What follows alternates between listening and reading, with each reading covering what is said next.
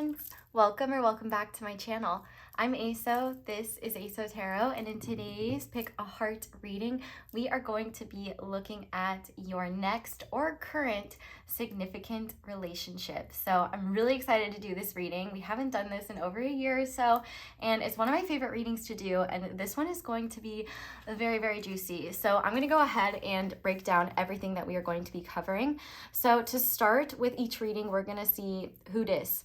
So we're essentially going to be looking at who this person is that you are going to be in a relationship with. So I have a lot to say about this because I get a lot of common questions about the energy check part. So stick around or just click on the FAQ section because I got a lot of things to say about that. But after we look at who this person is, we will move into the tarot portion. And in the tarot portion, we're going to be asking what the dynamic between the two of you will be like. Obviously, if you're already in this relationship, that should be extra confirmation. We're going to look at why this relationship is special / unique, especially compared to past ones you've had. We're also going to be looking at any blockages you need to be aware of. So if you're currently trying to manifest a partner, then this blockage is going to relate to that manifestation or towards connecting. And if you're currently in a relationship or seeing someone, then the blockages are going to be related to blockages in terms of being able to authentically connect with one another. Then we're going to look at something you both are meant to learn together. And then we're going to see something that your partner or partner's higher self, if you haven't met them yet or don't know them yet, wants you to know. And then we will finish off with guidance as well as signs for this connection moving forward. Now, the real party, which let me be real, this will be a party, but the unhinged, uncensored party will be in the extended on Vimeo. So what we're going to start off by doing is we're going to take the same set of oracle cards in terms of the who dis part in the beginning and flip it on you. So we're going to see what makes you attractive to your partner and how they see you. Then we're going to look at how / when you will come together in a relationship. So that will be for my people who are single. If you're already in a relationship or with your partner, then this will be how / when the next major event together will come. So that could be literally anything from, moving to a higher stage of the connection, moving somewhere, anything that you and your partner are trying to do together. We're also going to see what about you is so special and unique from your partner's perspective, like what makes you stand out, what makes you different, what makes you not like the other girls or boys or they thems. We're also going to look at something about you that makes their heart skip a beat. We're also going to see what they tell their friends and family about you. And we're also going to look at something that they see in you that they wish you'd see in yourself. So it's definitely going to be a lot about how they see you and what they adore and love about you, or what they will adore and love about you. So you should appreciate within yourself because it may help attract them if you haven't met them yet or if you're not together with them yet. Then we're going to pull channeled messages so we can see what they would tell you if they were completely honest. And then we are going to finish off with some guidance that is also going to be energy healing for you. Now, if you want a free version of energy healing that's not in the extended, I do have a reading called This Healing Message Was Meant to Find You, and I do energy healing there if you would like a free version of that. But definitely check out the extended if this is resonating and you're enjoying it. It's not only one of the best ways to support me, but we have a lot of fun over there. And if you think I'm unhinged on YouTube, you have no idea how wild it gets in the extended. Anyway, with that being said, I want to address a couple of things about the energy checks because I get these comments a lot, and no matter how often it seems that I address them within the videos, it seems like people are missing it or something like that. So I want to clarify a couple of things. If you pick a pile and the person I'm talking about sounds like you, it very likely is you. It could be someone who is very similar to you and someone that you mirror, but if you're like, nah, this is 100% me, pick another pile.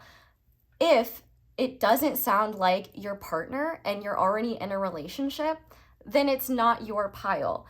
That does not mean it could be possible that if you're in a relationship, maybe none of the piles resonate, which is like a bummer, but I do have other versions of this reading that you could check out, or any other readings, or you could just do whatever you want, but don't try to force something that doesn't fit. Now, if you're polyamorous or non-monogamous, you got to pick more than one pile. I'm sorry, but I can't.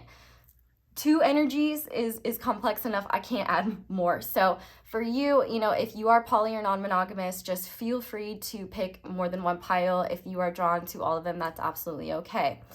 If you are single and you pick a pile where you don't know who the person is, that's completely okay. You may not know who they are yet. You may want to hold on to this. Maybe you'll meet them later and the description will fit. If you don't like the person I'm describing, that's not your pile. Think like logically for 10 seconds.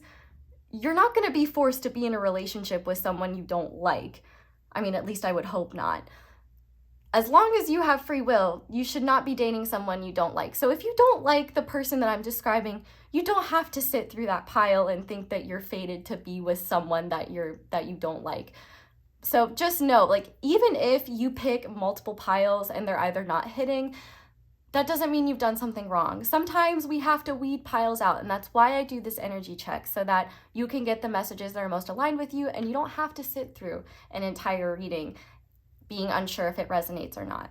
Now, if you're drawn to multiple and you're single, you may have multiple romantic options, or you may be drawn to a pile that represents you. It is not crazy to think that your future partner would have as good of taste as you do in YouTube tarot readers. So it's quite possible they could be coming here to hear about you, which I think is just so cute. But just remember, just because you pick a pile that sounds like you does not mean you are meant to end up with you. But you know, there's nothing wrong, there's nothing bad or wrong about self-love. So just know that it is okay to pick yourself, but if you're not doomed to be only with yourself. Don't allow that narrative to run in your head, because it's just silly and it's not fair to you. So just know, if you pick, you don't have to pick the right pile the first time. You know, sometimes we have to weed through piles, and that's okay.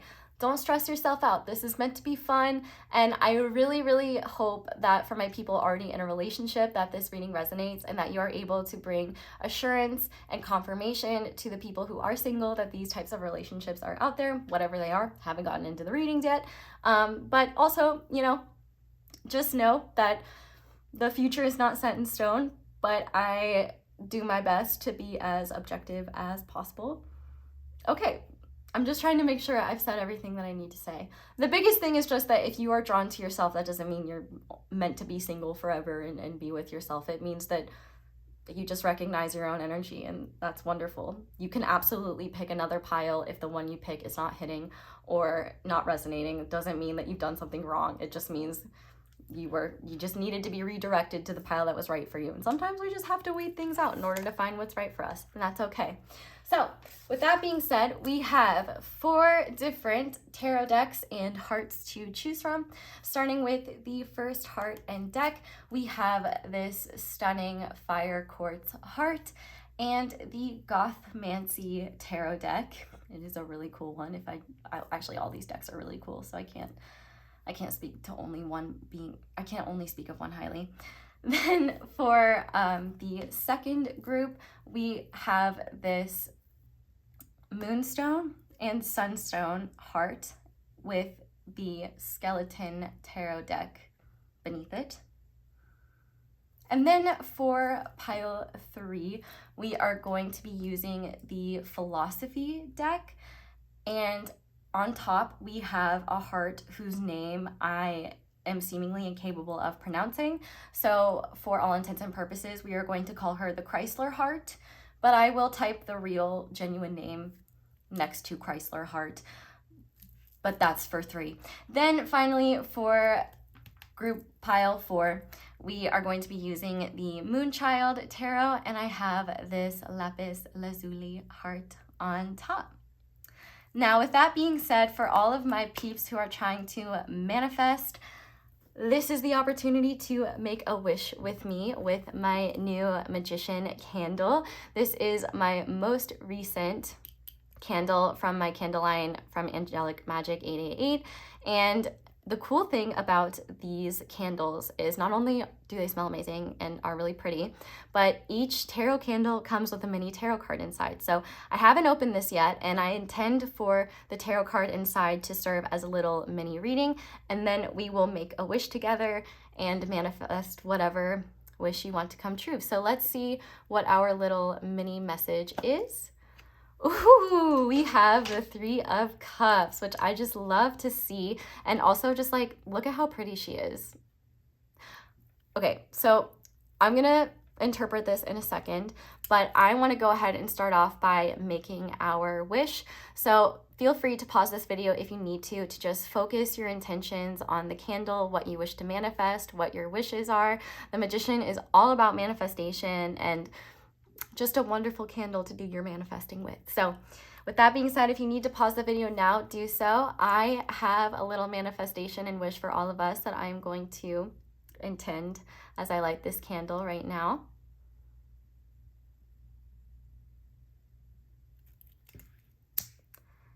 And I hope and pray that our wishes and manifestations come to us in the perfect time, in the perfect way.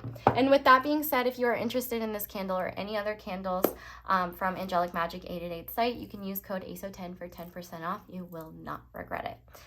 Okay, so with the card, the Three of Cups, I love to see this. So first of all, the biggest thing that I heard with this card immediately was reunion. So for some of you, this may have nothing to do with a romantic partner, but I do see a lot of joy and fun coming into your life. And I see this card as an encouragement for you to not only put yourself out there in terms of like, you know, if you've been staying home a lot, maybe go outside of your comfort zone and make sure you're spending time with friends, but also take time to ask yourself if you're prioritizing joy in your life. I feel like this is an important sign that joy wants to come to you, but you might be pushing it away because of obligations or things you think you should do. I feel like you're being encouraged to make time for joy, and there could be friends that love you very much that are missing you. But I also can see, like, for example, if you are in a long distance relationship or seeing someone long distance, this could be a positive sign that meeting together in person is something that is coming, or a confirmation of if that's what you were trying to manifest, that could happen. I also see here that if you're trying to meet someone, it could be very effective to go out and have fun, whether it's with your friends or, you know, just like, I guess I wouldn't say going to a bar alone, because as a lady that's a little bit scary, but the Three of Cups is all about celebration and joy and connection. And I think you're really being encouraged to look at the areas in which love and joy is already present in your life. And if you have been prioritizing work or obligations to the detriment of your joyful connections and just things that bring you joy, I feel like this is a sign to give yourself permission to take a step back and have some fun and not be so laser focused on work, or your stress and your worries, because they'll always be there. But sometimes we deserve to just have a carefree and fun time, and I feel like that is what you are in need of the most. But I also see this as a beautiful sign of loved ones, friends, family, your partner, or maybe even future partner coming into your life through a group situation or through a joyful situation. I think one of the best ways for whatever you are wishing for or manifesting to have it come to you is to let go of the outcome, let go of how that manifestation is going to come to you, and make the most of the moment and find time to embrace joy and embrace the connections that are presently in your life that make you feel good, that you enjoy spending your time with, that uplift you and make you happy. So that is our little mini message. Thank you to everyone who stuck around for that. And thank you so much for being here. So that is all I have for this intro, which was quite a lot, but shout out to anyone who stuck around for the intro. Leave me a little emoji if you stuck around for the intro. Leave the unicorn emoji if you stuck around for the intro. I'll be very intrigued to see who does. But with that being said, go ahead and pick your pile or piles. Feel free to take all the time that you need. Like I said, there's no right or wrongs here. This is just take what resonates, don't let the rest take from you. Timestamps to all of the piles, as well as the extended, as well as my candles and everything else, will be linked down below. And once you have picked your pile or piles, I will see you in your reading. Thank you so much for being here. I'm so excited to read for you. Hi there, pile one. Welcome to your reading, and thank you so much for being here. If you guys chose the fire quartz heart, I don't want to mess all these up. Oh my gosh, we were 2 seconds from disaster. I almost spilled my drink everywhere. And the Gothmancy Tarot, and then this is going to be your reading on your next or current significant relationship. So we are going to start out by looking at who this person is. If you want a full breakdown of the reading, there is one in the intro. If you have any, actually, some of y'all are going to skip this part, so I'm going to lay the cards down and then I'm going to say it. So looking at who this person is, to start, we have the Shadow. Oh, I want to start off by saying too, I felt really compelled to listen to Sunshine on My Shoulders by John Denver as I was setting up for your pile. So that might be a really significant song to you or your person, or there might be messages in there for you. We have Taurus, I always like to say it connoisseur, but it's connoisseur. I guess in American it is. But it represents comfort, luxury, reliability, stubborn, possessive, hard work, life's pleasures, serenity, productive. I would also add protective there. Determination, stability, ruler of the second house. We have Tribe. And we have Perseverance with a booty that I cannot show on YouTube. So we're going to censor that because YouTube is not cool. We also have Endurance. We have Lamb. We have Give It Time, and we have Secrets. So just starting off, if you have questions about the energy check, there is an FAQ portion in the intro that addresses any questions you may have, especially ones related to, this sounds like me, I guess I'm gonna date myself, maybe, but I can say it till I'm blue in the face, but for whatever reason, I don't know, some of y'all missed that message. So if you have any questions about the energy check portion, please check out the FAQ section because there's a lot of useful information there. All right, let's talk about this person now. I just have to say that I actually really love this person's energy. They're definitely someone who is hard to get to know, but once they let you in, you're in their heart for life. I would not be shocked if they are like a person that is quality over quantity. So they have like a set amount of people that they are very close and connected to, and anyone else is kind of like they don't necessarily trust. I wouldn't be shocked if their overall appearance is maybe more, well, it could be, I just heard demure or subdued, but I was also kind of getting like a goth vibe, which would actually make sense considering y'all chose the Gothmancy Tarot, which is such a cool deck. And I definitely wouldn't be shocked if this person is into like alternative things or dresses more alternatively or just has a very unique energy or look to them. I definitely think also, I just have to point it out, they have Shrek energy to them, which is a big green ogre flag in my book.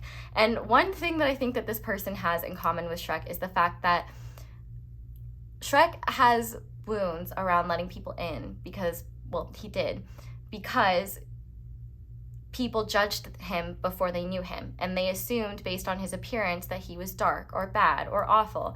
And I almost feel like this person, in a way, even if they were very conventionally attractive growing up and did not look like an ogre whatsoever, they may have felt like an ogre, or they may have felt like people judged them unfairly before they got to know them. That could have been because of the family that they came from, because of their habits or behaviors. Like, I'm thinking specifically like the satanic panic of the early 2000s where, you know, people thought that like rock music was the end of the world. I don't know. I was like 5 then, so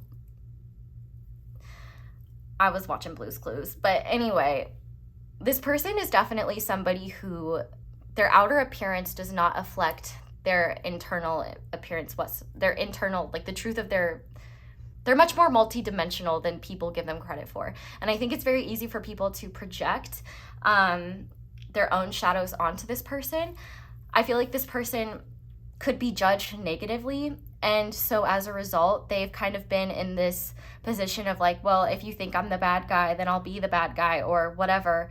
I'm not going to try to change people's opinions about me because they're going to think what they're going to think. There is this kind of almost like sense of defeat in terms of having faith in other people, which is fair given the state of humanity. But I do think that even though they may be hard to, like, they have really, really tough outer walls. But once you get through those walls then become walls of protection for those that they love. So I definitely think when it comes to you, like, obviously you are going to be breaking down those walls. And I definitely think that this person is very determined in terms of being successful monetarily. They could have grown up not having a lot, and so maybe it's very important to them to have security. It could also be important to them to have security when it comes to a partner. In terms of signs this person could have, now, they don't have to have these signs.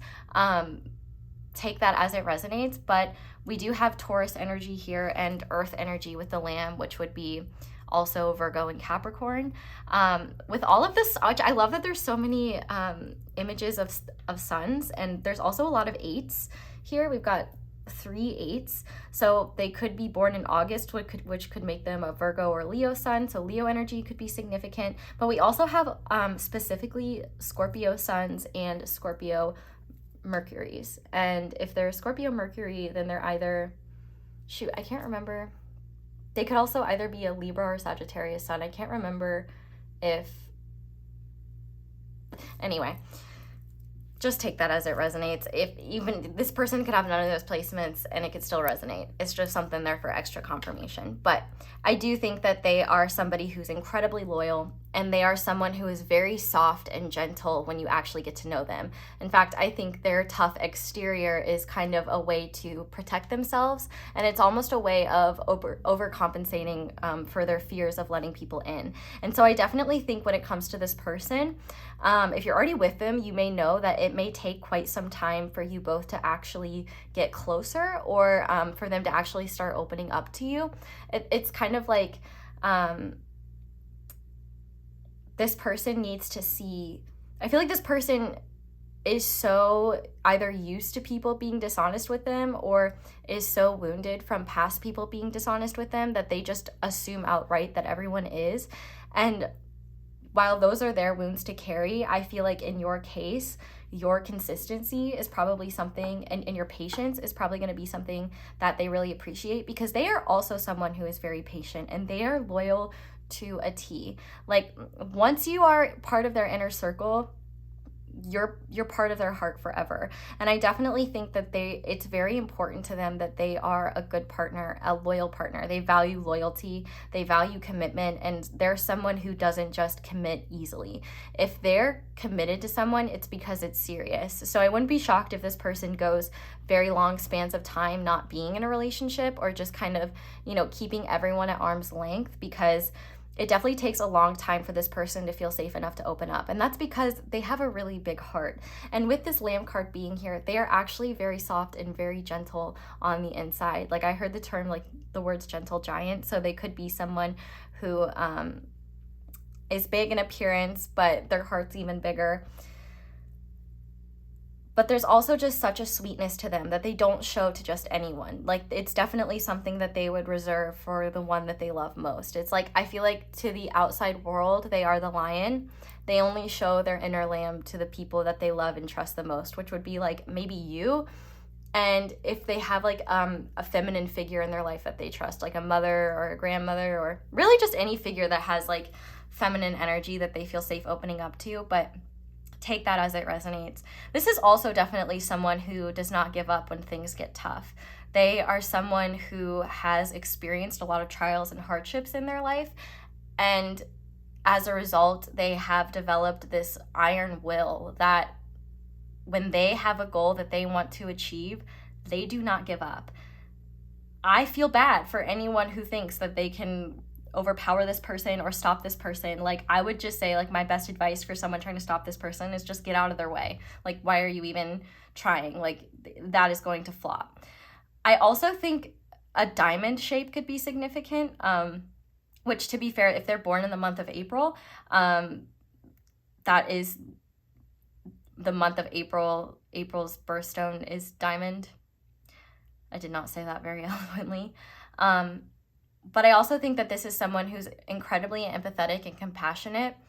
And I feel like in a lot of ways they've had to stifle that because it's been just too painful to open their heart up or get hurt. So like I said, they do have very strong walls, but they're very caring and protective of those that they love, and they are not someone who gives up on things easily. So once they are committed to something, they are committed to it for the long haul. Like, they are not going anywhere. And the thing about this too is that this is not someone who is going to run at the first sign of trouble or at the first sign of conflict or chaos. This is someone who's actually very used to being in situations like that. And I wouldn't say that they're drawn or attracted to chaos, but what I would say is that they're an excellent source of support to lean on during turbulent times. And they're also someone who does not use tough times as an excuse to act out or behave in ways that go against both of your boundaries. I also think that this is someone who you can trust with your deepest, darkest secrets. And I also think that they are someone who is not going to reveal all to anyone. Like, this is someone who is going to have their own secrets. And if you are someone who likes to know everything about someone, I will say that there are probably things about this person, even if you are with them your entire life, there will be things about them that you continue to discover, and some things that you never know about, because that's just the things that they wish to keep to themselves. But they really value others who can keep secrets, and they also value someone who is trustworthy. Trust is very important to them, and trust is something that they need to build over time. They could be someone that really enjoys like the outdoors, or really just, I go back to that John Denver song, which, what a man.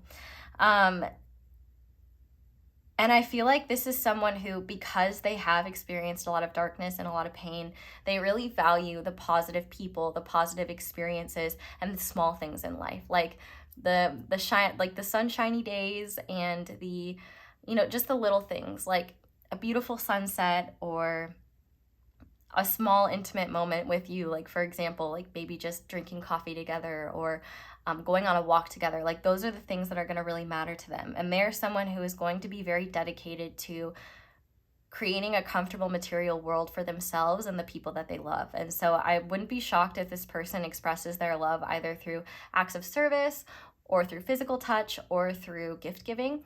They might really feel like it might be a point of pride for them to be able to give their loved ones things that they were not able to have growing up. But I also think with the Lamb card here, their priority is peace. Even though they have dealt with a lot of turbulence in their life, they're not someone who is only attracted to relationships where there is constant drama and chaos. They have learned their lessons from relationships like that, and I think that what they value most is just being at peace with their loved ones. I feel like this person has really been through the ringer in their life, and they're just someone who now, I feel like they've had to learn a lot of hard lessons earlier in life, but because of that, their life is starting to get easier for them and lighter for them. And it's really interesting too that we have all these sun cards, because, the light is what creates shadows. So I feel like this person is very aware of their shortcomings, and they are not someone who pretends to be something that they're not. They'll be very honest about their flaws. Like Shrek, he's like, I'm an ogre. And you're like, yeah, I like to take mud baths and squeeze the jelly from your eyes. Like, that was old Shrek. Maybe that aggressive Shrek would like to squeeze the jelly from your eyes, but the evolved Shrek, the transformative Shrek, is capable of true love. And I think that is something that this person wants, and that's something that they are unwilling to settle for. And so I think the beautiful thing about you being in a significant relationship with this person is that I feel like this is going to be a slow burn, something that is built consistently over time. But what you're also going to find is that you can really trust them, and they say what they mean and mean what they say. I would be like cognizant of asking them questions, because I feel like if you don't ask, they probably won't tell you, because they may either just assume you don't care, or they may have no idea that you're even focused on something. But more than anything, this is someone who doesn't give up. They're very focused on their goals. They're trustworthy, reliable, hardworking.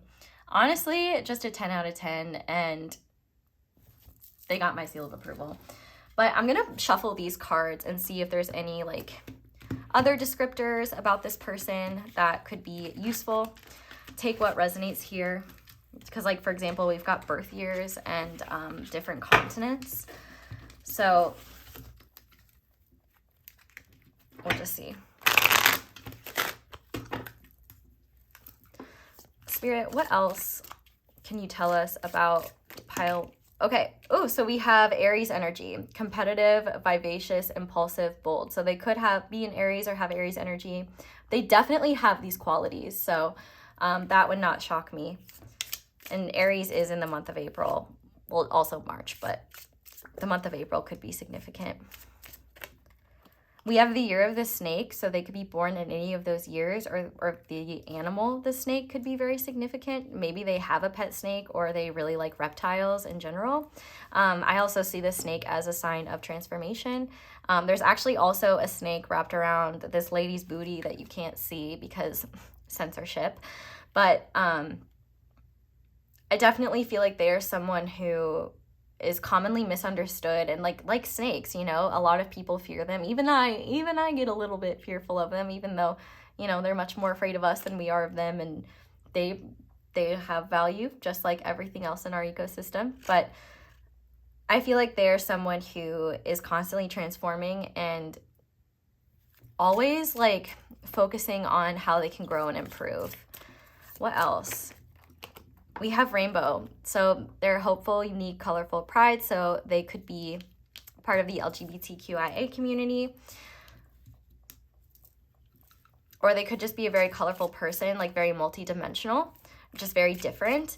And I feel like there just could be a lot of layers to them, which, as we all know, ogres are like onions. They have layers. This is definitely my Shrek pile, and I love it. Let's see.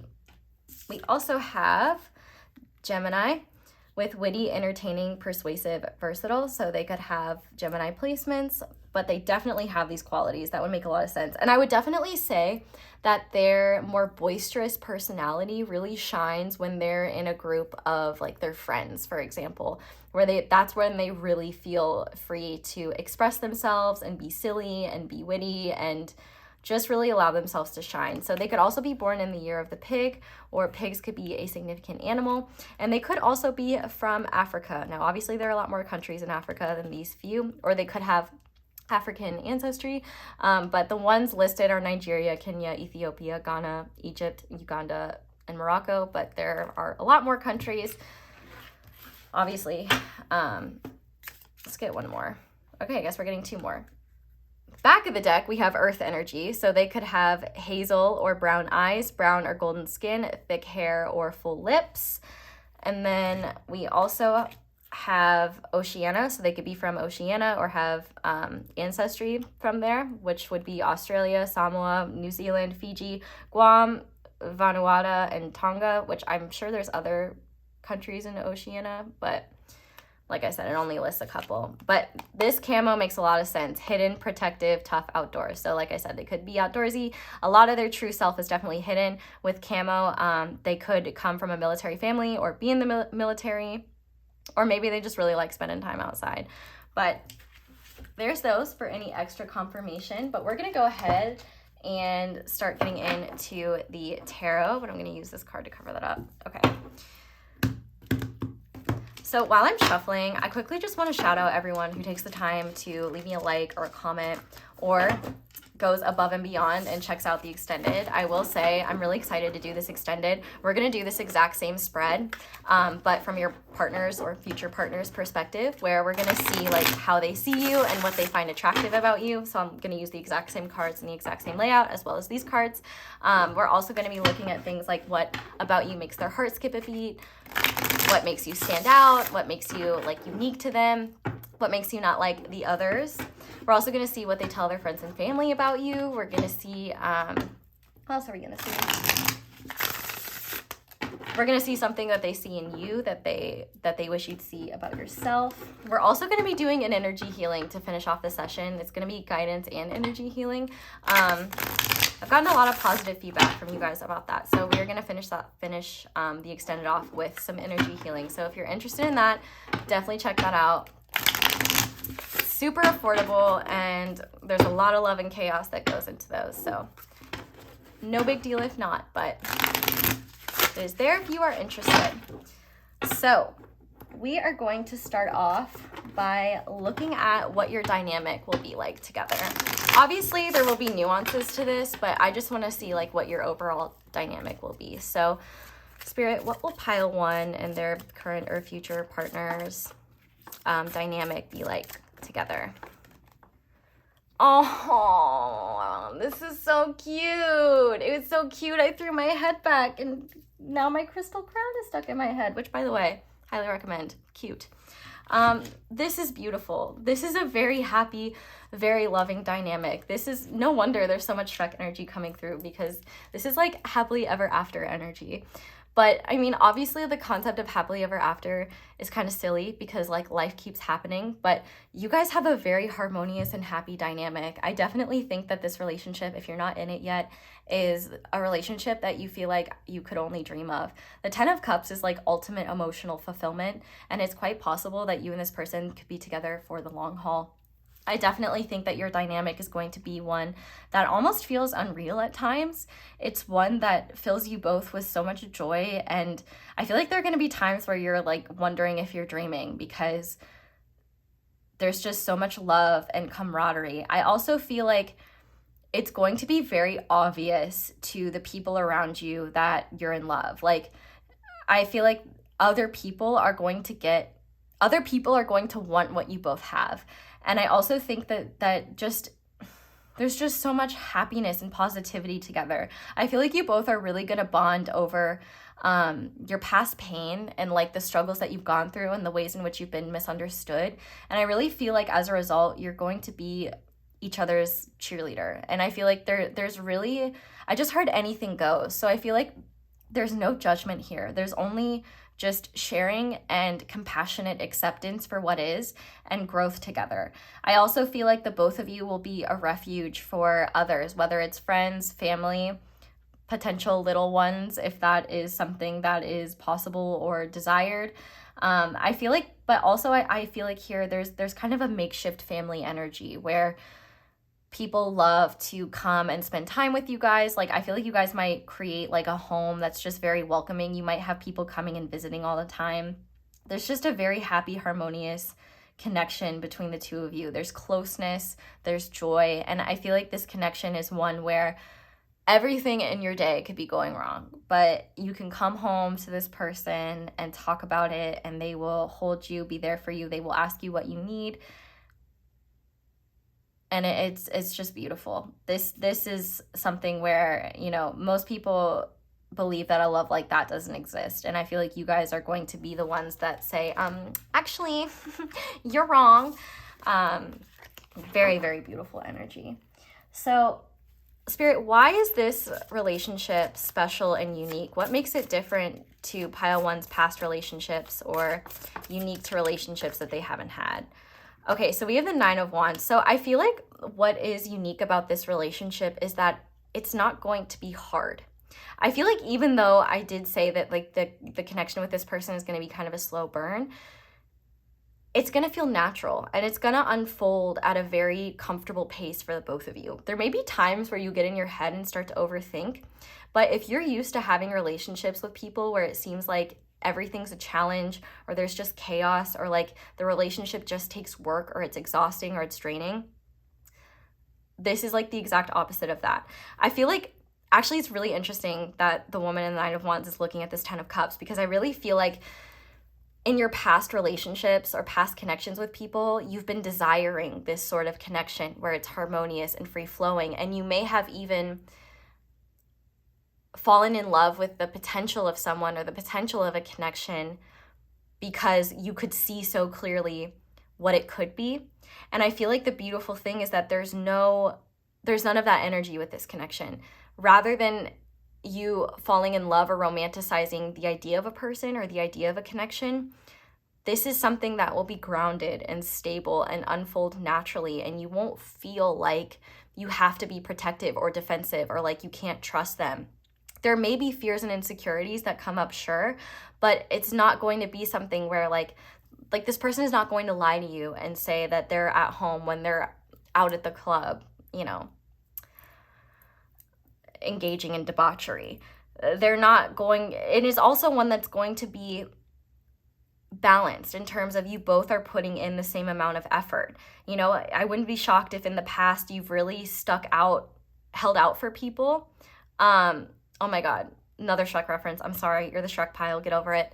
And if you've never seen Shrek, this is your excuse, which also you need to watch Shrek 2, because I'm hearing the song Holding Out for a Hero by Bonnie Tyler, but the best cover of any song ever is in the cinematic classic Shrek 2, where the fairy godmother sings a cover of Holding Out for a Hero, and it is absolutely immaculate, and I deeply wish that it was on iTunes or Spotify, but it's not. You have to listen to it on YouTube and you will understand why, but I highly recommend watching it with like it's just chills.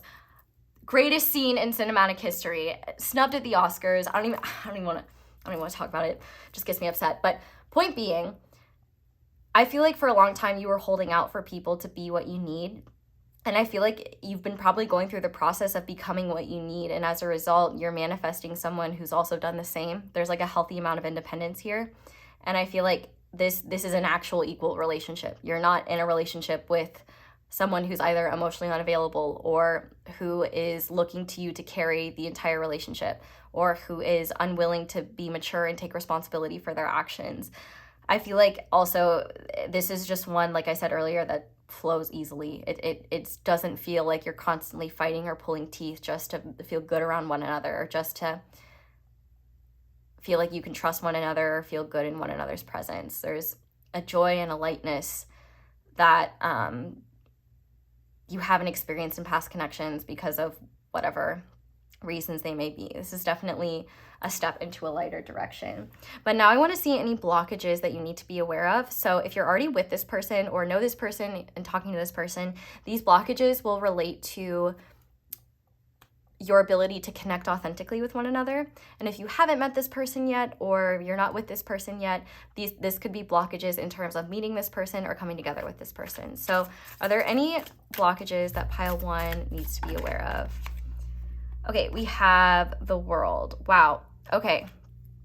I feel like in a lot of ways, there's not a whole lot to be concerned about. I think the biggest blockage actually is outside opinions and the negativity of the outside world.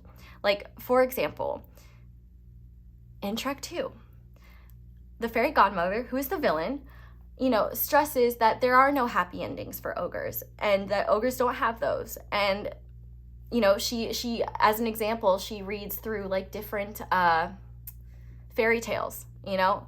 Oh, Cinderella, no ogres. Thumbelina, no ogres. Snow White, no ogres. And is just saying over and over that doesn't happen. And I feel like that outside negativity could be something that weighs on you. So if you haven't met this person yet, you know, you might take on the negativity of others and believe that the love that you're looking for doesn't exist or that you're not worthy of it.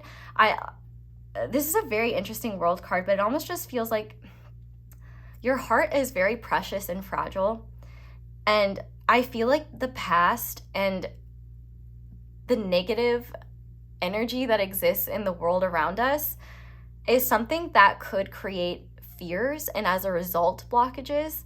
Now, I don't think this would block you from like manifesting this person or bringing this person into your life, but I do think that if you're already in a relationship with this person or already talking to this person, it could be very beneficial to talk about like the fears that you're dealing with or like the ways in which like any like negativity that you've been holding on to out of fear, like any insecurities. You know, there's a lot of like really horrible love advice out there, and that's because it's not advice about love. It's advice from an ego that is not looking for love. It's looking to either get what it desires or looking to score, or it's just misguided in their belief that love has to look a certain way or certain types of love don't exist. If you have any fixed viewpoints of how things should be, I think that is something that you need to let go of. The World card does indicate,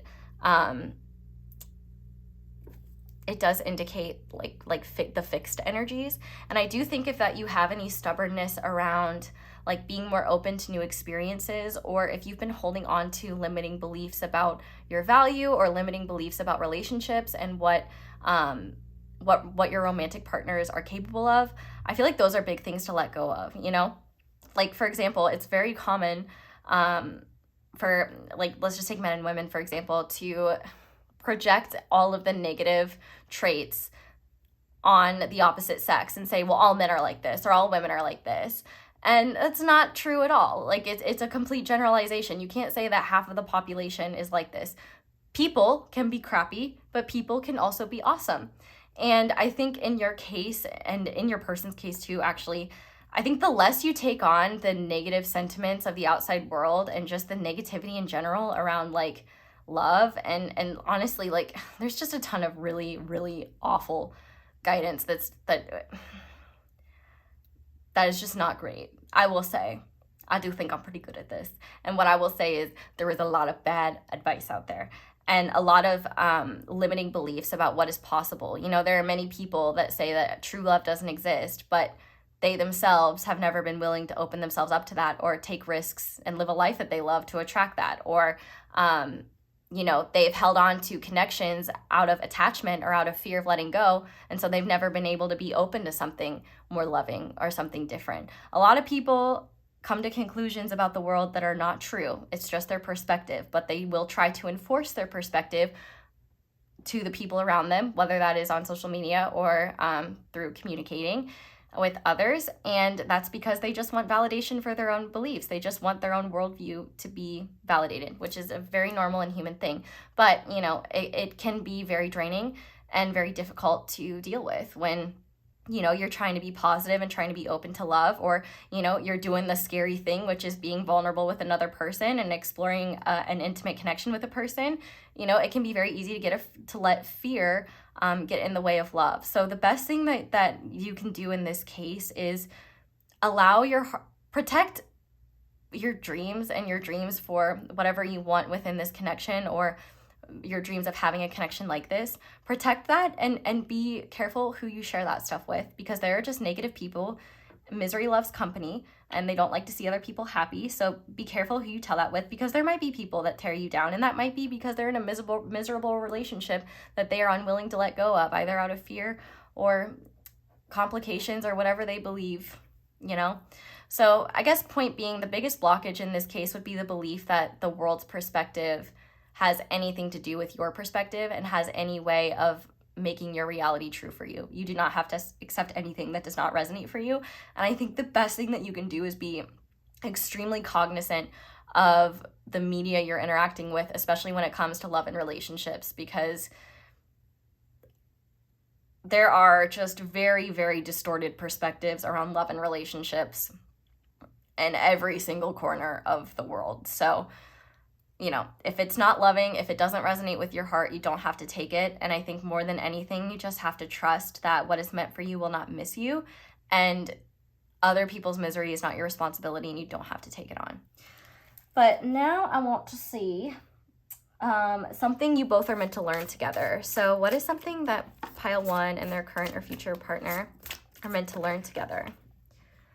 Oh, we have the Six of Pentacles. So I definitely think that this is one thing that you're meant to learn together is connection based on mutual reciprocity and balance. And I think that this is not only balance within your connection, but balancing your connection, your relationship with other elements of your life. So like, for example, maybe you guys have been in codependent relationships before, or you've been in like toxic situationships where one person was giving and the other was only taking. I feel like this is going to be a beautiful opportunity for you both to learn how to receive as much as you give and be comfortable with that, and also recognize that you both are deserving of a mutually reciprocal relationship. But then I also think this extends to healthy boundaries within that relationship. So, you know, making sure that you're not relying on the other person to bring you happiness, you know, recognizing that happiness is within you. And I also think like a healthy sense of independence where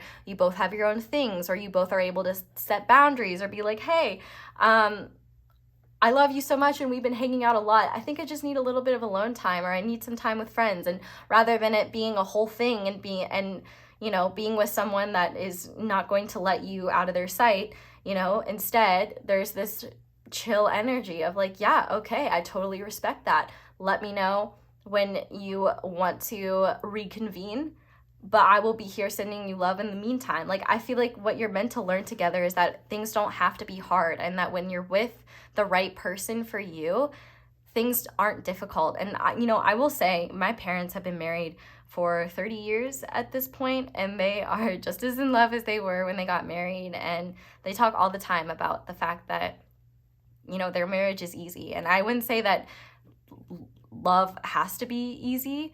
I think that we all choose the love that is right for us, but I feel like if you've been wanting a loving relationship that is easier, that doesn't feel like work, that doesn't feel like you're putting all the energy and effort into it, that's totally possible for you. And truly loving relationships are so possible. And like, for example, I'm literally gonna cry. My dad is like a Scorpio sun. He's the sweetest man in the world. And like, he will literally just tear up about like how beautiful my mom is, or like how much he loves her. Like, I will show you. He's on my desk. Okay. This is my father in the 80s. He's got the most wicked mullet. And there's my mom on the back. That's like her picture. And I don't know if you could tell, but I got my personality from him. But like, they have been together for so long, and that love is there just as much as it was when they first met. And, you know, when love is true, there is no rules on how it manifests, and time certainly does not make a difference. And, you know, it is truly possible to have a loving and committed relationship that lasts. So lasts as long as it's meant to. I do want to stress that, you know, a relationship doesn't have to last quote unquote forever for it to be valid. You know, our relationships last as long as they need to. And that's that. But I definitely would say, like with this person especially, I don't think that this is going to be a short whirlwind relationship. At the very least, this would be a very steady, long-term committed connection. And then whatever you choose to build upon from that will be your choice and up to you guys. But yeah, I just want you to know that love is real. And like, there's a real like unconditional energy here of just allowance and acceptance and compassion. And yeah. I love it. I was talking about how sweet he is, and he's like there with the double fingers. Actually, you want to know something funny? My grandma saw that picture and she was like, oh, that's photoshopped, which like Photoshop did not exist in 1989, but sure, Graham. Anyway, that's just a funny tidbit. We're going to finish off the tarot portion by looking at what your partner wants you to know, and if you haven't met this person yet, what their higher self wants you to know. So, Spirit, what does pile one's partner or future partner's higher self want them to know at this time? We have the 5 of Swords. So I definitely think that this is one kind of an encouragement on your part to not lose faith in the goodness of people, and to not lose faith in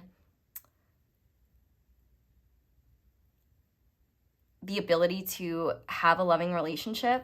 I feel like the 5 of Swords has a lot about conflict, and it can also be about like win or lose behavior, like the idea that in your interactions you're either winning or losing. But the interesting thing about this 5 of Swords is that the swords are not going into any people's backs. They're going into monsters, like these sea serpenty looking monster things. And I think that what your partner or your partner's higher self wants you to know is that there's definitely a lot that they are going to be working through within your connection, and before they meet you, around betrayal, around sabotage, around manipulation, around people that don't have their best interests at heart. But what they want you to know is that they would never do you that way, but to not take it personally if it takes them a lot of time to open up and trust them. I feel like they would also just like want you to know that it is okay to let go of the relationships that are draining you, that don't serve you, and the connections that don't serve you, because ultimately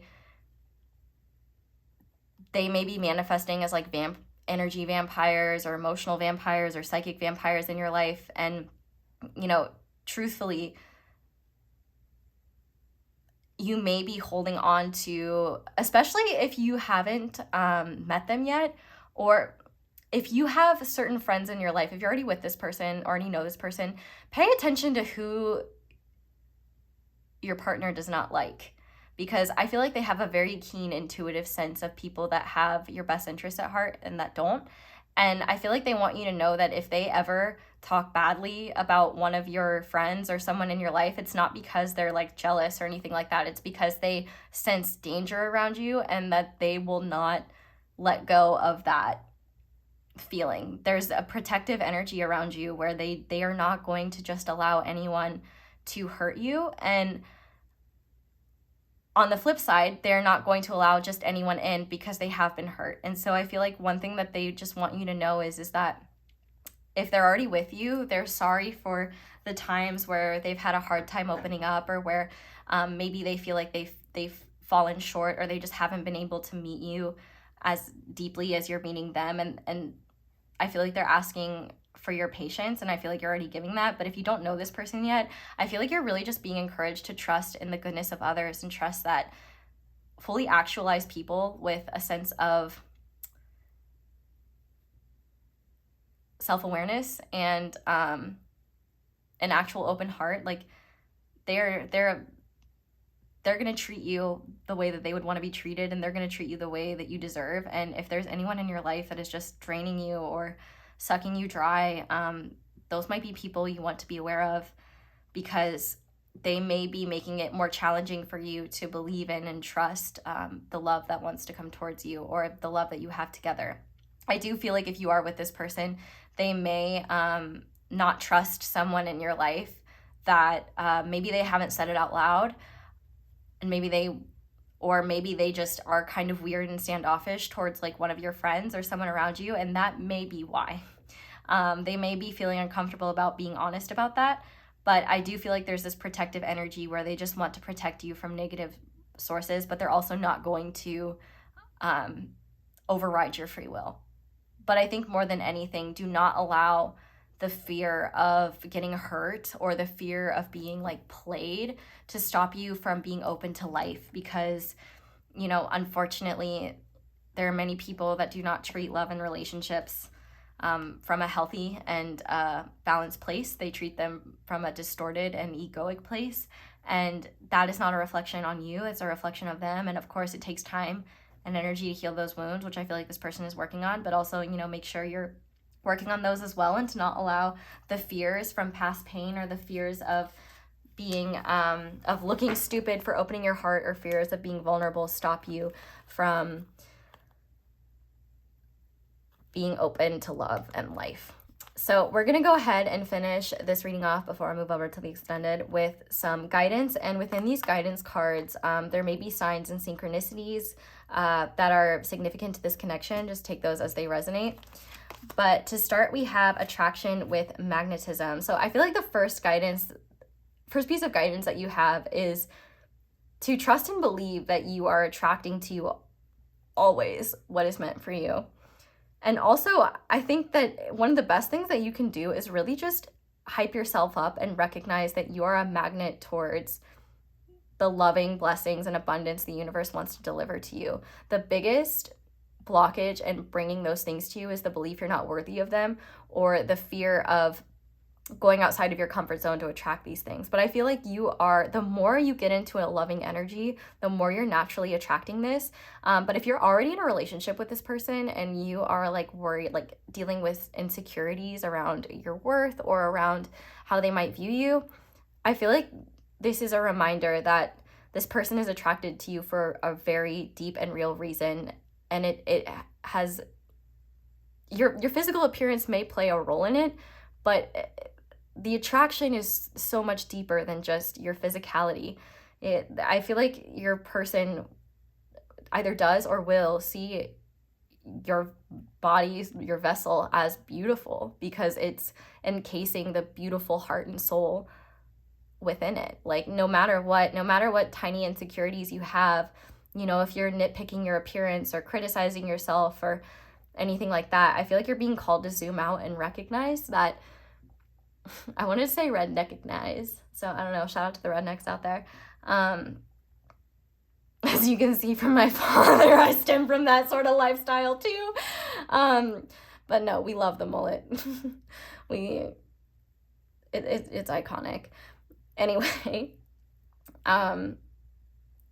yeah, I feel like you're really just being called to trust that the universe is attracting the opportunities, the people, and the experiences to you.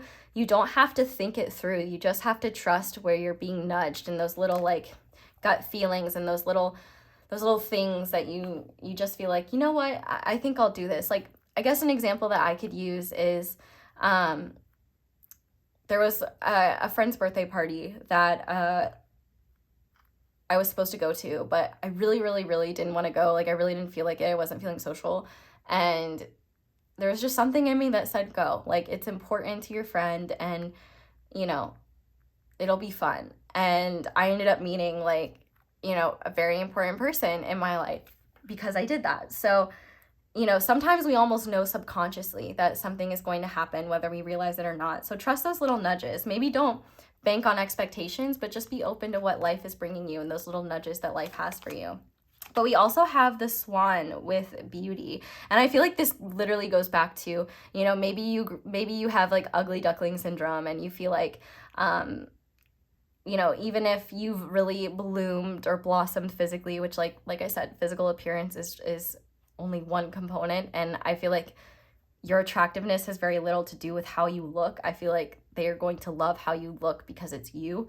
But I also think that like there's a lot of beauty within this connection and a lot of beauty within you that you're not recognizing and a lot of beauty within your surroundings, like just in your life in general, that you're being encouraged to feel and to recognize. Like, I love that this woman is blindfolded because I think it's less about, you know, physical beauty and more about the beauty in everyday life, in, you know, having meaningful conversations with someone or being able to help someone in a big or small way, you know, just the small things in life. And I also feel like you're really being encouraged as well to just focus on anything that helps you with self-care and to continue just following your transformation. Like, wherever your transformations are leading you, they're leading you exactly where you need to be.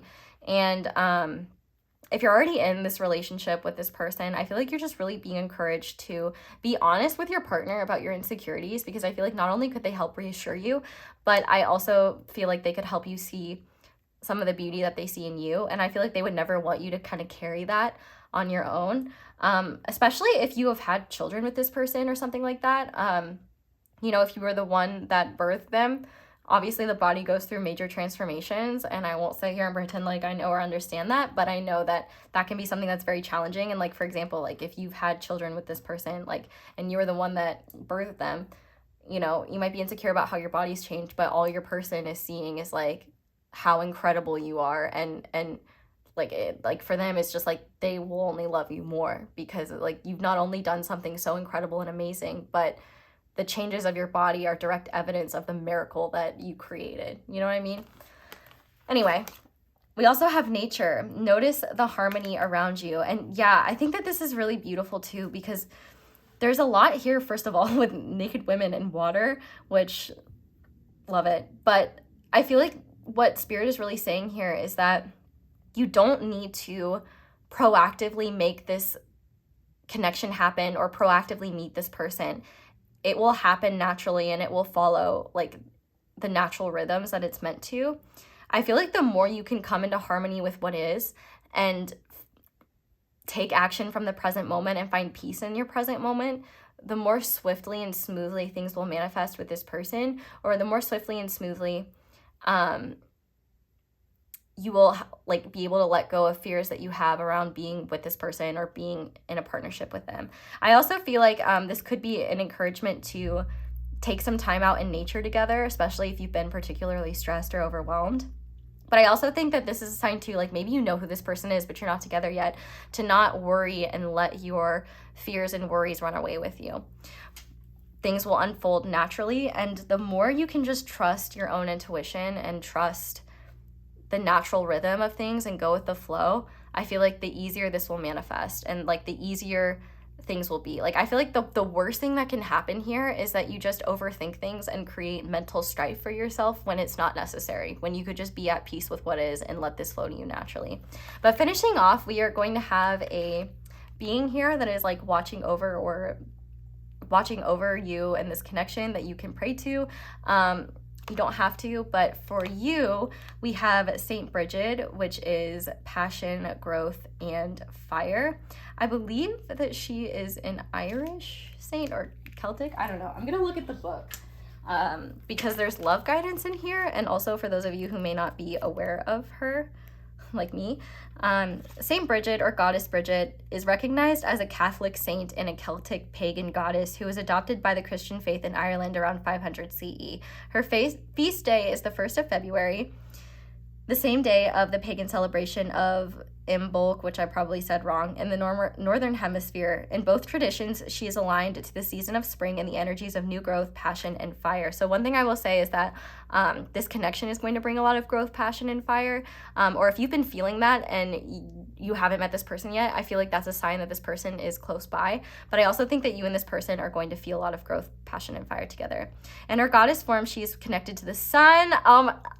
Okay, love all this sun imagery. Fire, fertility, healing, and poetry. Saint Bridget is the patron saint of babies, blacksmiths, metalworkers, fugitives, midwives, printing presses, sailors, scholars, poets, and travelers. Call in Saint Bridget whatever you need to relight that inner fire and help get you going again. Follow your passion and fire within. Plant the seeds now for the things you want to see grow. And the guidance for love and relationships is it may be a good time to bring more passion into romantic relationships. Do something to light or relight the spark.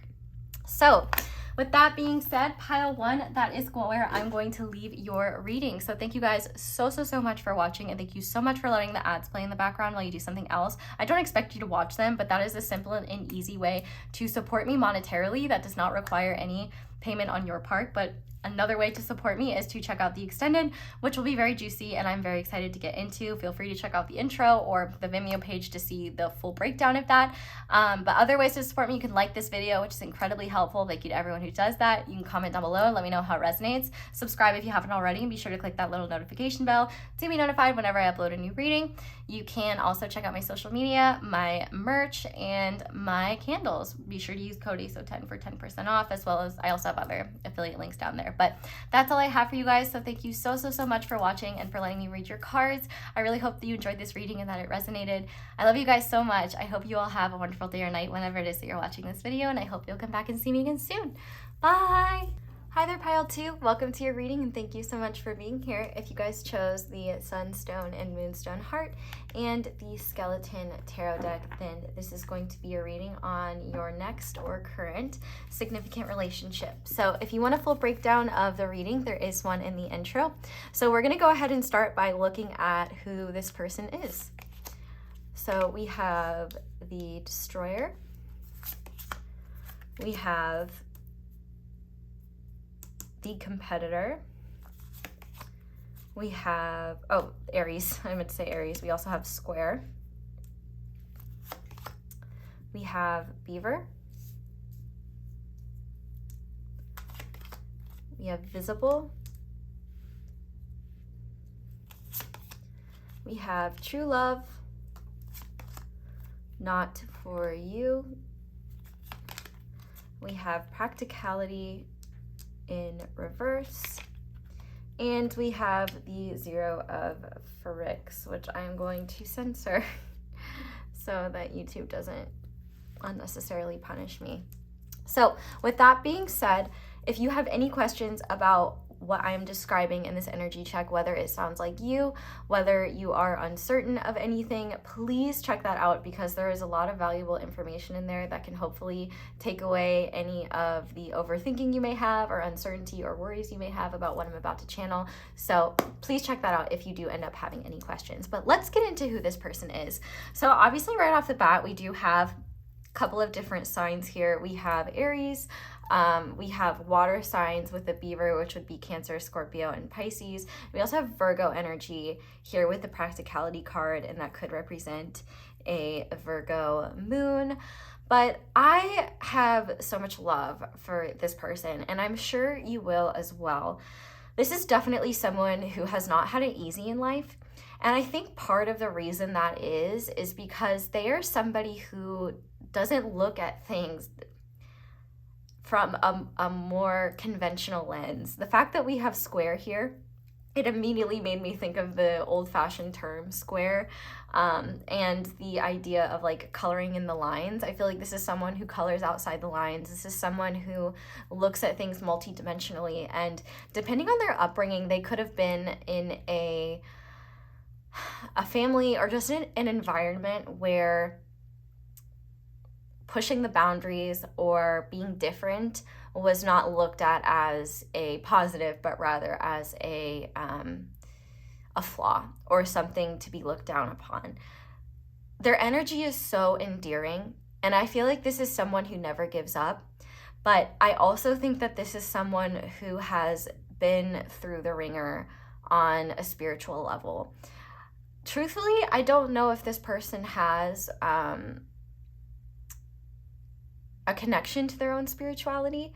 They very well might, but there is a lot that they're learning on a soul level in this lifetime, and I feel a lot of Ma Kali's energy here, and she is a goddess that will kill the ego to free the soul. And I think that amongst a lot of other things, but that is the example I'm using because I feel like this person is meant to go through a lot of hardships, especially earlier in life, in order to empower them on a soul level and destroy and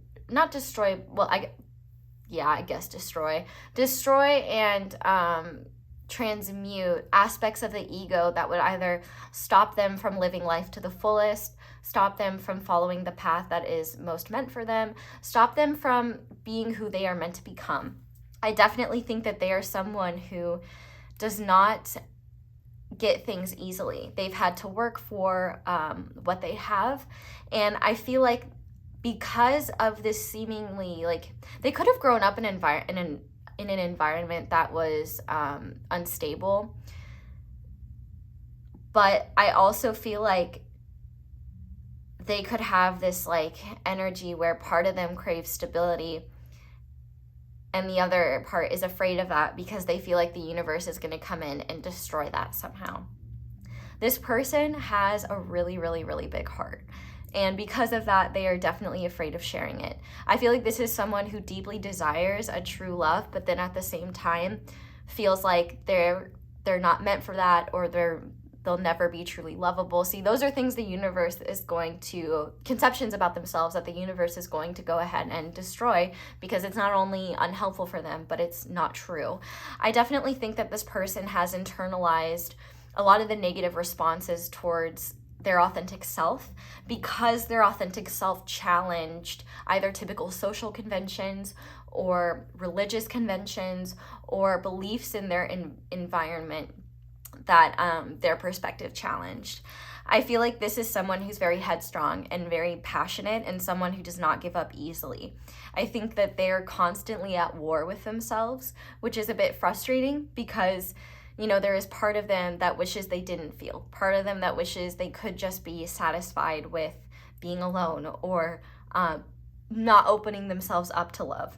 I feel like if they've had romantic relationships in the past, they could have really given their all and been betrayed, or they could have held on to a relationship for far too long and may have created more pain for themselves as a result. I definitely think that they are someone who has had to learn that their struggles are not a direct sign that the universe is against them, but a sign that the universe has much more for them in store than what they thought. I feel like if this person were able to if they were able to have full control over their life, they would choose to stay small. And that's not because they truly want to be small, but the fearful part of them doesn't like the pain that comes with growth and life, which is totally normal. But I also feel like being with a person like this requires a willingness to grow and a willingness to accept the changes that happen as a result. Because this person is not a bad person by any stretch of the imagination. They may think that they're a bad person. They may think that they are inherently flawed, but that's not the case. They have just come into this lifetime with the desire on a soul level to grow and evolve a lot. And in order to do that, you have to face challenges, you have to face struggles. And I'm not saying that this is a direct correlation to your relationship with them, but I do think that this person coming into your life could be challenging on an ego level, because it may require you to also surrender maybe certain egoic defenses that you have in relationships, and it may require you to grow. It may also require you to let go of the past in certain ways, or let go of what you thought love was, or let go of maybe idealizations you had around love, or idealizations you had around life in general. I also think that this destroyer on a level could be about like significant change that happens as a result of the relationship. So like, for example, you and this person meet and, you know, the relationship progresses. And so therefore, one of you is in a job that requires you to move a lot. So then it's almost like you have to, in order to like be with them, you have to like, you know, let go of your old life. It's stuff like that. And I do sense from some of you that you might be fearful about this person, but I promise you it's not scary. It's actually very liberating and empowering to be with a person like this. And I would not be shocked if you don't mirror this person to a degree. I feel like this is a type of connection that happens for you, not to you. And I definitely think that you will not be the same person you were when you met them after being involved with them. I feel like this is someone who fights for what they want, and when they truly love someone, they are willing to give their all. And I think that definitely scares them because they're afraid of losing that. With this true love here, I feel like this person is not only incredibly family oriented, which is why the negative words, the negative behavior towards them on the behalf of family could have been especially painful, because they are family oriented and they do really care about their loved ones. They are actually very stable, committed, and reliable when they are in that sort of commitment. And in fact, they can try to, like I just said, hold on to a commitment for far longer than it's meant to last, because they don't want to let go of that, because they do like to be in a relationship. They do like to be in a connection that is stable and fulfilling and truly loving. But I feel like in their past, they have picked partners that have been intentionally combative, that have been dishonest and untrustworthy, that have made them feel like they're unworthy. I feel like this person has had a lot of like quote unquote karmic partners, which, let me be clear, there's nothing wrong with karmic partners. Like, all connections serve different purposes, but I feel like there is a lot of karma that this person has chosen to work through in this lifetime. And as a result, there's definitely still some healing that they will be needing to do once they are in a relationship with you, because I definitely don't think that they will take anything out on you, but I do think that they may have insecurities that they try to hide from you, because they may be afraid of their past experiences coming around again. Even though they will know that it's different, that you're different from their past partners, there is this just fear, you know?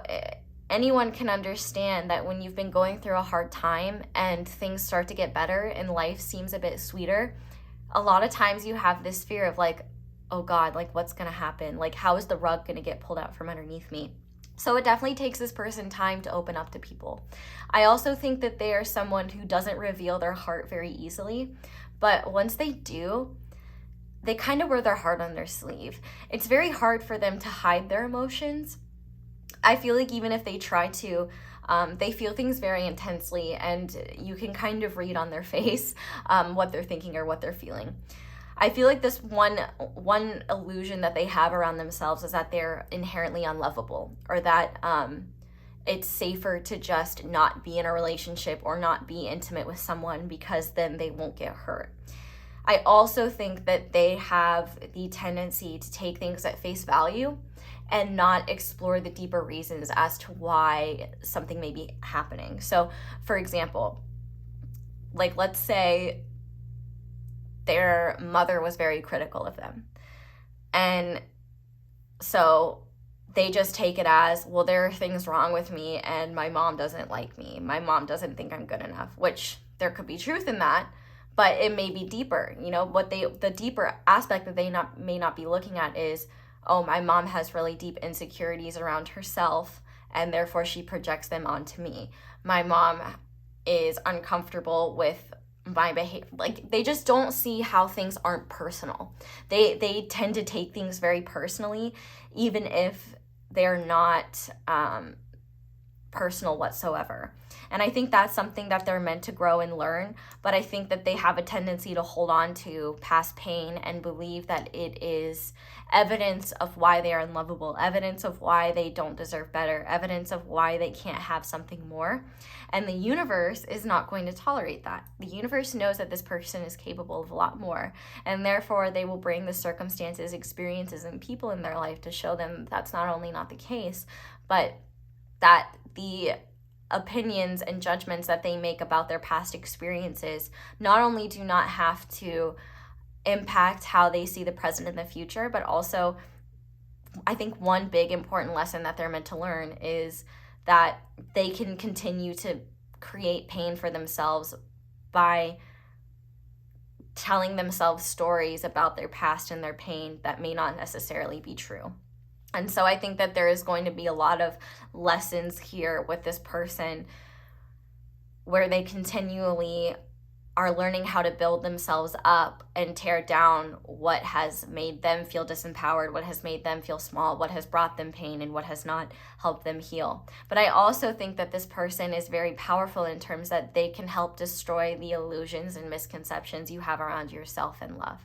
You know, the beliefs that you're unlovable, this person's not going to stand for it. The belief that you're not worthy of compassion and of love, they're going to stop that. The belief that you're not attractive or you're not worthy of kindness, they are not going to tolerate that. And more than anything, they're going to be one of your biggest advocates. Like, they are someone who's incredibly protective and incredibly defensive of those that they love. And I feel like because they have such a big heart,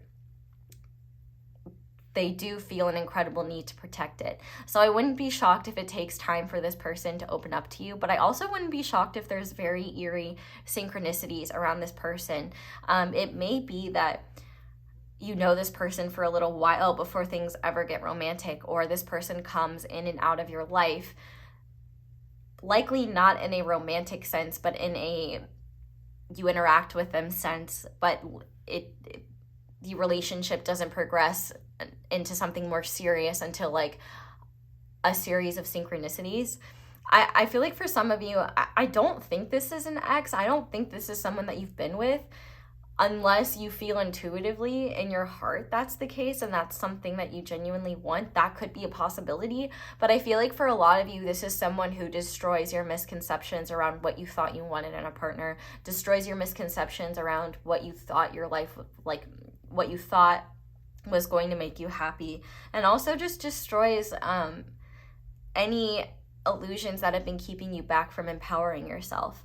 I feel like this person tries their best to do what is most grounded and what is most practical to the detriment of their own happiness. And I feel like that's going to be something that you really help them with and help them recognize that there is practicality in opening yourself up to love. Like, you know, having a loving relationship with someone can be something that you know, is not only a source of stability and a source of strength and a source of happiness, but also it can be something that teaches you so much about yourself. It can be a source of healing, and it's just a beautiful experience. And it's something that we as humans, you know, we're social creatures, and intimate romantic connections are a very powerful part of the human experience that this person cannot opt out of, even if they believe that they should, or believe that that's the case for them.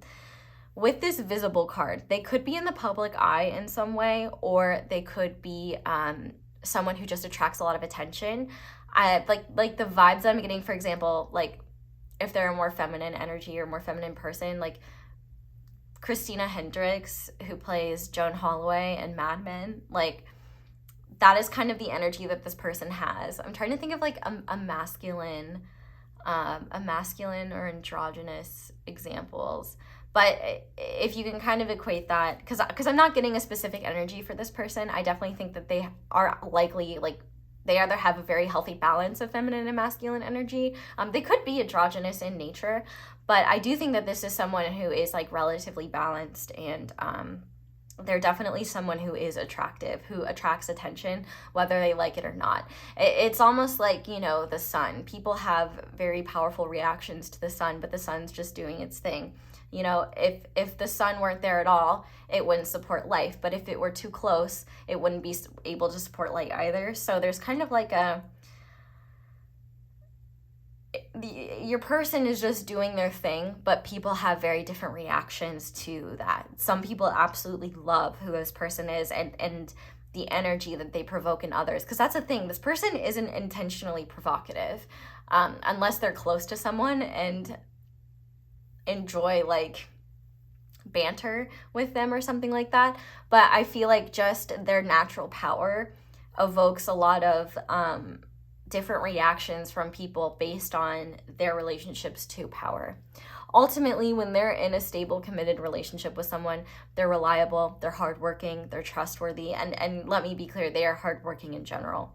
And as much as this person may try to pretend like they don't care about love or they're not looking for that, it is something deep down in their heart that they truly want, and it's going to be, you know, a process for them to not only recognize that and open up to that.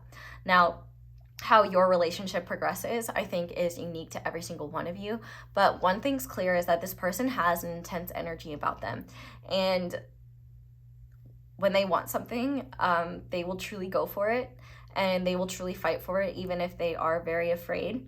And I think that, you know, your relationship with them is going to be an excellent example of a situation where they are going to have to fight their own fears of vulnerability and intimacy in order to be in this relationship with you. And I think that they're going to recognize that not everyone is malicious, not everyone is untrustworthy, not everyone has ill intentions. And I think that this could actually be a very healing opportunity for the both of you to destroy conventions and destroy conventions that you both have around what life and love should be, about who you are, what your worth is, what your value is. And I really do think it could be an opportunity for you both to discover a lot about yourselves through one another. So this is actually a very beautiful, beautiful energy. And I think one thing is that this person, your energy may provoke a lot of emotion within this person, which if they've been emotionally shut down for a little while, it might be quite intense for them. So there might be the tendency for them to keep their distance, which is why it might take some time for you both to get closer. But I do feel like they are going to, like, you are going to be like a necessary, like, healing remedy for them in terms of realizing just how much of life they were missing out on by not feeling their emotions, by suppressing their emotional side, because that's just as much of a part of who they are as any other elements of themselves. And they may have felt like they may have this persona or this attitude of not caring, of just being very like, I'm myself, and if you don't like it, that's your problem, which of course they've definitely had to develop, because there are people who have not liked them for just who they truly are. And there are people that are threatened and intimidated by their presence because it threatens to destroy what they feel, the foundations that they feel secure on. And that's not this person's problem. Like, for example, like an example that I'm getting is, you know, someone who is raised in a very strict religious environment who questions what they've been taught, you know, And rather than being encouraged for, one, having an inquisitive mind and thinking freely, they're taught that that's shameful. You shouldn't think freely. You shouldn't question things. That means you're bad. That means you're wrong. That means you're a sinner, whatever it may be. And so this, one of the big things that this person has to heal about themselves is that they're not a bad person for not sticking to the status quo. They're not a bad person for questioning things. They're not a bad person for looking at things differently. But what they do need to understand is that for people who are comfortable with the status quo, for people who are secure in the truths that they are expressing, this person questioning them and making their foundation feel insecure, that is going to naturally make a lot of those people either look at or speak negatively or behave negatively towards them, because they're directly attacking what they either believe in or feel secure in. And that's not necessarily this person's fault. It's you know, the other party's responsibility to look at how they may be not allowing themselves to grow, or how they may be unfairly punishing others for their own lack of awareness. But I do think for this person, there's a lot of learning and healing to do around recognizing that their authentic self is not unlovable. Their authentic self is not something that they need to be ashamed of, but rather their authentic self is something to love, and recognize that the power of their soul is not only meant to be expressed on this earth, is not only meant to tear down certain conventions and certain belief systems, but it's meant to tear down their own as well. And I think that they're meant to grow into a perspective that's a lot more balanced and healthy, where they recognize that the world's not always right, but they're not always right either. And that there's always growing and learning for them to do, and that not everything is, the universe is not out to get them. The rug is not meant to be ripped out from underneath them, but rather the universe will continue to redirect them until they find what is truly aligned with them in that moment in time. I also feel like this person has had this idea that if it's not forever, then it's a failure, and that's why they've held on to past experiences. I do feel like this person wants a long-lasting, true commitment, and so that's why they may be very hesitant to get in one until they know that it's something that's safe. They know that they can truly take that challenge on. But yeah, I think that this person is actually really, really wonderful, and they may have an exterior of pretending like they don't care, or oh my god, yeah, it's like Zuko energy, you know? Zuko from Avatar: The Last Airbender. They're a little bit of a hothead, they're a little fiery, but they're also very passionate, they're also very caring, and they do have a big, beautiful heart underneath that more tough persona on the outside. Okay, so I'm gonna use these oracle cards to get more information about who they might be. Just take these as they resonate. Of course, with signs, they don't have to be those signs. It's really just meant for extra confirmation. But Spirit, what else can you tell us about this person? Oh, okay. So they could be born in the year of the rat, or maybe Ratatouille is a significant movie. But see, yeah, like Remy and Ratatouille, you know, he had big dreams. He was adventurous, so they could have Sagittarius energy, adventurous, philosophical, brave, honest. And yeah, I think that this person has been punished for their honesty in a lot of ways. Like, I don't think that this person is very good at lying, and I think that in a lot of cases they've actually gotten in trouble with people because they've been honest. They've given people their honest opinions when they asked for it, and then they get confused when they find out that they didn't really want their honest opinion. They actually wanted validation or something like that, and then this person would be frustrated because they're like, well, then just tell me you want validation, I'll just do that. Like, don't tell me you want honesty and then get mad at me for being honest with you. Like, I feel like this is someone who says what they mean and they mean what they say. And if you are like expecting them to read your mind, you're gonna be pretty disappointed because it's not how they work. Anyway, what else, Spirit? Yeah, if I can pick this up. We have the year of the pig, so they could be born in that year. They could also be a babe. Get it? They could be from Oceania, or have ancestry or family for Moshiana. We have the color blue, throat, speaker, calm, cool. Yeah, so I definitely feel like they try not to get fired up. I feel like they could have gotten in trouble in the past for, you know, being very like hot-headed, or for being too, they may have gotten shamed for their intense emotions or for how they express themselves. So they've really learned how to draw that in. But I definitely think that they can be a very impassioned speaker. They're very, very intelligent. They could be a good writer. I definitely think it's very important for them to like express to people how they truly feel. And I think words of affirmation are very important to them. We also have Navy, authority, duty, devoted, adaptable. Yeah, so they could have been a military child, or like specifically the Navy, or they could literally be in the Navy or in the military. But I also think that this is just someone who, like I said, when they are truly committed to someone, they are committed. And I think that they've learned that it's very dangerous for them to get in a commitment before they truly know someone, because I think that they've jumped the gun too soon before, and had past partners like switch up on them in ways that were bewildering and could have even been like traumatic for them. But I definitely think that this is someone who, when they give their all to something, they really commit to it. We also have Earth, hazel or brown eyes, brown or golden skin, thick hair, full lips. This could also just be Earth energy. We already had Virgo, but that would also be Taurus and Capricorn. Anything else, Spirit? So they could be born in the year of the horse, or, you know, horses could be a significant animal. And on the back of the deck, we have beige with conservative, neutral, dependable, basic. And I also think heart is here or green is here for a reason, because I do have a big heart and they are meant to heal. But I do feel like with beige here, I feel like this is kind of the environment they grew up in. It's like they grew up in an environment that made them feel like they needed to fit into a certain mold that was conservative, or that was very like surface level or something like that. I feel like, you know, I'm hearing Joan Jett in my head, like bad reputation. And I think that this is someone who is a little contrarian and kind of enjoys getting a rise out of certain types of people.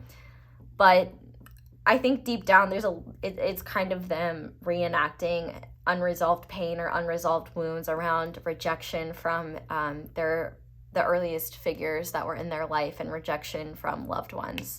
But yeah, I definitely think that they are a really wonderful person. So with that being said, let's go ahead and get into your tarot now. I pulled you guys a lot of cards, so hopefully there's some synchronicities in there. This is one of my favorite decks, so congrats on having good taste. But with that being said, if this is resonating and you're enjoying it, the extended is definitely going to be one that you're going to want to check out, if you're interested, of course. We're going to basically be doing the same spread I just did, but looking at you through this person's eyes. We're going to be looking at things like what they'll tell their friends and family about you, what about you will make their heart skip a beat, what about you is unique and makes you stand out from people in their past. We'll also look at how and when you'll come together. If you're already together, then that will represent like how and when the next significant milestone between the two of you will happen. And a lot of other good stuff. We're also going to be doing some energy healing. So if you want to check that out, that will be down below. But if not, I'm just grateful you're here and thankful for any support.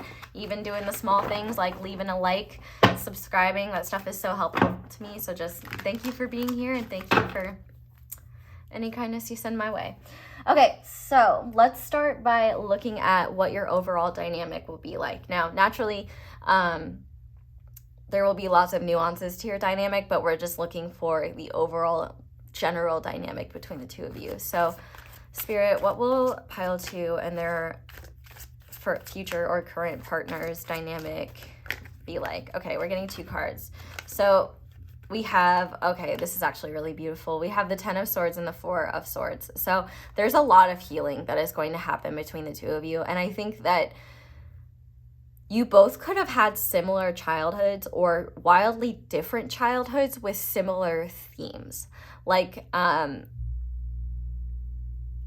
like, say for example, you grew up in like totally different places, but you had the same family dynamics, or you grew up in totally different like cultures or religions, but you still dealt with the same like themes of like oppression or shame or things like that. I feel like your dynamic is going to be one where you both are incredibly honest with one another, and healing is definitely a focus between the two of you.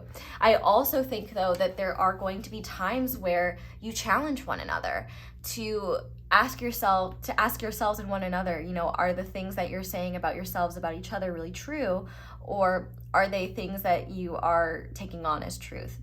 You know, the Ten of Swords is a lot about like endings, and the Four of Swords is all about rest and healing. So I think that there's not only going to be a very chill vibe between the two of you, but there's also going to be this feeling like you can tell one another anything. And I think that there's going to be a therapeutic element of your connection where you both talk a lot about your past. You talk a lot about the pain that you've experienced. You both are going to be supporters of one another.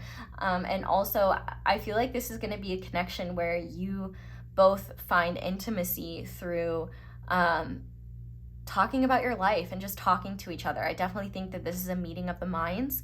And I think that you both are really just going to love the intellectual conversations you have with one another, the deep conversations you have with each other. I also think that there's going to be a lot of emphasis around building one another up in ways that other people didn't. And I really want to cry. Like, I really do. And I think that's because it's going to be painful for the both of you to hear about how people from your past made you both feel like you were unworthy of love, or unworthy of taking up space, unworthy of feeling like you deserved better. I feel like there's really going to be, if you're used to relationships where things are very, very chaotic, I feel like this is going to be a welcome reprieve. I feel like the chaos may exist outside of the connection where, you know, for example, like let's say your person is going through a lot of like intense ego deaths around their skills and their career, for example. You know, you are probably going to be the person that they go to and talk about what they're experiencing. And, you know, I feel like one thing that will be really awesome about the both of you is that you'll be able to ask the right questions without even realizing it. There will be a natural tendency to almost know without knowing what the other person needs to hear, or the right questions to ask that spark more awareness and more understanding, not only between each other, but of yourselves. I think that this will actually be a really powerful connection where you might want to look into Unakite. That might be a special stone for the both of you, or like the symbolism behind it might be special. But I feel like the both of you may not be the most like mushy gushy types, but I feel like you both will be very deeply sentimental with one another. I wouldn't think it's likely that you're gonna be like very mushy gushy around other people. You might be in the comfort of your own home and around each other. But I also think that this love is not only based on like, you know, this love is less about like those grand romantic gestures and more about true like intimacy with each other's souls and with each other's minds and hearts and bodies, where you see each other as you are and love each other for who you are, and love each other for how you grow, and love each other for all parts of yourself, not just the good parts. Like I think actually you both will love each other harder because of your flaws, because of the things that you want to grow and improve. And I think that there will be a big element of your relationship where healing is a focus, and understanding and forgiveness and compassion for one another's struggles, compassion for one another's shortcomings are just, it's going to be very healing for you. And there's going to be a lot of understanding where you're able to explain yourself in ways where you don't feel ashamed or shut down. You feel truly understood. And I think that there's going to be a beautiful energy here where you both are able to put a lot of the past in the past together and recognize that you both deserve to take claim of your present and future. I feel like this connection is going to be one that is full of respite and reprieve from the pressures and intensity of the outside world and from the pain and heartache that can just come from the human experience. So yeah, very, very beautiful. I want to see why this relationship is special, like / unique and different from past relationships. So Spirit, why is this relationship special and unique to pile 2? What's different about it? We have the 8 of Swords. Yeah. Oh, so you can't hide behind any projections or any fears. You both are going to see in one another when you are allowing your fears to get the best of you. Because the biggest thing about the 8 of Swords is that it is the quintessential card of keeping ourselves trapped by our own beliefs or our own thoughts. I feel like this is a relationship where you're not going to be able to push the other away with petty excuses or keep the other out. There's going to be a deep awareness of when something is off with either of you, and rather than something being off being something that you take personally, you're going to call it out and ask each other, is that really true? And I feel like especially for your partner, they're really going to recognize when you're caught up in your head and caught up in your worries. And rather than dismissing them or laughing at them or shaming you for being maybe more fearful or being more anxious, they're going to sit with you and they're going to listen to your worries and their concerns. And they're not going to be offended when you have certain fears or certain worries or certain insecurities that you're not good enough or that they don't like you, they're going to tell you that they would love you even if you put your consciousness in a worm, and they're not going to that may be something where they maybe aren't entirely honest, but it's only because they love you. They're like, yes, I would love you if you put your consciousness in a worm, but maybe please don't, because I like you as you are. It is a bit silly. You don't need to do that. But I do feel like there is just this energy here where you can't just tell this person that you're fine, because they'll know that you aren't, and they'll call you out in doing that. They're going to be like, no, you're clearly not. So if you don't tell me, then I'm not going to be able to understand. Like, I feel like there might be some confronting things here for you where you may realize that not communicating your needs or your desires or what's going on with you, whether that's because other people didn't want to hear it or because you were just afraid to share that, you may realize like you've missed out on more intimacy in the past or more understanding in the past because you've been afraid to share more of yourself. And that's not something that you should beat yourself up or shame yourself for, but it might be really uncomfortable, expressing yourself authentically, because it's maybe something that you weren't supposed to do in the past or you felt safe not doing. But this person wants your authentic self, and they want to know your mind and want to know how it works and want to be able to support you. And I think that there's going to be this beautiful energy where you both empower one another and help one another recognize that your mind is not, oh, I hear rain. Which rain to me is always a sign of release and releasing mental patterns that have kept you constricted, that have kept you in a prison of your own making. There's really going to be a breaking down of each other's walls, destroying one another's walls so that you can truly be there and support one another. And I think that there's just going to be a really beautiful intellectual connection between the two of you where you encourage each other to be your best selves, but you're also understanding when one of you is feeling insecure, one of you is feeling fearful, or one of you is feeling unsure. If you're having insecurities about the relationship, your partner's not going to get upset with you and take it personally.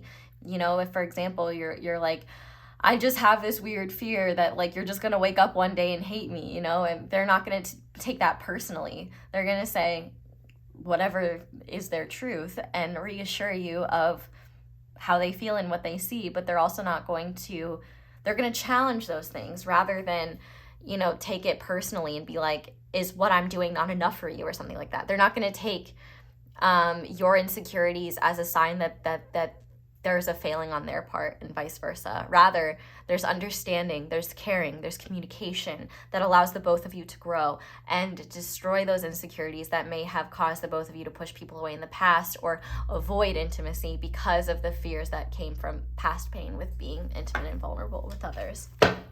But now I want to see if there are any blockages to be aware of. So if you haven't met this person yet or you're not with this person yet, this blockage will represent anything that might be blocking you from coming together with this person. But if you are with this person and already in a relationship with them, then this blockage is going to represent a blockage that may be blocking you both from being more vulnerable, transparent, connected to one another. So are there any blockages, Spirit, that pile 2 needs to be aware of?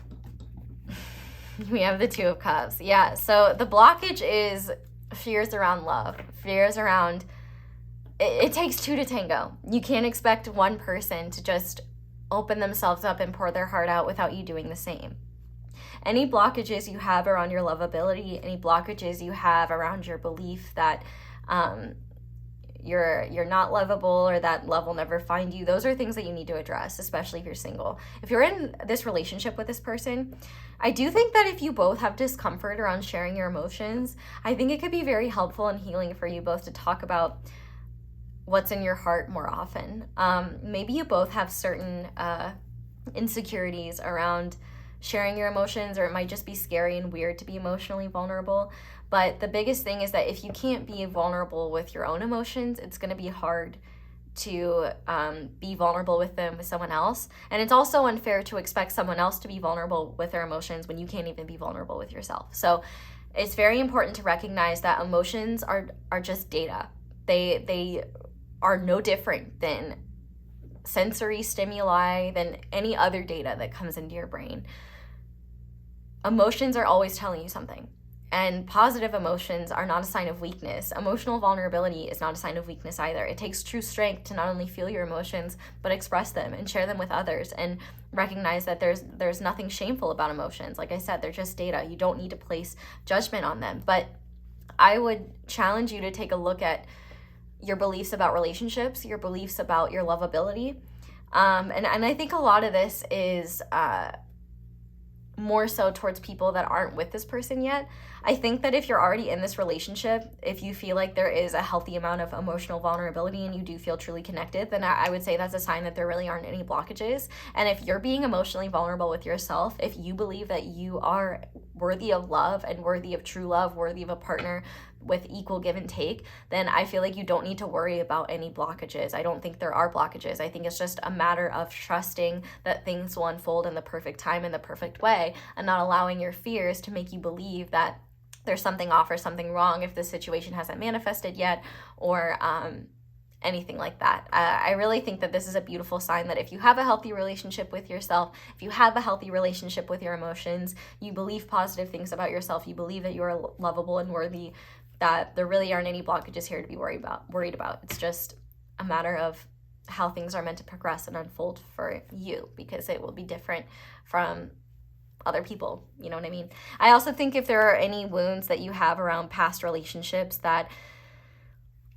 are really making it hard for you to think about the present and the future, that are really keeping you stuck in the past, those are things you probably want to address, at least to a degree, so that you're not allowing those past things to inhibit you from being vulnerable in the present and future. But now I want to see something that you're meant to learn together.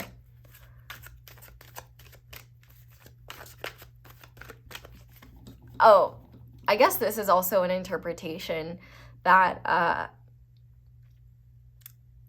might be a little confrontational, but I can't believe I didn't think of this. But if you're in a relationship where you're unhappy, where there isn't mutual reciprocity, where you don't feel seen, where you don't feel heard, where you don't feel truly loved, that relationship is quite literally a blockage. It's important to look at why you're in relationships. You know, I think that there are a lot of people that believe true love doesn't exist, and it's only because they've been in relationships from a place of attachment, or from a place of lust, or from a place of fear, rather than a place of love. And if you are holding on to something because you're afraid there's nothing better, You know, it may require destroying what has been and recognizing that you don't want to settle for something that doesn't make you happy, that doesn't make you unsatisfied. Because also it's important to remember that if it's not a truly loving or it's one-sided, it's not fair to either of you, right? You know, you both deserve to be in relationships where you both feel seen and truly loved and that are mutually reciprocal. So if you are in a relationship with someone, or you are holding on to a connection that isn't mutual, that doesn't make you feel good, that isn't communicative, that isn't true, that could be a blockage as well. But take that as it resonates, but gotta be honest. Anyway, what are you both meant to learn together? Spirit, what are pile 2 and their person meant to learn together? We have the 7 of Cups. Okay, so one of the biggest things that I think you both are meant to learn together is the difference between fantasy and reality, and the illusions that our mind creates and the nightmares that our mind can create. I think you both are also meant to learn about, what's the best way to word this? I'm gonna get a sip of water while I think of the best way to word this. I think you both are meant to learn a lot in terms of understanding your own emotions and clearing away the confusion around your emotions, and also not settling for someone's emotional ambiguity. I feel like if you both have allowed yourselves to fall in love with, like, let's say, for example, the fantasy of someone or the potential of someone rather than the reality, I think you both are going to learn about how powerful it can be to see someone as they are and look at things as they are, rather than buy into a fantasy that is made up in your head. I feel like if you both have had the potential of falling in love with, like, the idea of someone or putting someone on a pedestal, I think you're going to realize how that wasn't really true love, how that was a distorted place of love because you're placing someone above you.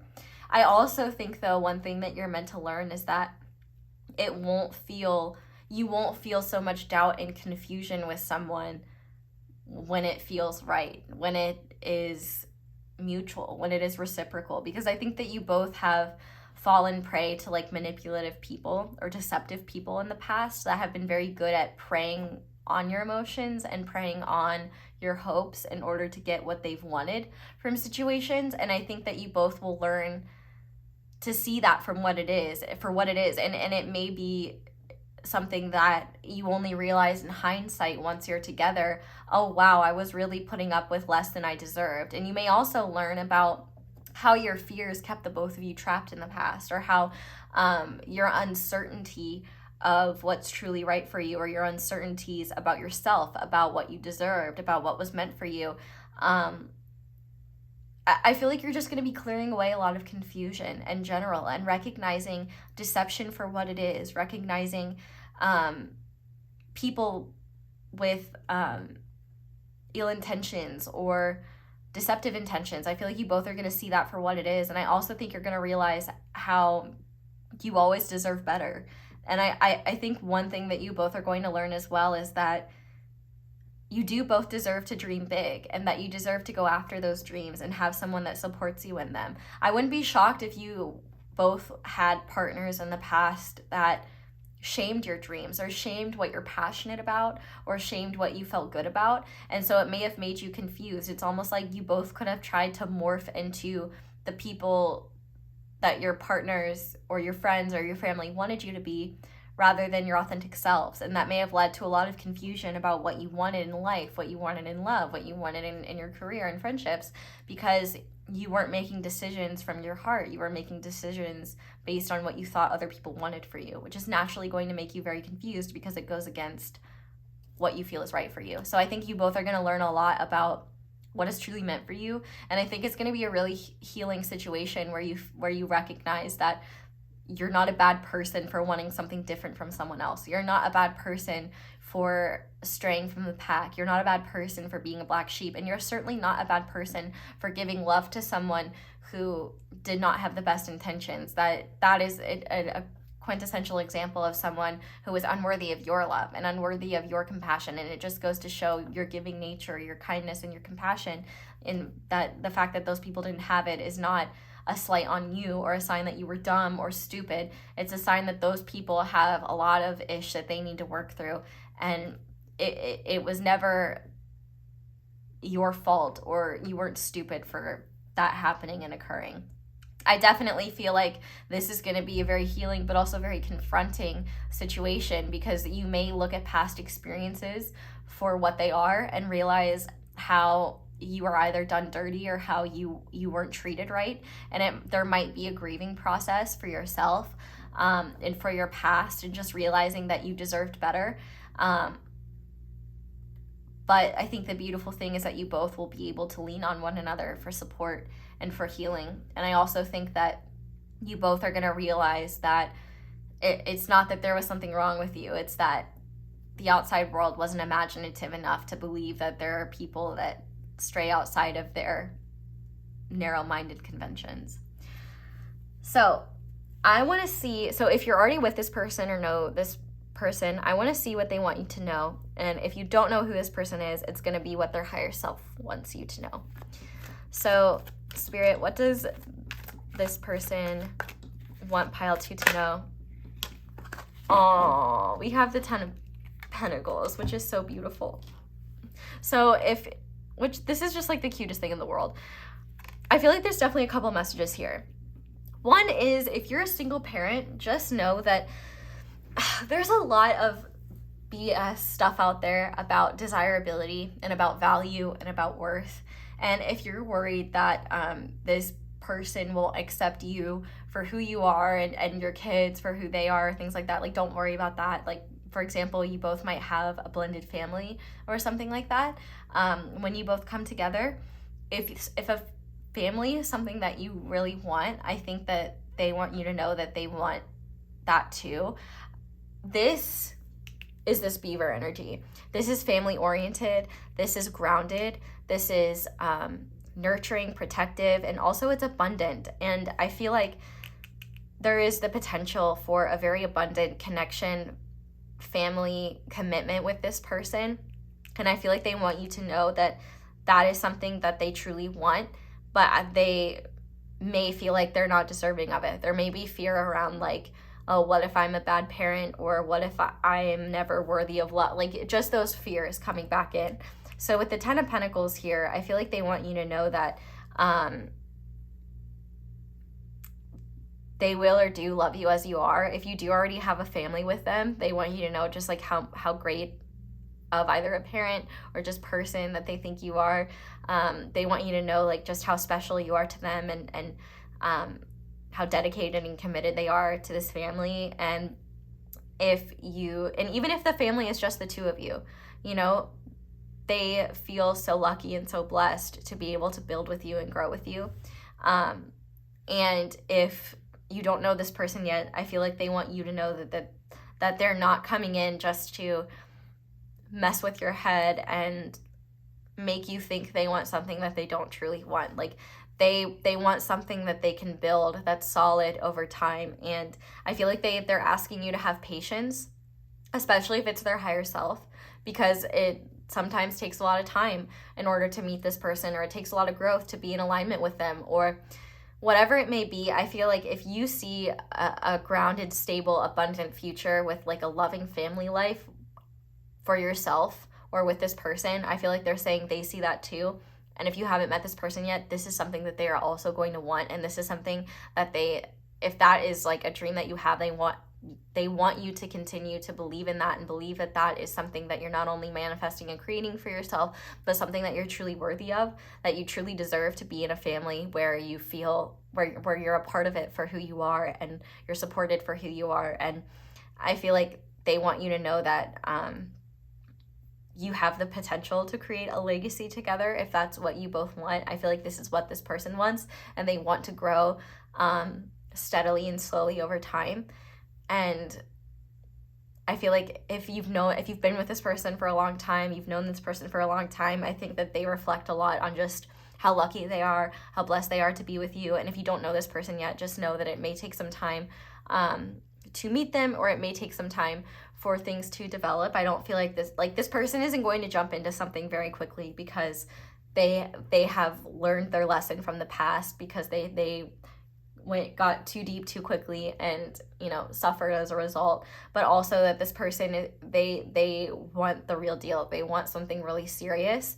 And if that's what you want for yourself, to not settle for something less, to not settle for someone that gives you breadcrumbs, someone that makes you feel like you have to fit in a box in order to be loved, someone that places conditions on their love for you. They want you to know that that's not who they are. They want to love you as you are, and they want you to love yourself as you are. And any growth that you have, or any changes that you want to make them because you want to. Make them because you want to improve, because they're going to love you authentically as you are. And there is the potential for a really stable, steady, long-lasting life together. I mean, even in this card, there's like a married couple there. So I do feel like this person just wants you to know that if you're already get together, that they love the family that you've created, even if it's just the two of you, and that they may see something really positive and a beautiful foundation that you're setting now, like for the future. They may see a beautiful future with you. And if you haven't met them yet, just know, like, if that's what you're truly wanting in your heart, know that, like, that's not only possible for you, but that's something that's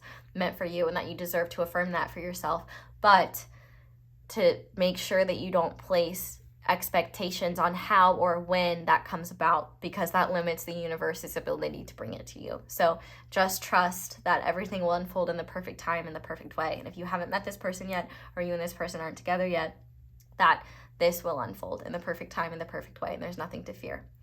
What is meant for you will not miss you. And I feel like that's the kind of this person saying that they will not miss you, and in the sense that, like, once they meet you, once that's established, they'll know. And the Empress is on the back of the deck, which is all about trusting the natural cycles and timings of things. So it's really about trusting your heart in this case, and allowing things to unfold naturally. Let nature run its course.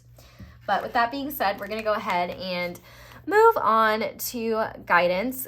So these are guidance cards, but they may also double as like synchronicities for this connection. So just take them as they resonate. If you see any signs or symbols or numbers in the cards that are significant to you, you can take those as confirmation, or take note of them as they might be synchronicities in the future. So to start, we have mystery with dark matter. So I definitely think that you're being asked to trust in the great mystery that is life, and trust in the transformations you're currently going through, especially if you haven't met this person yet, because I feel like you don't know what you don't know until you know it. And I feel like you can't conceive of this person coming into your life just because you haven't met them yet. And I feel like if you are placing expectations on how the universe delivers something to you, or disempowering yourself by believing you're unworthy of something like that, or that something will never happen for you, I feel like you're just not only creating more fear and darkness for yourself that's unnecessary, but also it's not true. I feel like you're being asked to surrender the need to know how and when, and trust in the greater mystery. But I also think that if you're already in a relationship with this person, I feel like there's a lot of transformation that is meant to happen between the two of you, and to trust in where life takes the both of you, because I feel like you both are going to grow and change and evolve a lot together. But that's not a bad thing. I think that you both are going to love the different versions that you become, and I think that that's going to be foundational in terms of like your loving relationship together, where not only do you love one another, but you love the different versions that you get to experience of one another. But butterflies could definitely be a very significant synchronicity. And if you're going through a particularly powerful or difficult transformation, this could be a sign that the universe is preparing you for this person, or preparing you and this person to achieve or come together in whatever way is aligned for the both of you. We also have the Pergerin Falcon with observation. So I definitely think that you're being encouraged to not, what's the best way to word this? You're being encouraged to pay attention not only to your,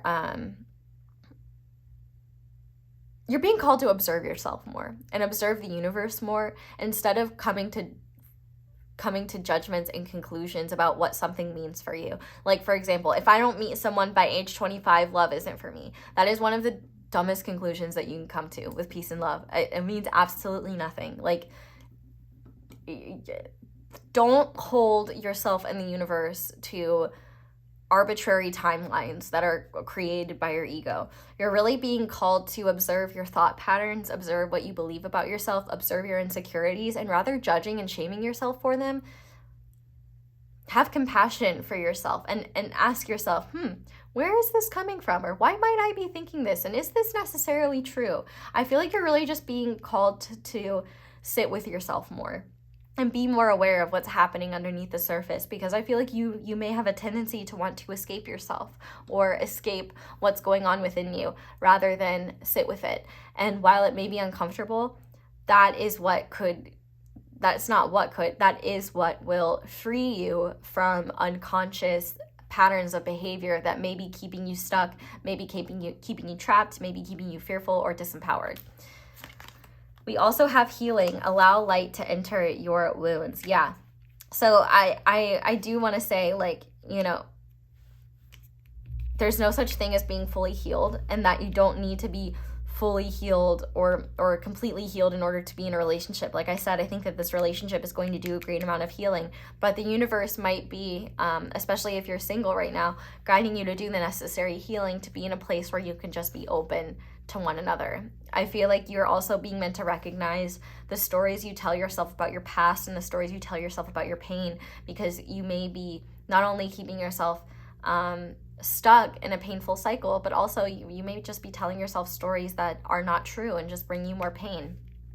I think that you're meant to see that there's so much light in life that maybe you haven't seen yet, and so much love that the world has for you that you're meant to experience, not only with this person, but in general. And if you keep your heart closed off to the pain, you also keep your heart closed off to love. And sometimes, you know, you can't go over it. You can't go under it. You've got to go through it. You've got to grow through what you go through. You can't avoid it and you can't escape it. And, you know, it's certainly okay to do that every now and then, but if you're continuously running away from yourself, you can't expect life to show up at your doorstep with this grounded, stable connection and just say, here you go. You haven't healed or grown at all, but here you go. You know, life is going to hold back what's meant for you if it would be destroyed, if it couldn't be held properly yet. You know what I mean? Life is not going to bring this person to you if you haven't met them yet, before you're truly ready for it, because it would be like, you know, telling a sixth grader that they're an idiot because they don't know advanced college level astrophysics and expecting them to be in that class and succeed. That would be inherently cruel of the universe. And you might feel like it's cruel of the universe to not be bringing you what you want and what you desire yet, but that's something that you need to observe and question from your ego standpoint and be like, is that really true?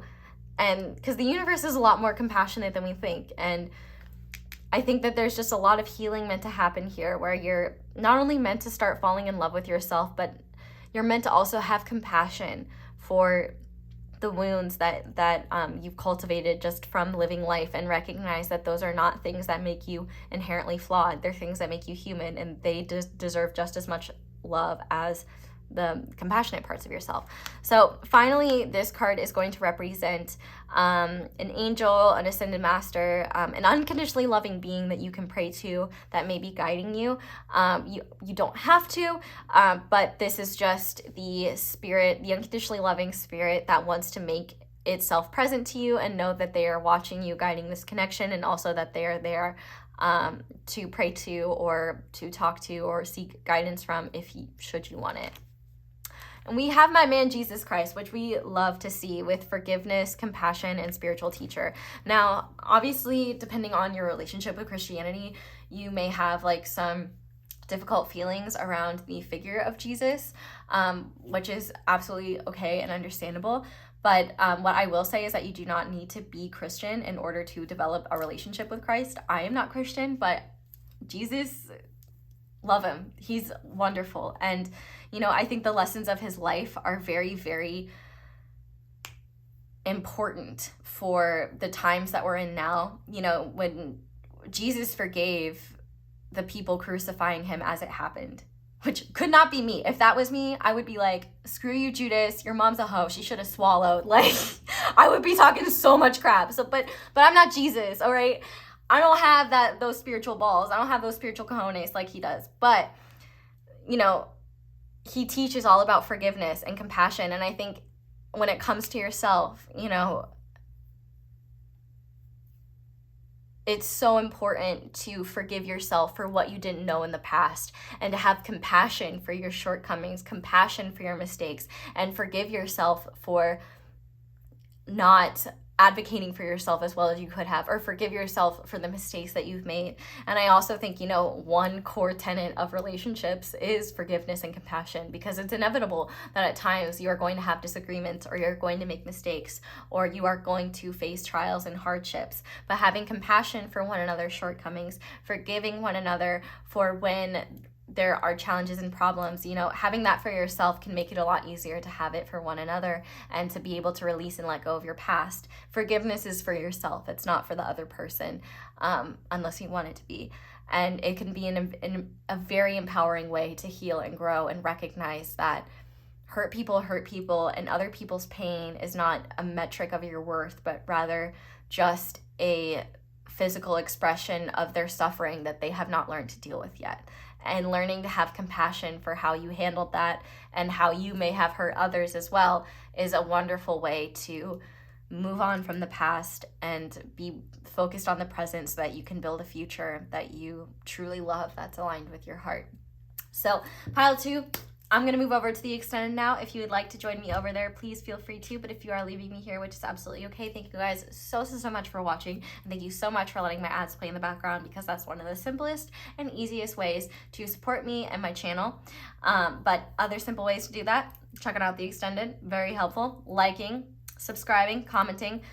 Liking especially, incredibly helpful to me. Thank you to everyone who does that. You can check out my candles. Be sure to use code ASO10 for 10% off on any candles on Angelic Magic 888 site.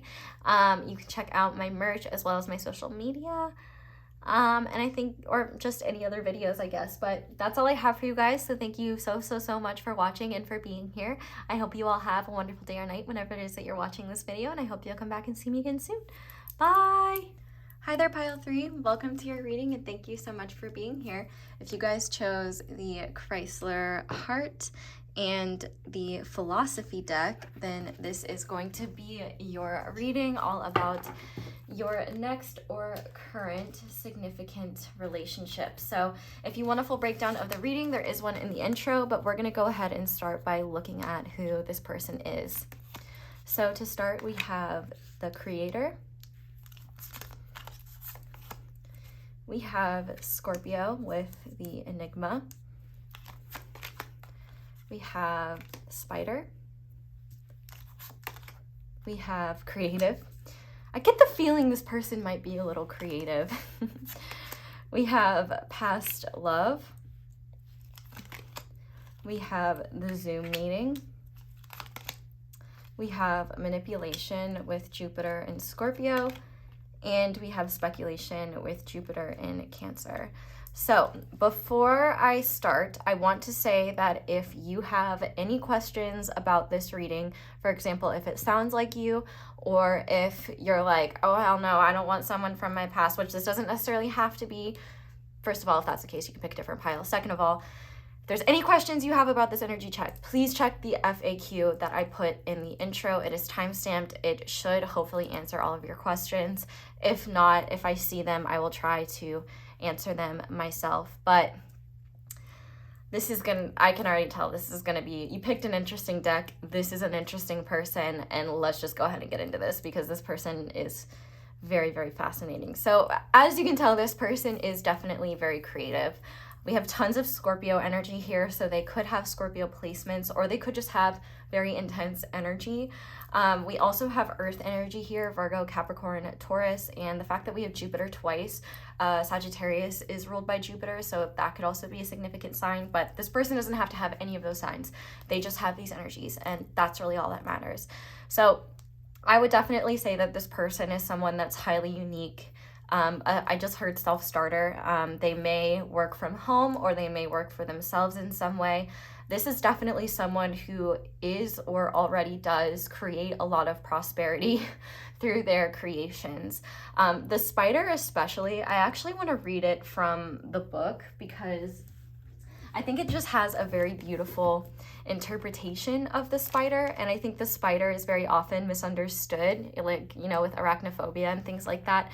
So it says, and once again, we've got creator. So the spider is an ingenious creator. Its greatest gift is weaving the thread of Dharma into a vast, intricate web that supports the spider and those around it, both financially and spiritually. It is hard work, but the spider neither tires nor becomes impatient. This card reminds us that creativity is everywhere. Be process-oriented rather than results-oriented, and soon your work becomes like the weaving of a magical, priceless tapestry. Abundance follows. And when it's in balance, it is appreciative, enthusiastic, prosperous. When out of balance, it's discouraged, tired, and forlorn, and to bring into balance is playful creativity. So yeah, definitely this is someone who may at times put too much pressure on themselves or have really high expectations of their creations. I feel like I can't get into anything else about them because I can just tell right off the bat that a lot of you are not going to be able to focus on what I'm saying because you're going to be focusing on the manipulation thing, which is completely understandable. So let's talk about it. I actually decided to Google manipulation, like the actual definition of it, before we started, and it is essentially the skillful use of someone or something. So for example, a creator could manipulate clay or, you know, the tools that they have to create. Manipulation doesn't have to be a person, though this person could be manipulative. I think that this is about using your discernment and also understanding that people are different. This is going to represent a lot of different people. So it's important for you to be aware of who this person is and not what you wish them to be. It's ultimately going to come down to this person's sense of integrity and what matters to them. I also feel like for many, this person could actually be easily manipulated by others. There's a lot of emotion here and a lot of feeling and a lot of passion. This is someone who gets attention from others without even trying. They have an intense energy to them that naturally draws people towards them.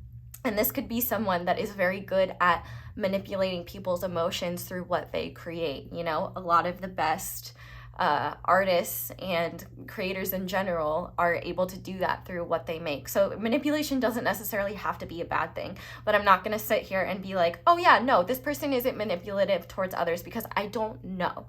There is the potential there. That's why it's up to you to be cognizant and aware of this person. I feel like you have to make sure that you're not looking at them through rose-colored glasses, because there could be that potential there. And I obviously care about you all and don't want you to be in a relationship with someone that would intentionally manipulate you, unless you want that sort of thing. I mean, it's your life, do what you want. But obviously with this past love being here, this doesn't necessarily have to be someone from your past. It could be. But it could also be someone that you've experienced past lives with, or it could be someone that has similar patterns to people that you have dated in the past. This could mean many different things, and you're going to have to take it as it resonates, unfortunately. But I do feel like for a lot of you, this is not something you need to be very worried about, because I feel like this is someone who spends a lot of their time and energy, one, on themselves, and two, what they're passionate about creating.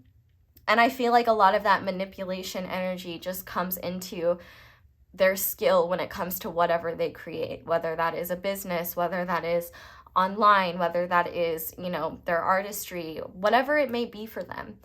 We also have a lot of rainbows here, so this could be an LGBT connection, or it could just represent someone who is very colorful, someone who is very multidimensional and has a lot of elements to them. They're definitely someone very deep. And the thing is about any energy is that there's light and shadow aspects. So it's really important to just be aware of it's just important for you to make sure you're not looking at this person through rose-colored glasses, because I would say that is the only time when you could potentially get yourself into a situation and then be like, wait a second, who is this person actually? So see them as they are, not as you want them to be. And I feel like this person definitely does not tell people who they're not.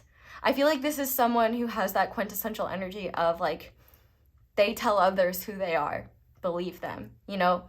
And obviously this is your next or current significant relationship. And so I don't want to sit here and like dog on this person, you know? I feel the fear that might be coming from you on that end, where you might be like, I don't want to be manipulated. I don't want to be with someone dishonest. And that's not what's necessarily here.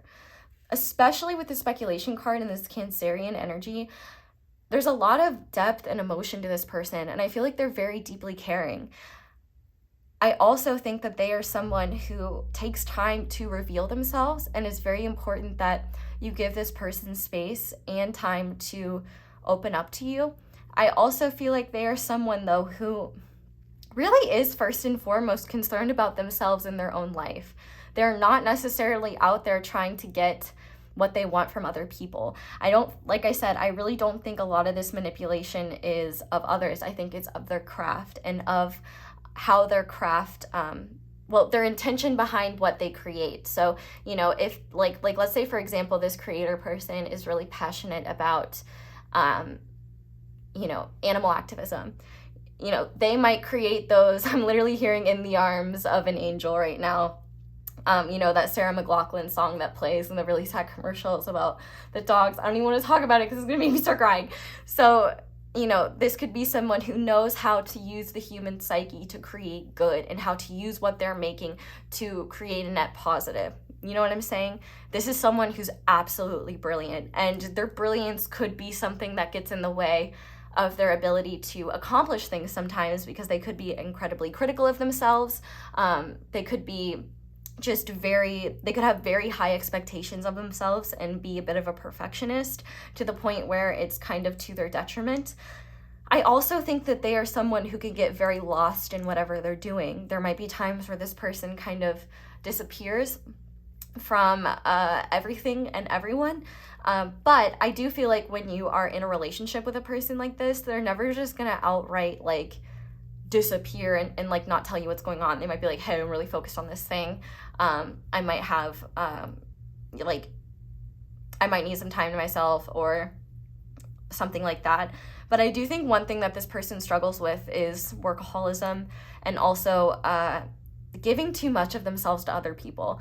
It's kind of this thing where it's going to depend on, like I said, who this person is to you. These are energies, and they're going to express themselves differently depending on who you are and the individual you're interacting with. So it's important to be aware of what you're projecting onto them, because this person does have the experience of people projecting what they want onto them rather than seeing them for who they truly are. And I definitely think that's a source of pain for this person, where they have kind of hid themselves from others and have realized that people also project their worst fears onto them. So we even see that now in this reading, where some of you definitely saw that manipulation. You were like, oh no, nope, and like just may have shut down or been like, no, this is not what I want, this is not for me, which is fine. You're totally allowed to do that. Pick a different pile. But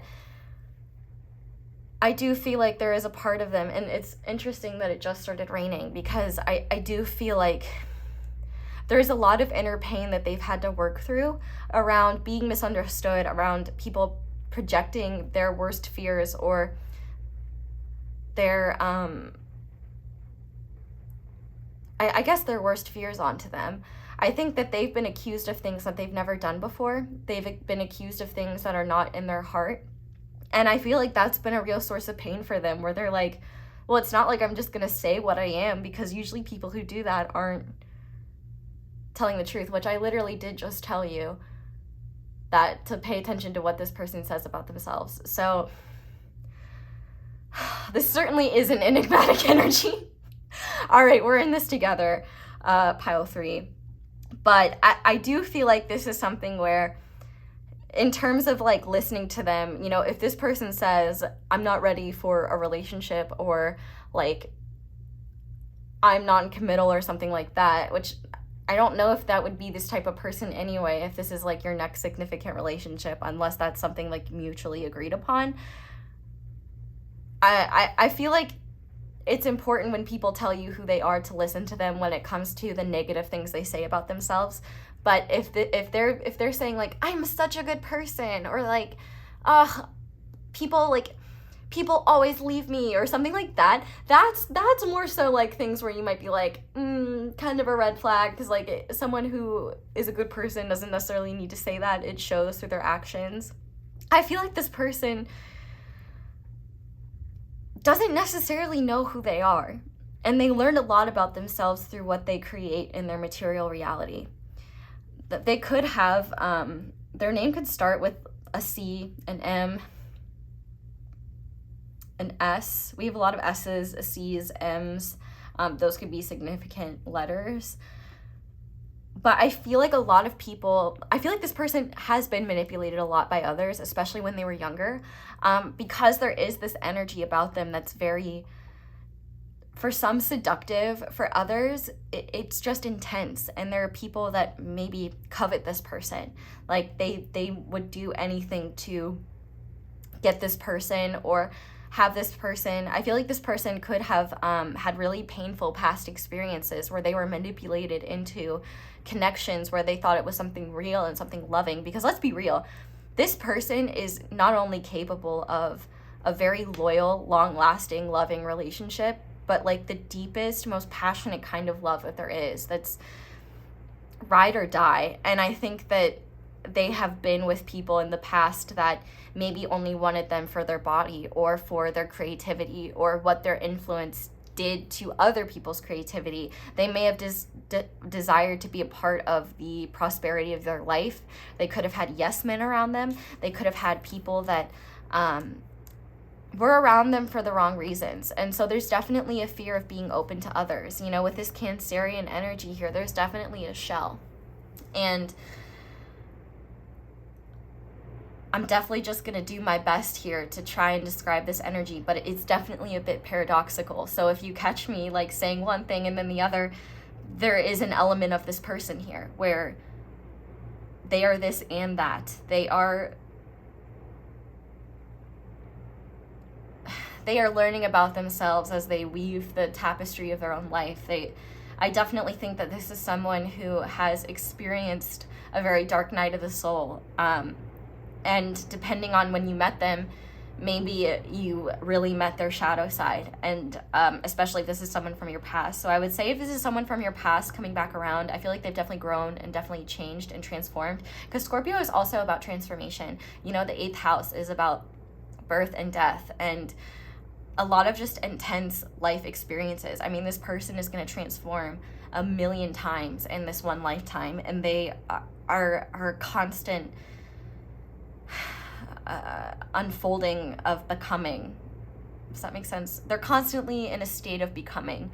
And I think one hard thing is that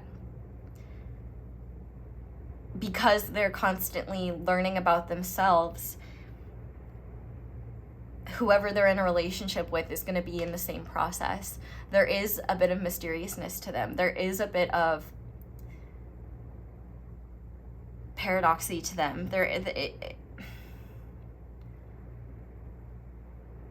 This is someone who is so capable of loving deeply, but the ones they love the most deeply are the ones that are capable of meeting them in the deep end. So I wouldn't be shocked if you are someone with a very big heart, someone that's also intuitive, or someone that has the ability to dive deep, the ability to see things from a very philosophical perspective, which we are going to look at the philosophy deck. I definitely think both of you are very unique, enigmatic people that maybe are both kind of on this similar journey of self-discovery and transformation and of trying to be your own people. I definitely feel like this person is attracted to people that are similar to them in some way. And it's usually, if it's not similar to them, then it's something that's so wildly different that it teaches them something about themselves in the process. I feel like this person, you know, when they love very deeply, and there's almost a merging that can happen, and that probably explains part of the hesitancy to get close to people. I do think that this person buries themselves in their work as a way to kind of distract themselves from maybe the loneliness they feel at times. Because there's definitely, I think, wounds that they're working out through their creativity around connection. And also with the Zoom meeting here, it's quite possible that they get a lot of their connection through social media, or literally through Zoom. They could have friends all over the world. They could have a lot of friends that they don't get to see all the time, or they could just be very isolated. They could live in kind of a hermit mode. But they could also be someone that gets pulled in a million different directions by other people. I feel like one danger that they know that they're in is that when they love someone or something, they can easily do its bidding if they can easily do its bidding, period. So if they really love someone and that person is manipulative, they may have the tendency to not see that for what it is until damage has been, like, pain has been created, or in hindsight, or through painful experiences. I feel like they have to learn a lot about life through painful experiences and through hard lessons. But the beautiful thing here is that they create beauty out of this darkness. You know, you see here there's like this dark edge around the rainbow, and yet the figure, the hand here, is in darkness. And so I do feel like they find healing through their creativity, and they also self-reflect by outwardly creating. They're a fascinating individual, and they don't know themselves entirely. They're like an ogre or like an onion, because they certainly have layers, and I think that there's many layers that they are still learning about themselves. And, you know, I feel like the one thing I do have to say is that Scorpio often gets a bad rap, but Scorpio, like, in its light energy, is absolutely incredible. So compassionate, so caring, so, like, intense and passionate. I mean, compassionate and passionate. So creative, so nurturing, so giving, but also, you know, loyal, steadfast, headstrong, and maybe in ways that are not great. But, you know, when they believe in a cause, when they believe in a person, when they believe in what they're doing, they do not give up. And there is nothing that stops them when they have a mission, when they have a purpose. And honestly, they need that. They can't just be in a relationship with someone for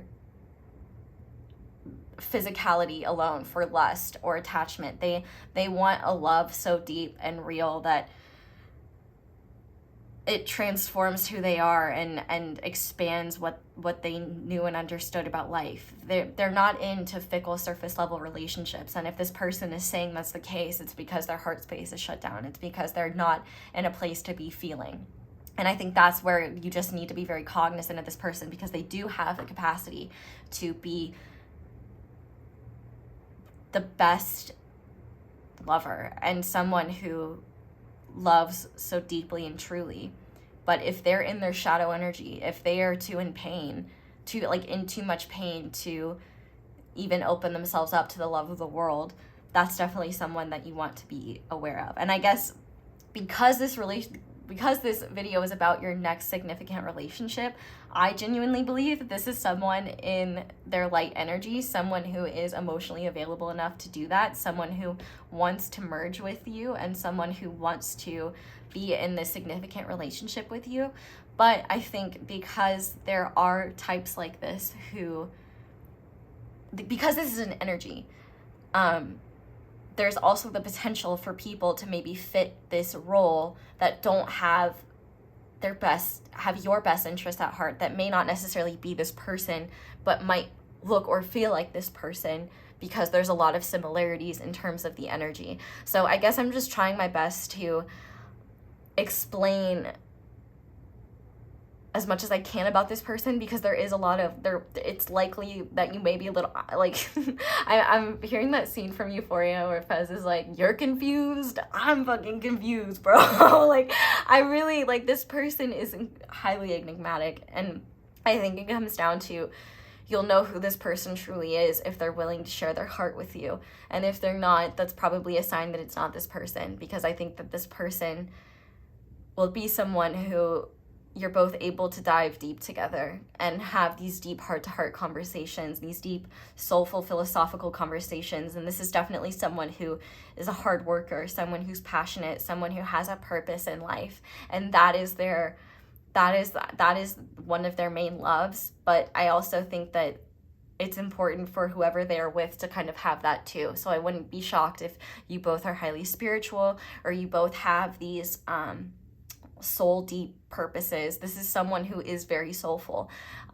It's just very important to be aware of Scorpio energy that is in its shadow and its ego, because it can be very destructive, it can be manipulative, and it can use others for its own gain. And I don't think that you would be in a long-term, well, I guess a significant relationship doesn't necessarily have to be long-term, but you know, Scorpios are very loyal to the people that they love. And so I would have a hard time believing that a significant relationship with someone like this wouldn't be long-term.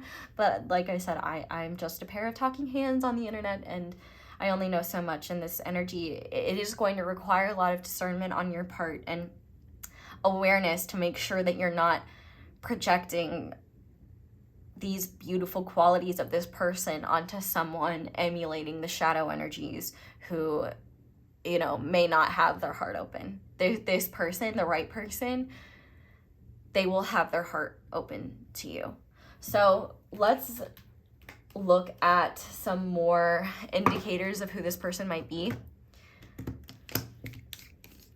Because I do feel like even if you haven't met this person yet, like, you may feel a deep sense of familiarity to them, because there could be like past life energy here, or they could emulate certain energies of like just they could be like your type of lover, you know, like the type of person that is very deep, very sentimental, very emotional, highly intuitive, definitely quite psychic.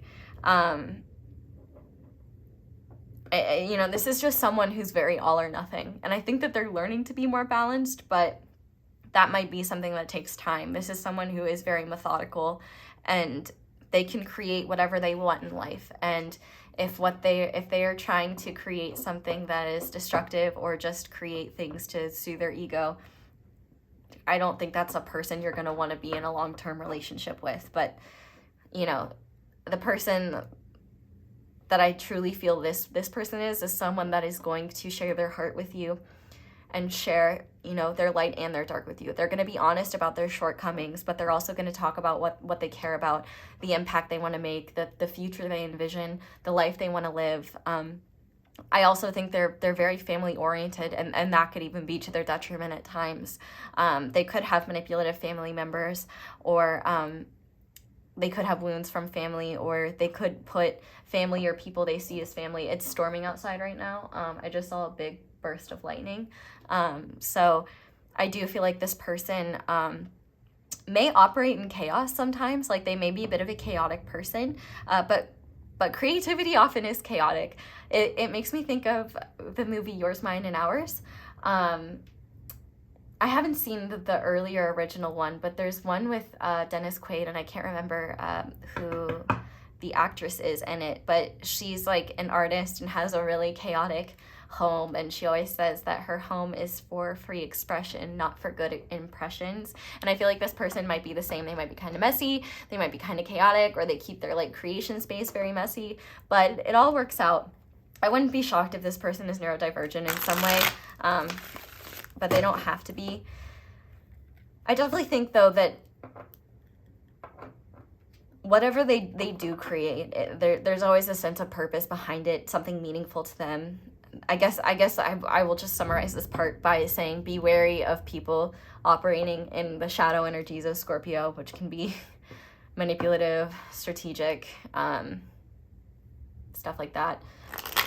I do feel called to look at it, actually. I have a thingy here. that talks about the shadow energies of Scorpio. Okay, so Scorpio, transformation, alchemy, change, sex, physical intimacy, reproductive processes. Oh, wait, okay.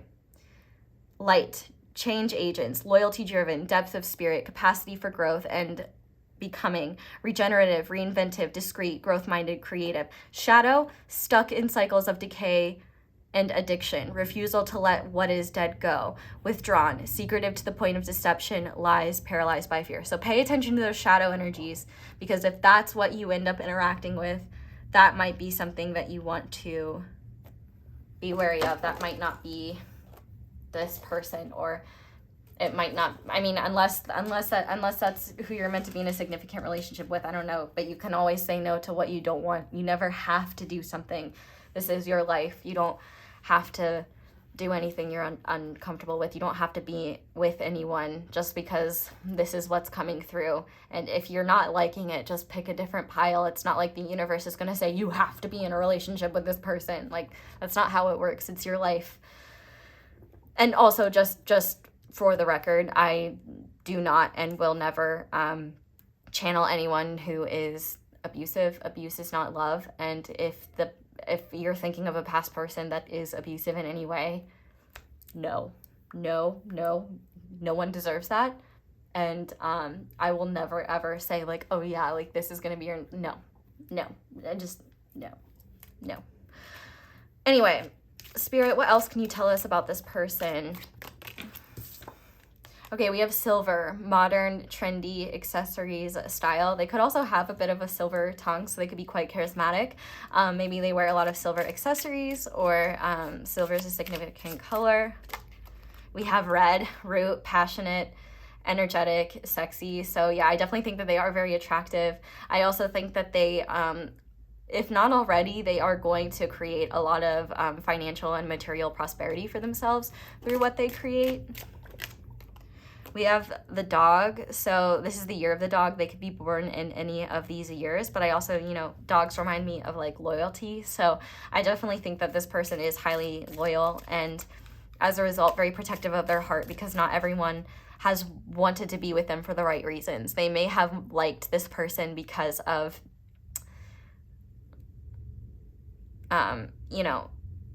the status that they gain from being with a person like this. Or they might have just liked to possess their energy or something like that. We also have fire, pointy features, animated gestures, unruly hair, flesh skin. They could also have fire energy. We already mentioned Sagittarius, but they could also be an Aries or a Leo. What else? Oh, what is this? We have Capricorn, hardworking, ambitious, disciplined, methodical. So even if they don't have Capricorn energy, they could also have a lot of fourth house placements. Or no, the fourth house is Cancer. I don't know why I said that. Capricorn is the 10th house. So they could have 10th house placements. Sorry about that. But yeah, Capricorn energy could be significant. I think I said that because my fourth house is in Capricorn. Sorry. We have rainbow, hopeful, unique, colorful, pride. So yeah, definitely could be LGBT, but also I just think that they are very unique. They have a lot going on. Very interesting person. Like, you cannot put them in any sort of box. We also have sharp, fancy, chiseled, cunning, tall. I also just think like incredibly intelligent. And their creations, I think a lot of their creations, part of the genius behind them is that something greater than them comes through them when they create. Like, for example, when I say I'm channeling here, it's because what's coming through is coming through me, not from me. I have 2 brain cells normally. But it reminds me of the movie Soul from Pixar. I don't remember what they call that liminal space, but when someone is in that energy of doing something they're so passionate about, I think for the main character, it was piano, or jazz music in general. It's like you get lost in that and something greater flows through you, something on a soul level. So I do think whatever they create, it resonates with them at a soul level, and it is very meaningful to them. And I think that someone who would display these shadow energies probably wouldn't be in touch with their soul, and they probably wouldn't be creating from a place of soul love or passion. They'd be creating from a place of desire to gain something from others or gain what they want from others. So like, just be aware of that. I just feel like this is almost like an opportunity for you to really test your discernment skills and make sure that you're not only seeing what you want to see, but seeing what is truly there. Because when this true person shows up, you're going to be able to trust it by not looking through rose-colored glasses, but by letting this person reveal themselves to you as you get to know one another. You can't control them, which is obviously wonderful. Nobody should control each other, but yeah. I apologize for how long it may take me to explain things, but yeah, there's a lot of paradoxy here. You may want to take some notes. We also have Europe, so they could have European ancestry, or they could be from a country in Europe. Obviously, these are only a few countries in the continent of Europe. England is my city, if you know what I mean. That was a joke. I know England's not a city, but I know someone's not gonna get that. Shout out if you do though, because it's everyday, bro.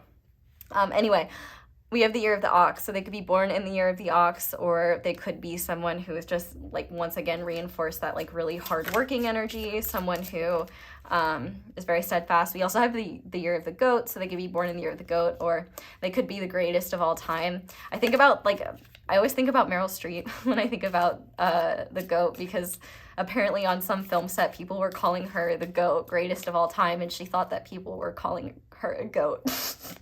And I just think that's so cute. Anyway, and I do think that this person may not see their own genius or see their own value or skill. And in some ways that may be a good thing, because it, one, keeps them humble, and two, allows them to focus, not get caught up in like the ego traps that success can create. But I also think that this can be hard sometimes because they don't fully see how wonderful they are. But we also have soft, so cute, round, short, quiet. So there's that paradoxy there, where this person can be, you know, very, like, for example, they could be very sharp on the outside, very soft on the inside, kind of like a crab or Dr. Zoidberg. But you know, they could be both, or a mixture of some. I guess it's going to kind of be up to you guys, and I'll be very interested, if you're already in a relationship with this person, what your experience is with them and things of that nature. So with that being said, we are going to get into, all right, that's annoying, whatever. Sometimes when I'm smoke cleansing, some of the ash gets on my table, but I'm not gonna fix it right now. I'm sorry if that bothers you. There you go, now you can't see it. But with this being said, this is technically not a tarot deck, which I think is very fitting for this person, because they are very different. This is a deck based on philosophy, and it's my first time using it in a video, so I may have to look at the guidebook a little bit if I feel called to, but mainly I'm gonna go off of intuition. This is a very unique deck, so just be patient with me. I guess that's the theme of this deck too, this reading is patience. Yeah. Anyway, we're gonna start by looking at what your dynamic with them will be like. So, Spirit, what will pile 3's dynamic be like with this person? Obviously, there's nuances to every dynamic. This is gonna be the overall energy, the main energy of the dynamic. So okay, we have action 2. So this is the 2 of Pentacles. So I definitely feel like, one, I think this is mirroring, you know, which I guess I shouldn't even call it the 2 of Pentacles, because this is not a traditional tarot deck, and I guess this is not technically a traditional relationship, or maybe it will be a traditional relationship, but one that has a lot of mirroring to it. It may be one where action is pentacles in this deck. You might think action is wands, but wands is will. So 2 is the energy of partnership in general. This is going to be a connection and a relationship where it's solid, but there's a lot of learning from one another. You both are going to learn a lot about yourselves through each other. And I think that there is a mutual loyalty based upon the fact that you both will bare your souls to one another in a way that's very vulnerable but powerful. And that is something that will help you both just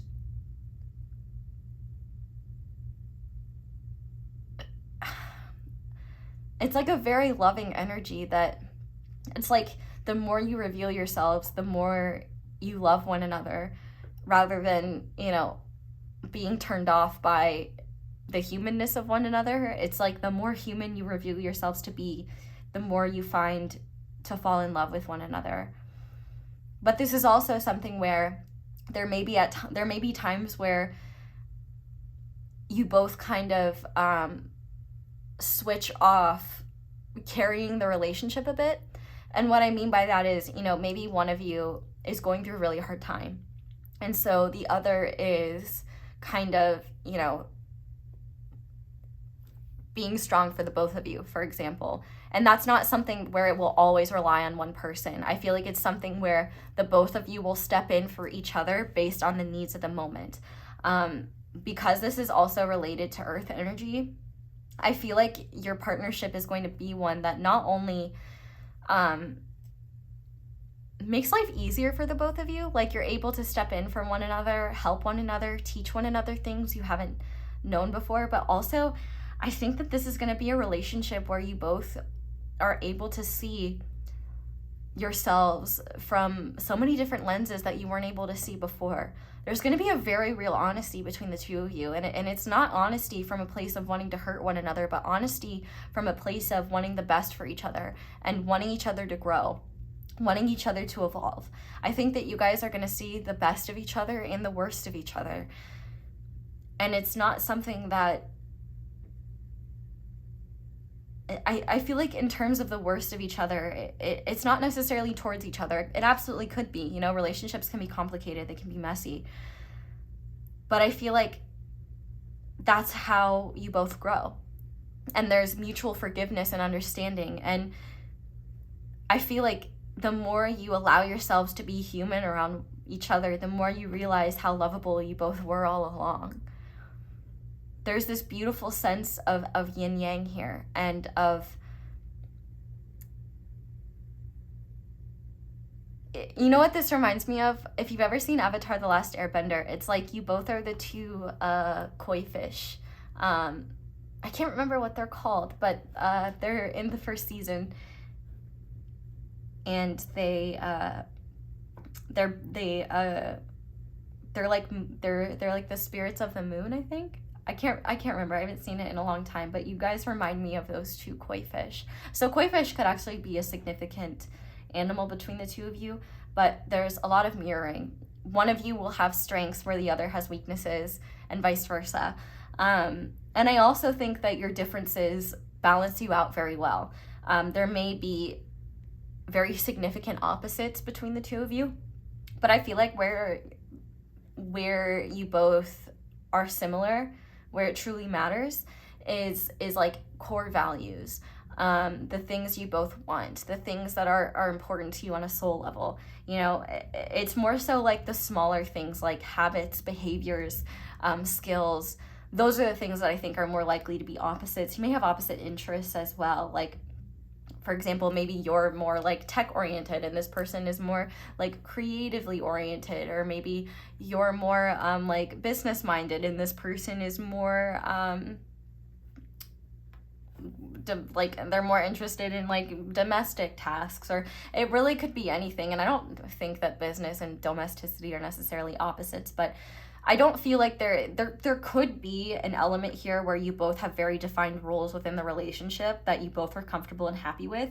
But I also think that there's a lot of switching on and off between roles. So like there may be things that you both just enjoy doing better. So like, for example, when it comes to chores, like you're going to be very happy with like maybe one of you really likes doing the laundry, which like in that case, can you come help me with mine? And the other prefers to do like the cooking. Maybe the other likes doing the dishes. I feel like there's a lot of compatibility around, like there will be a lot of natural opposites between the two of you that help you both work better together.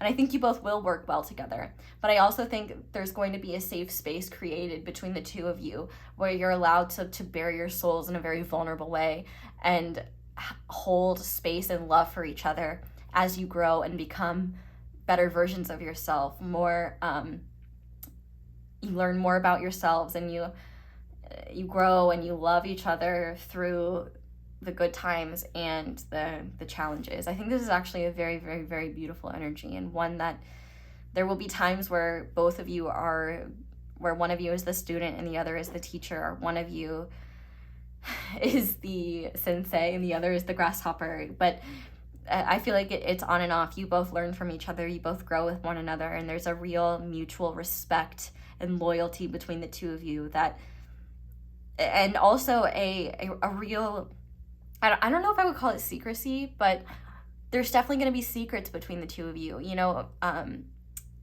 aspects of your relationship that no one else will understand, and that's how you'll like it. I feel like there will be a deep level of trust here between the two of you, where you almost have your own language, which maybe you both will speak the same language that either nobody else speaks, like because it's something you've created, or maybe it's a dead language that you both speak, or maybe you both have a similar background and speak a language that's not common in your country or something like that. But definitely it's beautiful because it's real. And yeah. Does that make sense? Let's get into the next question. So I want to see why this relationship is special or unique to other relationships you've had, or in general. Okay, so we have this would technically be the Ace of Pentacles, but like I said, this is not supposed to be a tarot deck. So now we've got 1 instead of 2. So I definitely think what's unique about this is that this is someone who's able to meet you halfway, but also someone who's capable of meeting you at the same depths as you're capable of going to. There's a grounded sincerity with you, and I think also a hopeful optimism that you've had for yourself and your life and what you've wanted to create, especially within your material reality, that this person also shares. I feel like there is, this bond will be like iron. Like when it's solid and solidified, nothing can break it. Like it's something where if you've been used to people that you know, for example, are all talk and no action, I feel like this person is someone who's not going to make promises they can't keep. This is someone who is going to mean what they say and say what they mean. And I feel like they may actually hold back on saying anything at all because they want their actions to speak louder than their words. Even though they may have had to learn difficult lessons around making promises that they can't keep. Maybe they've disappointed people in the past, and that's a hard lesson that they've had to learn. I think that this person is someone who would willingly admit that they're not perfect, but they're trying to be better. They're trying to grow, and they're trying to be the best person that they can possibly be. And I think that is similar to you. And I think that that's something that you will admire and respect. And I think that the difference between this person versus people from your past is I think that you'll be able to picture this person in your life in a really grounded way. And there's going to be a functional element to this relationship that supports both of you in terms of your material goals. And I feel like this person is going to be able to meet you at your level in a way that other people haven't. So like, for example, maybe you're used to being like a provider in your relationships, and someone else kind of like mooching off of you. Like that, this person is not going to do that. In fact, they might even be horrified by that thought. But I also think there's a grounded optimism with them when it comes to you. And I don't know if you can hear that thunder, but I think that they're just going to stick out in a way where, I don't know if this is after you meet them or after you're with them, you're just going to realize like why no one or nothing else really worked out. And you're going to be kind of grateful that it didn't, because I think in ways in which you may have looked at people as you hoped them to be in the past, it's almost like through your experience with this person, you're going to understand how maybe you didn't see things so clearly. It's like you're going to be able to see your past experiences from a more grounded place. I feel like this is a relationship that's very grounding, and I feel like this person is very grounding, and I feel like there's a lot of new opportunities between the two of you. There's something very ahead of the curve about the both of you. You both have a very unique way of looking at the world, and I think it's going to be something that beautifully, like, your outlooks on life and what you want to create and love are going to be very complementary. And another thing is too, I think that you both will have this ability to make space for one another and give each other the room to continue discovering who you both are. Like, there's no expectations placed here, but rather an open-mindedness and an acceptance of what is and what's becoming. And yeah, there's definitely, I feel like the difference is no one has been able to match you the way this person will. You both will complement each other very well, and it's like a true counterpart, you know? Like, I think one thing you both will bond over is the sense of loneliness you both have felt swimming over in the deep end, you know?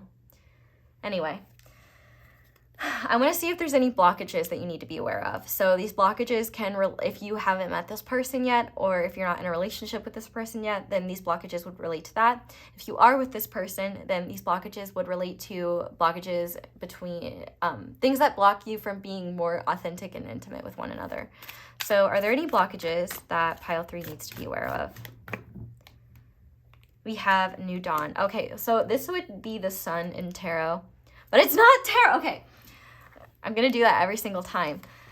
I feel like there's gonna be an element of this relationship where you have to remind yourself that this person either isn't the past version of themselves, or they're not like past people you've experienced. I think the biggest blockage in this connection in general would be negativity and staying stuck in past cycles. If you are feeling frustrated with life in a way where you feel like things won't change or you're stuck, I can't help but feel like storms are significant to your relationship.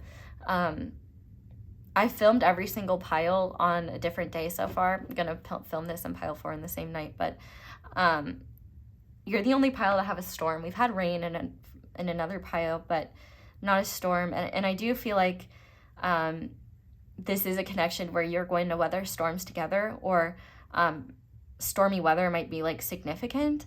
But I think the only time there's a true blockage is when you feel like things can't change or things can't get better, or that something new can't happen, or that people can't grow, or that nothing will ever change. Like, I really just think that the biggest blockage here would be negativity in general, and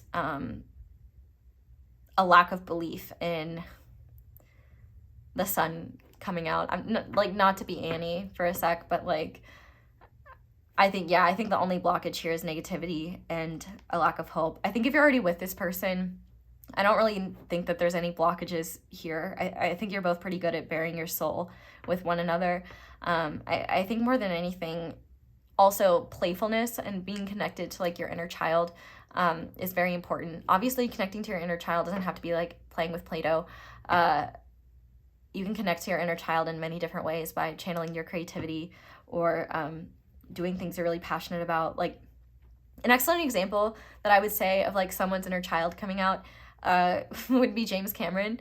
If you've seen his documentary about going to Challenger Deep, when he's down there, there's just this like joy and whimsy, and he even talks about how like when he was a child that, you know, he had these dreams of going to the ocean and exploring new horizons. Like, that was something he was always passionate about. So, you know, there's something so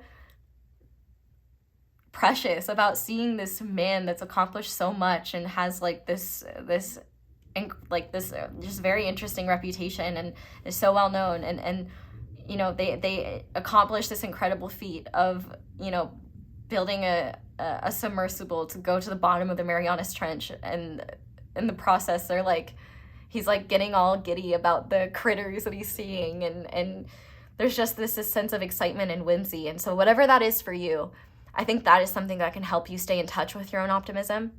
And I think that's something important. But to just trust in a new tomorrow, and especially if you're in a place of woundedness or a place of feeling like you'll never find this person or you'll never have love or anything like that, you need to put that in check and remind yourself that that's not true. And affirming that as your truth is only hurting yourself. It's not helping anything.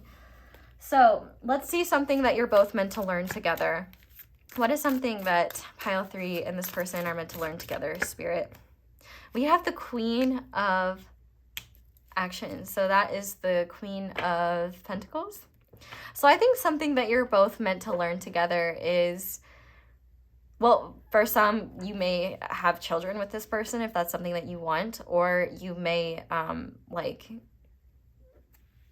be in a very like long-lasting connection with them, whether that's like through marriage. I do see like the King and the Queen of Pentacles as like spouses. So something like you're meant to learn together could be just, it could be parenthood, or like just a very long-lasting serious relationship. Doesn't have to be. Take that as it resonates, of course. But I also think that one thing you're meant to learn together is how to be more nurturing and compassionate towards yourselves.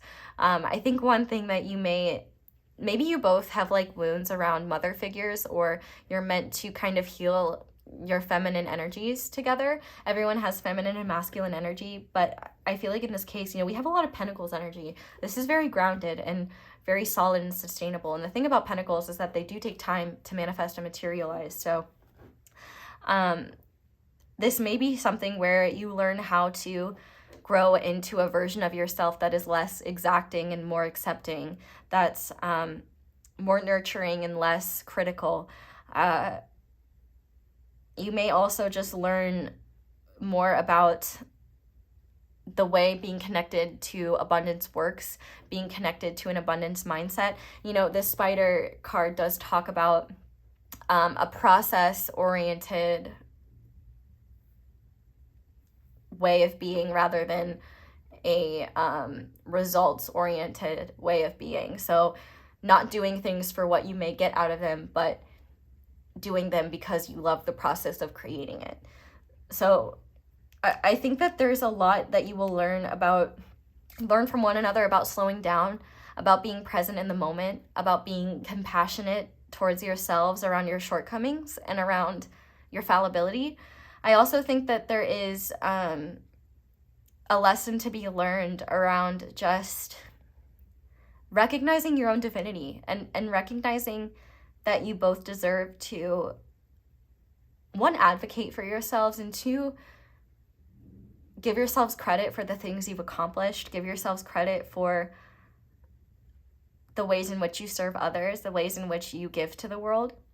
I definitely think you're both meant to learn that you may be too hard on yourselves, and I think through the relationship with each other, you'll be able to see how maybe you're not fair to yourselves. You're not fair to what you've done and created. I feel like you're both meant to learn about kind of the paradoxy of the human experience, where we're both animal and divine. And I think that you both are going to learn how to kind of bridge and mend that relationship, and also learn how to recognize that you can be safe in being vulnerable, and it takes strength to be vulnerable with another person, and to recognize how you both deserve to nurture yourselves, have compassion towards yourselves, and how to have compassion towards others and their shortcomings, and how to recognize, things that aren't personal, things that are not worth your time and energy. I feel like there's going to be a lot of learning about what's truly important, what you should be prioritizing, where your energy should be going, and, what is worth letting go. I also think that there is an emphasis here about cycles. Nature, even of itself goes through many cycles, like with seasons, for example. So I think learning how to be there for yourself and compassionate towards yourselves during your different seasons of life, during in which we go through those all the time, of birth, life, death, all that, creation. Like, you know, like think of the life cycle of a plant, you know? Flowers don't stay in bloom forever, but they do always regrow. So I feel like learning how to be kind to yourselves no matter what stage you may be in, and how to be compassionate and support one another through the different stages as well, and recognize things that are not personal and things that just see yourself for your worth, and recognize that you deserve the same compassion that you give to others, and you deserve to allow yourself to be human just like everyone else. And if you have high expectations of yourself, I feel like this relationship is going to be very healing on that part, because you're going to have to face your own humanness. And I feel like through each other, you're going to see how you are always lovable, not despite of your flaws, but because of your flaws, because they're part of what make you who you are. And of course we can all grow, but that's a beautiful thing, like, about growth, is that we don't have to just accept what we don't like about ourselves. We can always grow and become more through time. And yeah, I feel like I'm just talking myself into a spiral. So now I'm gonna see what your person, or if you don't know them yet, your person's higher self wants you to know. So what does this person or this person's higher self want pile 3 to know at this time? Ha! That's funny. That's funny. Okay. So yeah, I definitely feel like this is real counterpart energy here. And I definitely think that this person is wanting you to know that even if you haven't met each other yet, even if you're not together yet, or even if you are together, that they see you as their, that was a lot of lightning. I'm kind of hoping that there's not a lot of loud thunder, but that wasn't bad. I feel like they want you to know they're working on a lot of the same things. If you're already with them, I feel like they want you to know just how grateful they are for you, and how loyal and committed they are to you, which, like, I feel like you probably know that. But I do think that there is this real just loving stability that will be between the two of you if you haven't met yet. And I feel like you both will learn a lot about, like, the feminine and masculine expressions of earth energy, and learn how to embody both. But I definitely think that there may be a message here that this person, if you haven't met them yet, they are working on themselves and becoming the best version of themselves. They're a work in progress, a work in creation, and to trust in the right timing. I can't help but notice the stars here. Like, there's something very, like, fated about this connection, very divine about this connection, and there's a need to kind of trust in divine timing and your higher guidance with one another, and trust how things unfold. But if you do know this person, if you are with this person, I think there's a real emphasis on trusting the timing of things, and you know, a lot of good things take time to come to fruition. And I think a lot of the beauty of this connection is going to unfold slowly. And you may feel like at times you're not making progress or things aren't unfolding, but a lot of beautiful things take time. And I think there's just an emphasis here on patience, and to trust in the cycles of your life, trust this person. I mean, I think if you're with them, you already do. But I think if you're with them, they just want to express their gratitude to, like, have you in their life, to be able to do life with you, to grow and learn with you. And there's a real emphasis on just feeling lucky to spend their life with you, and to accomplish things with you, and to grow together. And if you haven't met them yet, I feel like you're in the process of growing to become the versions of yourselves that you need to be to come together. But there's a lot of earth energy here. So patience and trust, I think, are two very important aspects of this connection, and to trust in the synchronicities and the timing of how things unfold. And, you know, stars are all about hope. So don't give up hope, especially because the sun is also a star, and this sun is all about optimism, the inner child or children in general, optimism, positivity, things like that. So with that being said, we're going to go ahead and finish this reading off before I move on to the extended, which I do want to say they've been quite juicy.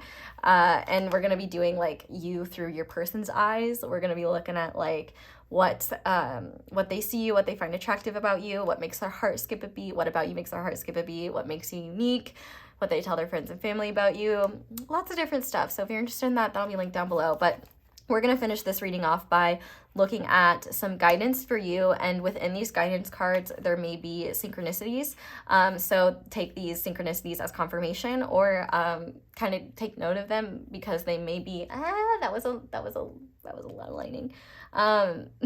Sorry, I'm kind of a weenie when it comes to storms.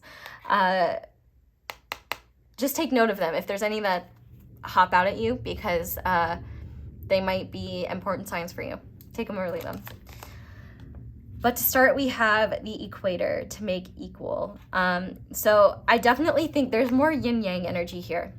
And I really think that there is an emphasis on finding balance within yourself, and also a willingness to just accept all aspects of yourself, to not reject any parts of yourself.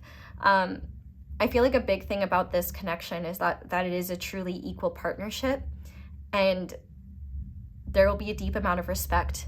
So if you don't know who this person is yet, I feel like there's a huge emphasis on finding balance within yourself. Remember that balance doesn't have to be 50-50, but recognizing where maybe you're being unfair to yourself, or maybe where you're expecting too much of yourself, or not giving yourself time and space to rest, or not acknowledging certain parts of yourself because you think they're bad or wrong or unlovable. I can't help but also notice that there is this sphere here. Spheres are considered the perfect shape, and I feel like nothing's out of place. I feel like you might be going through a lot of change. If you're with this person, I feel like if you're going through a hard time with this person, I feel like you're being called to just be very fair to yourself and trust in the changes that are unfolding, because they won't last forever. And I do feel like there will be an experience of this relationship where there's a lot of, there will be times where it's equally balanced, and times where one of you is kind of carrying the other, and vice versa. There's a lot that you're going to learn and experience together. But I also think that there's a lot of change to come. So any changes that you've been thinking about making, I think this is Spirit kind of encouraging that, but to also be fair to yourself, and to not let, not to beat yourself up for being human. There's a big theme of that there. We have the goat again, with reliability. So I would also ask yourself, like, in what ways do your words not match your actions? In what ways are you unreliable to yourself? Because I feel like, especially I think whatever you're seeking in a partner, if you don't know them yet, that's what you're kind of seeking within yourself. And the more you kind of recognize, like, for example, let's say you're with this person and you get really frustrated at like a certain trait. Like, let's say, I don't know, any trait that you're frustrated with in other people, it doesn't have to be a partner. Ask yourself how that manifests within yourself and why you might feel that way. It might just help you be more reliable, and or it might just help you be more understanding and compassionate. But also, I really do think there is this energy here of reminding you that you and your person are meant to be reliable on each other. There's like a steadfast loyalty here. Like, there's so much earth energy here. So if you are settling for connections where people don't have your best interests at heart, or they're saying one thing but they do another, they're not trustworthy, just know that that is not the type of connections that you deserve to have in your life, and to know that you deserve the same reliability or the same energy that you give to others. And if you have a hard time trusting yourself, maybe being more reliable to yourself is something that could be useful for you. We have another rainbow, but we also have gratitude, appreciate present blessings. So yeah, I think one thing you're meant to look at or just be aware of is that there are a lot of blessings in your present moment that you may miss out on because you're looking at things through a lens of negativity or lens of ego, and like there's room for negativity just as there is positivity. Like, of course, you know, all aspects of life are acceptable and we can learn through all of them, but you may want to ask yourself if you're denying yourself more opportunities for joy because you're too focused on the things that you don't have. Gratitude is always really wonderful. And if you think about it too, like, let's say you're giving a gift to someone and they're like, I hate the wrapping paper, and then they complain about like the gift. Why would you ever want to give someone a gift like that if they're going to act that way? You know what I mean? So if you think about that in a universal context, like, the universe loves to give to those who are grateful, because obviously wouldn't you want to give to someone who's grateful as well? So maybe think about that and appreciate the blessings that are already there, because you'll realize that there's already so much around you to be grateful for. But to finish off, this is going to represent an angel or just a divine being that is watching over you, watching over this connection, that you can pray to if you wish to, but if not, just know they are there watching over you. So for you guys, we have Archangel Raphael, intuition, health, and healing. And I do think Archangel Raphael is in the Lover's card in tarot, but just know Archangel Raphael is watching over you, and that if there's any synchronicities there, they are someone you can pray to. And just know that you don't even need to believe in angels to pray to them. They'll still answer your prayers anyway. But pile 3, that is where I'm going to leave this reading. Thank you guys so much for watching, and thank you so much for letting my ads play in the background. That is one of the simplest and easiest ways to support me and show appreciation for my channel and what I do. But if you'd like to show me support and appreciation in other ways, you can like this video, you can comment down below, let me know how it resonates. You can subscribe if you haven't already. Be sure to click that little notification bell to be notified whenever I upload a new reading. You can check out an extended. This one is going to be particularly juicy and good, so I highly recommend it. You can also check out my candles. Be sure to use code ASO10 for 10% off on any candles on Angelic Magic 88 site. I also have merch and social media, but that's all I have for you guys. Thank you so much for watching and for letting me read for you. I hope you all have a wonderful day or night whenever it is that you're watching this video, and I hope you'll come back and see me again soon. Bye! Hi there, pile 4. Welcome to your reading, and thank you so much for being here. If you guys chose the Lapis Lazuli Heart and the Moonchild Tarot, this is going to be your reading all about your next or current significant relationship. So if you want a full breakdown of the reading, there is one in the intro, but we're going to go ahead and start out by looking at who this person is. So to start, we have the Shapeshifter. We have the South Node with Karmic Past. We have Neptune with Mystery. We have the Starfish. We have Solitude. We have the Slice. We have Free Yourself in reverse. We have Extremism with, this is Mercury in Scorpio. And we have Appreciation with the Moon and Leo. So before I even start this pile, I do just want to start off by saying that if you have any questions about the energy check, there is a whole portion in the intro about any questions you may have. First and foremost, if this sounds like you, it probably is you, so feel free to pick a different pile. Secondly, if you do not like what you are hearing or the energy that I'm talking about, literally just pick a different pile. You're never going to be forced to be in a relationship with someone that you don't want to be in one with. So, you know, just pick a different pile. And I will say, some of you already know what I'm about to talk about, at least a little bit. Others of you, all I can say is that if you pick this pile and it's resonating, let's buckle up. But what I do want to say is that if you do not claim this energy, you do not want this energy. And it's not a bad, okay, it's not bad or negative. It's just, we'll get into it. But just know, there are a range of different energies in the other piles. Feel free to pick another pile if this is not for you. And if you have any other questions, just check the intro. But just know, you have power in who you are in relationships with, and it's not something that you are helpless to stop. But for the vast majority of you, well, I don't want to say the vast majority of you.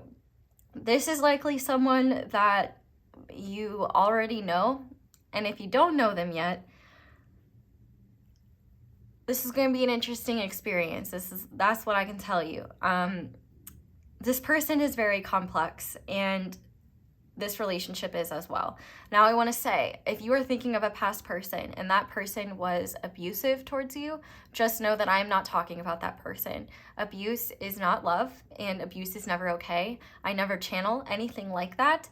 And also, this person that I'm about to talk about, when you are in a relationship with them, a significant one, they will be transformed from a lot of these energies. But I do feel like there will be a lot happening likely before that, before this relationship comes together in a more grounded, stable, and committed way. So this could actually be a new person.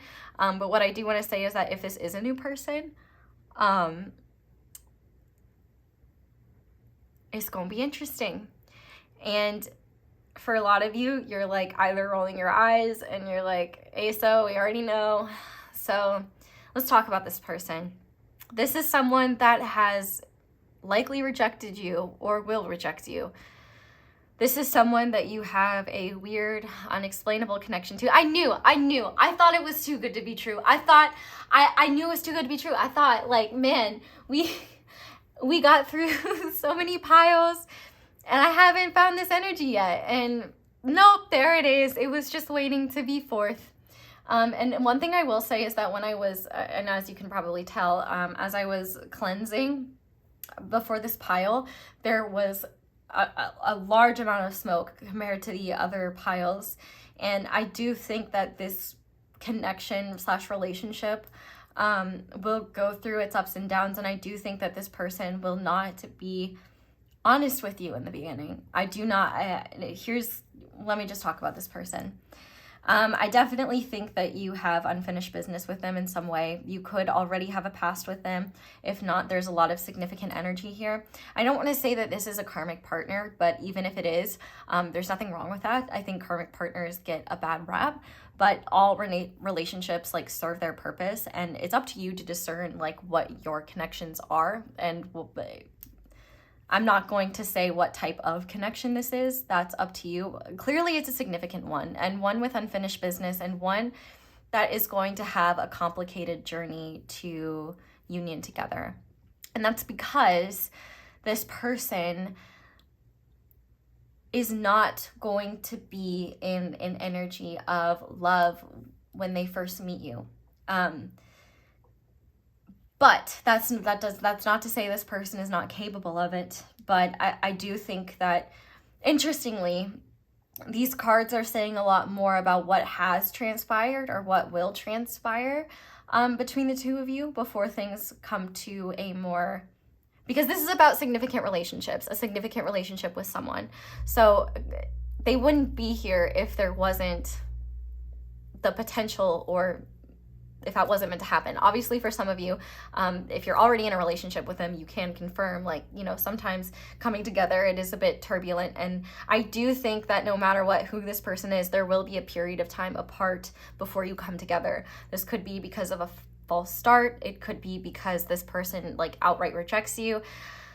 It's going to be a bit confusing. And like I said, with all the smoke, I feel like there's going to be a lot of smoke and mirrors in the beginning. I think that you are going to feel the power and the intensity of this connection long before this person will. And that's not because it's not there, but because this person is not going to be in their heart space when they first meet you. In fact, I'm even called to notice that this is the number 15, which in tarot would be the devil energy. But the significant thing about this person is that when you're meant to come in a relationship with them, they will be a transformed person. And a lot of these cards are describing the transformation that they are going to go through. And so just know that if someone is coming back into your life and it is the same... what was that? My door moved. I hate when that happens. My doors be moving sometimes and I don't like it. Anyway, because it is closed. So Yikes. But you know, that's what happens when you do the stuff that I do. Weird stuff be happening sometimes. And truthfully, there is a lot to this connection that our traditional understanding of love and relationships defies. This is, well, I just need to explain the energy, don't I? You're like, yeah, so we know. And truthfully, I do think that there will be a lot of healing and growth that comes before you and this person come into a relationship. I think that this is going to be messy and complicated, in a situation where this person might really break your heart or really hurt you because of some sort of rejection. And you grow and you heal and you empower yourself and you move forward and you recognize how much of a bad bitch you are. Bad bitch is gender neutral, by the way. And just when you think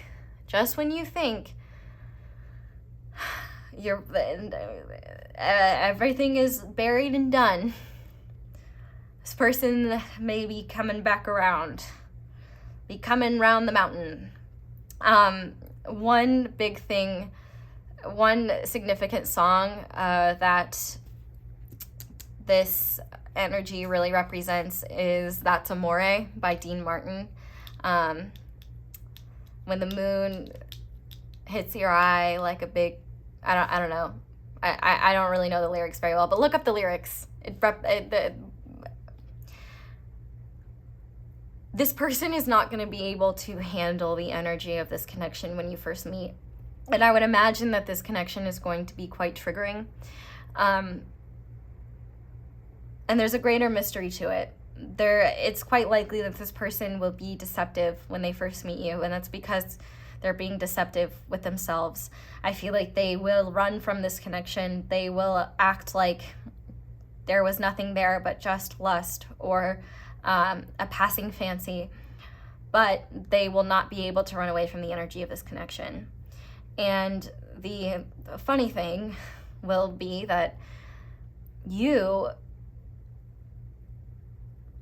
will likely do a lot of the growing and the healing first, and this person is not going to be able to outrun this connection forever. I do feel like they have a lot of pain from their past that does not even relate to you, that will significantly cause them to shut down.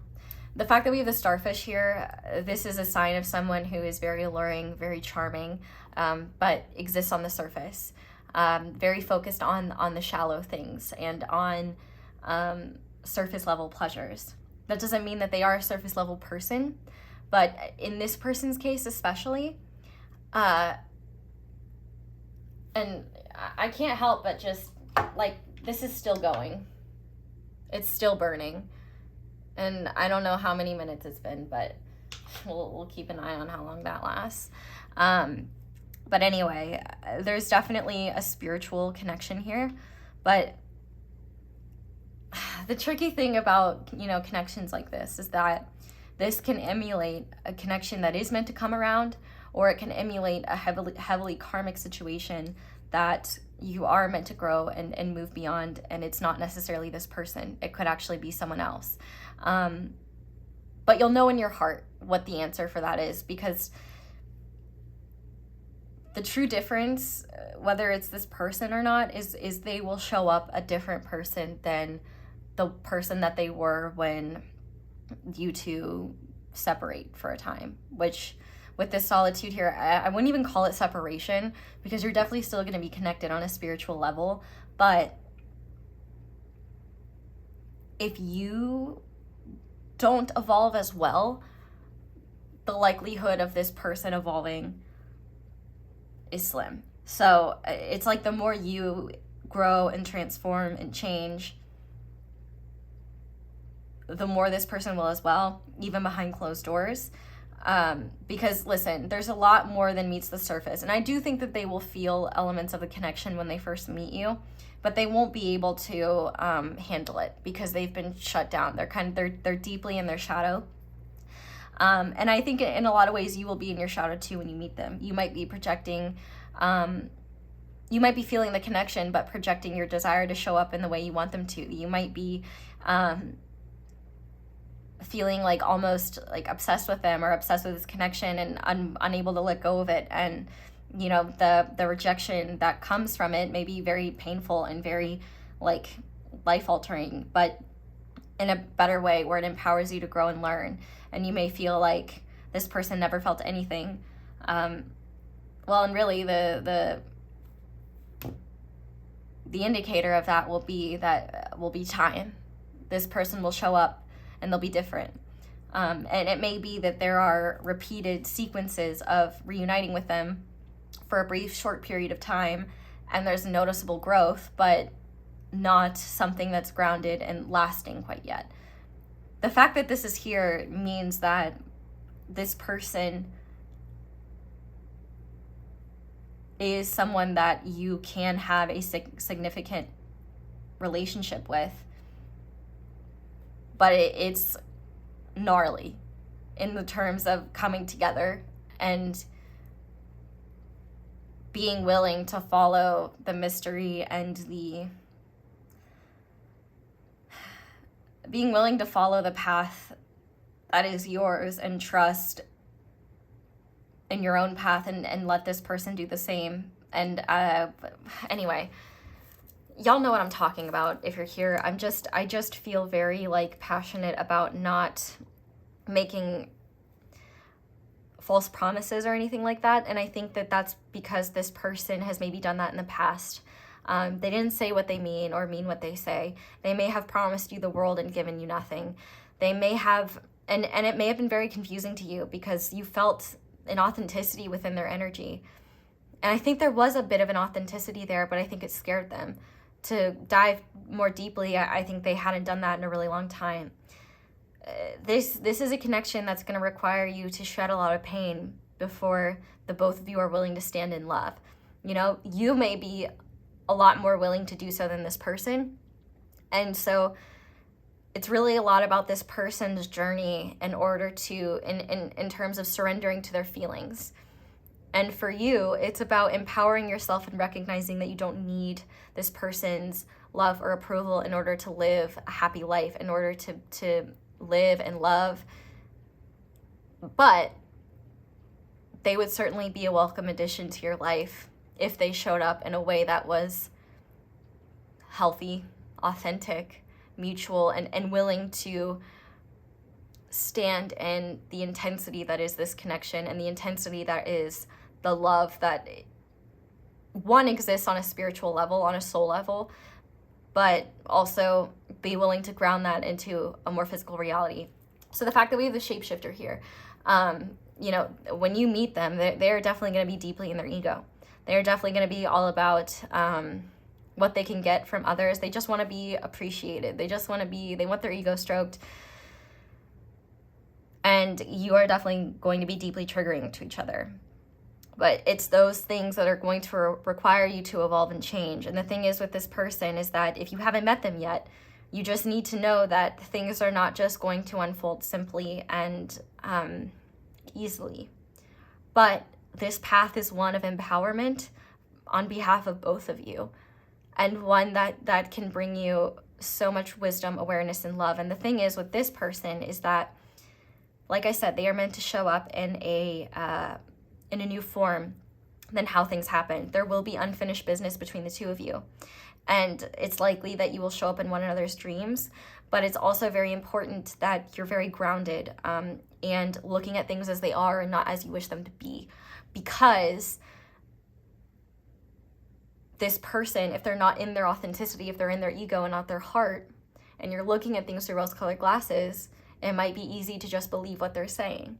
But when you're in your heart, you're able to discern, okay, no, they're saying this from a place of ego, or no, they're saying this from a place of truth. And here's essentially what I think is going to happen is this person is going to resurface in your life probably when you least expect it, or come into your life when you least expect it. And the timing of how this happens is going to be different for all of you. I would not be shocked if this person is a bit of the life of the party. They may play music in some sort of way. and they will likely run and deny this, their feelings for you for quite a long time, because it requires them to be authentic in a way that they're not being. It will require them to quite literally deconstruct the parts of themselves that they've been unwilling to look at, to grow, to be vulnerable, to feel emotions again. And that process is painful. But in terms of signs that we have, Scorpio and Leo are big, because we have those. They could be a Scorpio, they could have a Scorpio Mercury or a Leo moon specifically. With South Node and Neptune, I definitely just think that there will be deception, there will be illusions, and there will be confusion and uncertainty. Like I said, when I like that smoke is still going. And so there will be a lot of uncertainty, and it will require a lot of growth and evolution on both of your parts in order to come together in a very authentic way, but the potential is there. And so essentially, I feel like the most important thing you need to know is that you do not need to, the more you focus on yourself, the more you focus on your own growth and evolution, the better place you'll be in. Because I do feel like this person is going to come back in a way that is surprising. And I think this extremism really kind of exemplifies it. This is someone that's going to come back into your life, because whether you've met them yet or not, it's not going to be smooth sailing to coming together. And maybe this will be, but there will be a very complicated past that they tell you about. There's a lot of like psychic energy here, where when you're together, you may not know where your energy ends and theirs begins. And it may be hard to feel like you can trust the energy that's there, and same on their end, because what you might be feeling like especially in the beginning, like if you're feeling that deep intense energy, you might be feeling like they're 100% feeling it too. But if they're in their ego, they're going to be thinking, oh, well, pile 4 is also just playing games with me, or pile 4 is also just in this for fun, or in this for whatever, you know what I mean? So you're both going to be projecting onto one another whatever you're thinking and feeling. And that's why it's going to be important to grow and evolve. But I'm going to stop trying to explain things so hard and just say that I think that this person is going to come back with an intensity when they realize that they, 1, can't outrun this connection, and 2, there is a deep love there that they've been denying for a long time, and they haven't been fair to you. With this solitude here, I think they're going to spend a lot of necessary time on their own, reflecting and realizing, coming to terms with the fact that they have not been in their integrity. And the thing is with this shapeshifter card is that if they're not coming from a place of integrity, I can't tell you what to do, but you'll know that they're for real when they come from a place of authenticity, integrity, and truth. And that's what they're meant to come to. And that's why you were, I think, brought together in the first place. There's these spiritual connections. They don't happen on a normal timeline. And, you know, whatever this connection is ultimately up to the both of you. But there is a lot of growth and healing and evolution. And this person is going to realize that they're stuck on you in a way that they can't escape from with this free yourself in reverse. And what they're going to realize is, I think there might actually be some resentment towards you for a long time, or a little bit of time, because you're causing them to feel everything that they've been running from. You're causing them to face the parts of themselves they wish didn't exist. You're reminding them that there's so much more to life than what's on the surface, because they have the capabilities of diving very deep, and you know that and they know that, but they don't want to go that route anymore. Anyone who has a big ego in the first place is because they're protecting a big heart. And these connections are not for everyone. And there are many people that may have a connection like this that literally just outright choose something else. Like I said, if you're like, I don't know, pick another pile. There's no problem in doing that. But this person will not be able to let go of this connection. You know, it even says in the guidebook, like, let me just read it, because I couldn't remember the lyrics anyway. The number 22 could be significant. The number 15 could be significant. 8 and 5 seem to be significant. So August, May could be significant. But let's just look at it. Yeah, so when the moon hits your eye like a big pizza pie, that's an amore. Any way you slice it, you're hooked, you're besotted, you're smitten, you're completely obsessed, you're in it deep with all the toppings. Whatever it is you're fixated on has all your attention. It's stuck to you like gooey cheese and you deserve it. So I think essentially what's going to happen is you're going to transmute a lot of this energy and it's going to transfer to them. It's going to kind of force them to awaken to the realities of this connection. But the timing and how this unfolds is a mystery, and it's different for each and every one of you. And I also think that there's going to be a real awakening where they realize, where they, one, have to grieve the behavior that the ways that they may have treated you in the past, which, like I said, one, you don't have to accept this person, but you do have the potential to be you can be in a significant relationship with them. Otherwise, they wouldn't be here. But I'm not talking about people that are abusive. No. People that are abusive, that's not love. And I think that this person is going to have to really grow and evolve the same way you will in order to be able to handle the intensity of this energy. I feel like there are going to be extreme highs and lows that you're going to experience with this person before you ever come together. And I think that this person is going to be the energy that you transmute. What I just described in that slice card, you're going to experience first, and you're likely going to experience in the beginning, or did experience in the beginning. And then you're going to transmute a lot of that. And what that energy is doing is it's forcing you to look within and look at yourself, right? And so the more you do that, the less intense this is going to feel. Doesn't mean that you won't feel anything, but the biggest thing you'll know is through time. If the love is still there, even despite everything, I think that's a significant sign that it might be this person. But like I said,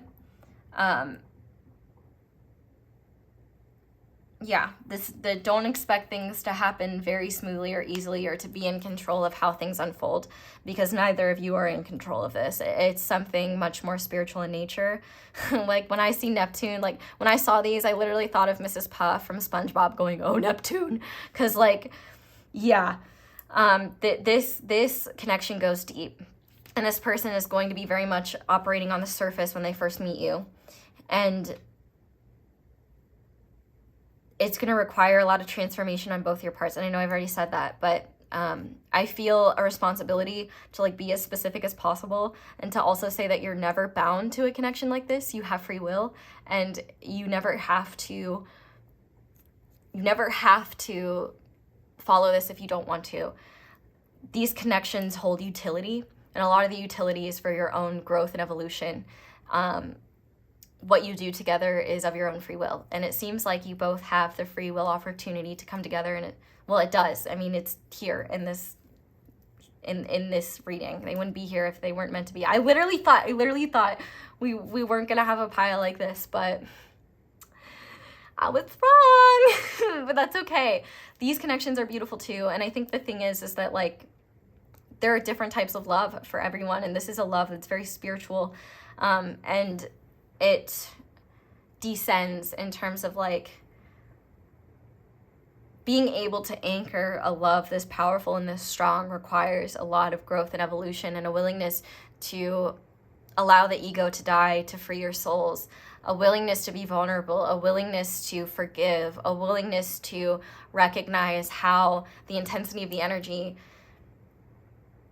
can be a catalyst for growth and change, but also it's tough. This is not easy. Like I said, this is not for the weak.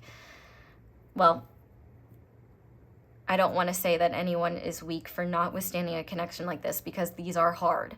But like I said, this is someone who's going to come back after a full transformation. And I'm actually hearing Don't Start Now by Dua Lipa. I almost feel like you're going to do a 180 where you're like literally just in your own energy, like in your own divinity, and that is going to be the switch that flips, and this person is no longer going to be able to deny their feelings, because they're going to be running from them for quite a while. And also, I feel like too, the energy that exists there, they're going to be aware of it on a deep level, but they're not going to acknowledge it. And that's the thing, when you suppress something, you're not consciously aware that you're suppressing it. And so this is definitely going to be someone who appreciates you from afar for a long time. They may feel like they're not worthy of you. They may be riddled with guilt and shame for how they treated you. And I do feel like they're going to come towards you with a passion that is a bit like, whoa, where is this coming from? The biggest thing you need to know is that don't take anything in this connection at face value. There's so much more than what's on the surface, and that's something that you both are going to learn. This is also the type of connection where it's really hard for other people to understand. It's really hard to experience the highs and lows, and there's a lot of egoic advice out there around love, and none of that will serve you. This is a connection that's all about unconditional love, and you cannot have that with another person if you do not have that towards yourself. You cannot be in a connection like this if you are not willing to grow and evolve, if you are not willing to look at your shortcomings, if you are not willing to see everything that you don't like about this person and how it's within you in some capacity. You're both mirrors to one another. And the hard thing is that there's a lot of mystery. There's no sense of, okay, it's this, and then it's this, and then it's this. There's another SpongeBob thing. It actually reminds me of this. It's like, we're not talking about this. We're not talking about this. We're talking about this. And, you know, when they're making the shapes with their fingers. So SpongeBob could be significant. I was even thinking of, like, Patrick, for example. Like, this person might play dumb. They might act like they don't know, that they're not aware of the connection and things like that. It's really going to... There's a lot of humble pie that is going to be served to the both of you throughout this process, but it's in your highest good. And also know that, like I said, you never have to stay in this, but, you know, in talking about this person, who this person is and their attributes could be very different for each of you. The energy, though, is distinct, and, you know, it's not shocking to me that it's here, but, you know, just know you never have to, you're never bound to this, you're never bound to this person, but you picked pile 4 and you're still here for a reason. So let's go ahead and I'm going to use these cards to get more details about them. Not all of these have to resonate. I'm going to pull quite a few because this is a pile where I have to do a lot of explaining and disclaimers, because the last thing I ever want anyone to do is feel misled or feel like I'm giving you false hope or anything like that. I am listen, the truth is love, and I'm always going to tell you the truth. And this, like I said, this is not easy, and it's also not something that you're bound to, but I would be lying if I said that this connection is impossible, or that it's hopeless, or that the only answer here is to detach and move on forever. But you can, that's an option. But these spiritual connections exist and are real, and anyone who hasn't been in one can never understand it, and they're not easy. But they like I said, they hold utility. It's not about some fairy tale that is just, well, let's just say that a lot of romantic distortions could be projected on it. But it's a connection that is utilitarian in nature. It is meant to give you both the most growth in the most powerful way possible. It's like a powerful mirror that shows you everything about yourself that is holding you back from being the most free, loving, and a divine highest version of yourself that you can possibly be. And that's the thing, is that you both are meant to do that. And if and one of you can, or both of you can run, and some of you can like I said, different energies in the other piles if you don't want to stick around. But you guys are like, we're already here, we know what you're going to talk about. I just, like I said, every choice that you make is your own, and I'll never tell you what to do, and the universe will never force you into anything you don't want to be in.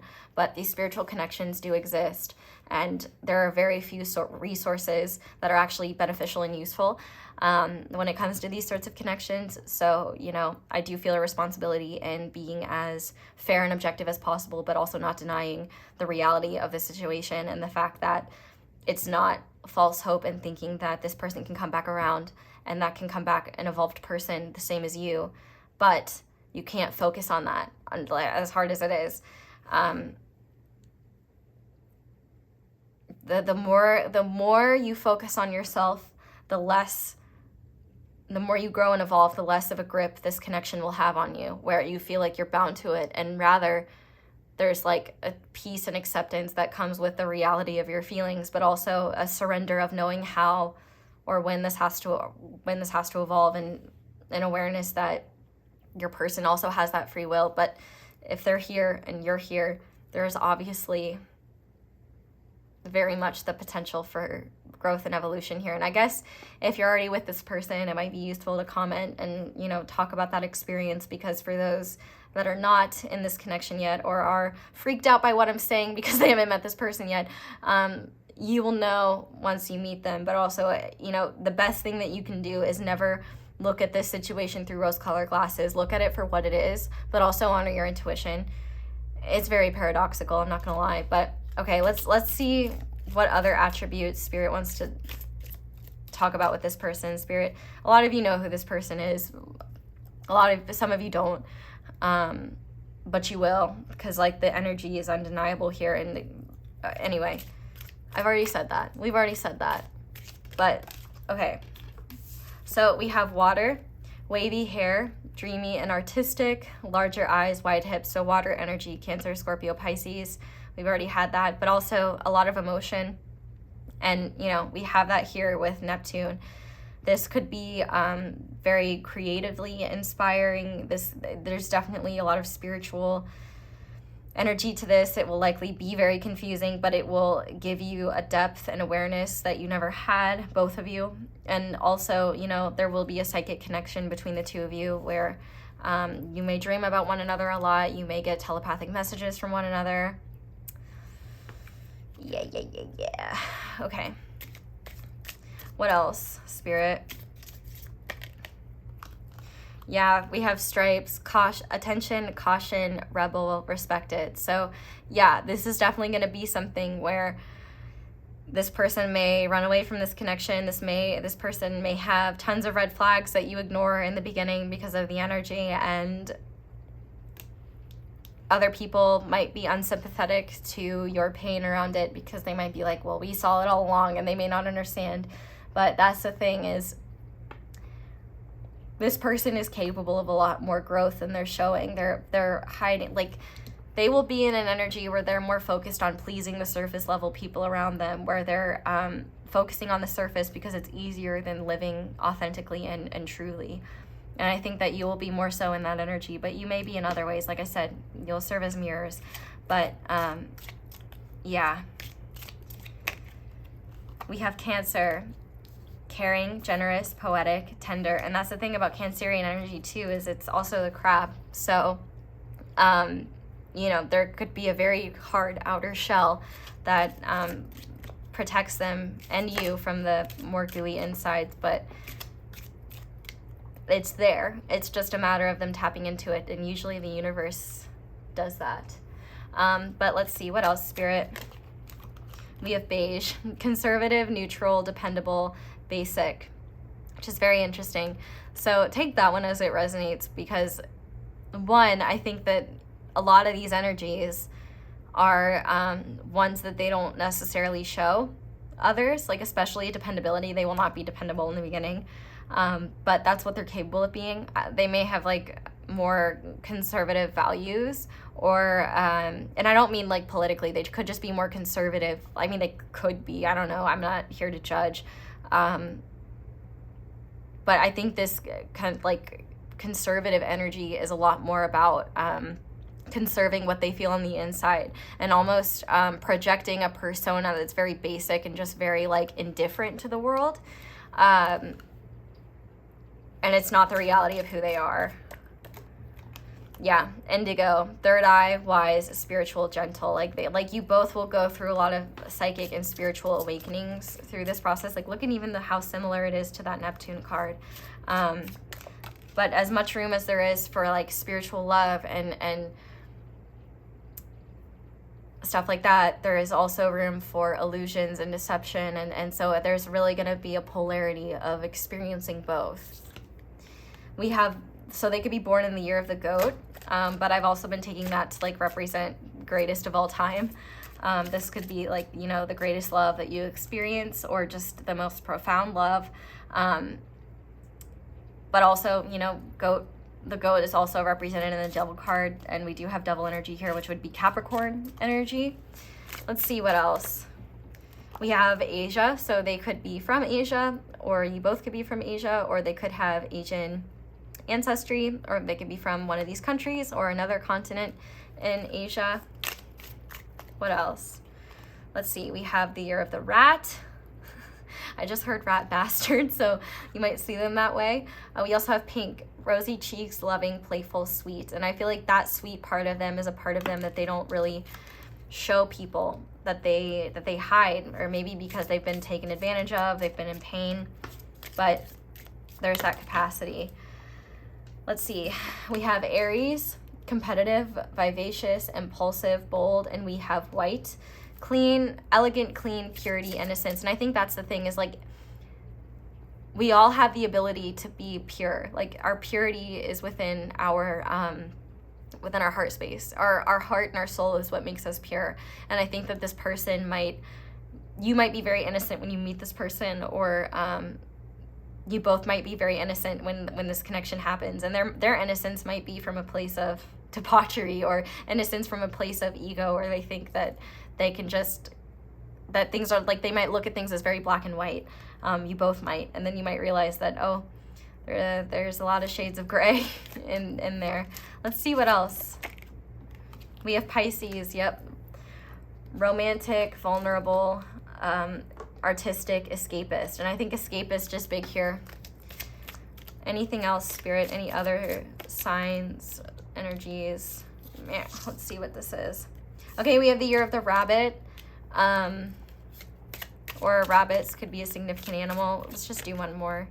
Okay, we have the year of the rooster, and let's just see what's on the back of the deck. Okay, we have violet, crown, royalty, compassionate, sensitive. So yeah, I definitely think there's a lot of spiritual aspects to this connection, and you both are definitely going to awaken spiritually. I just cut the deck, and we have Gemini, so witty, entertaining, persuasive, versatile. They could have Gemini placements or Gemini energy. They could be a Gemini South Node, or any of these signs in the South Node. And also, they could, well, Gemini is the sign in the Lovers, so there you go. Okay, well, let's get into the tarot now, because I spent enough time over explaining. Oh my god, yeah, 40 minutes. Well, you know, this is why I take so much time to do these readings in the first place. It's because I want to be able to dedicate all my time and energy to each and every one of you, and give these piles the care and attention they deserve. But with that being said, while I'm shuffling, I do want to say there will be an extended to this reading, and it is going to be, I'm sure, very interesting, because this reading is already very interesting. But we're essentially going to do the same spread that we started out with, and we're going to see you through this person's eyes and see how they see you, what they find attractive about you. We're also going to look at how/when you'll come into union with this person, or if you're already with this person, how/when the next significant milestone will occur. We're going to look at like what they tell their friends and family about you, what about you makes their heart skip a beat, what is unique and special about you that makes you stand out from others. Sorry, I'm burping. We're also going to be doing energy healing and a lot of other fun stuff. They've been very long and very juicy, so, and I keep them cheap because I want them to be accessible. So if you're interested, that will be there. But also, I'm just grateful you're here, and I'm grateful to read for you, and I'm grateful for your patience with me as I explain this with care, because these are kind of hard to put into words. And yeah, those of you that know, and I just imagine those of you who don't know who this person is yet might be a little bit scared. But what I would say is you don't need to be afraid, but, you know, be prepared. Don't believe that things are going to unfold very linearly. Okay, so we're going to start out by looking at what your dynamic will be like. Obviously, there are nuances to every dynamic, but this is going to be the overall dynamic. And I'm just going to take a little sip of my drink before I do that. So, Spirit, what will pile 4 and their person's overall dynamic be like once they are in this relationship? Wow, okay, yeah, we have the 10 of Swords. And I want to clarify that, actually. What comes after this 10 of Swords? The 2 of Pentacles. This is really interesting. This kind of mirrors another pile, so I'll be interested to know if you're... The other piles are different, but this card came out in another pile as well. But the main dynamic here will be one where there is before you are together and once you are together. This dynamic is incredibly unique, and especially with the 10 of Swords here, there's going to be a lot of release from the past and also healing from the past. With the 10 of Swords here, this dynamic is going to be a lot about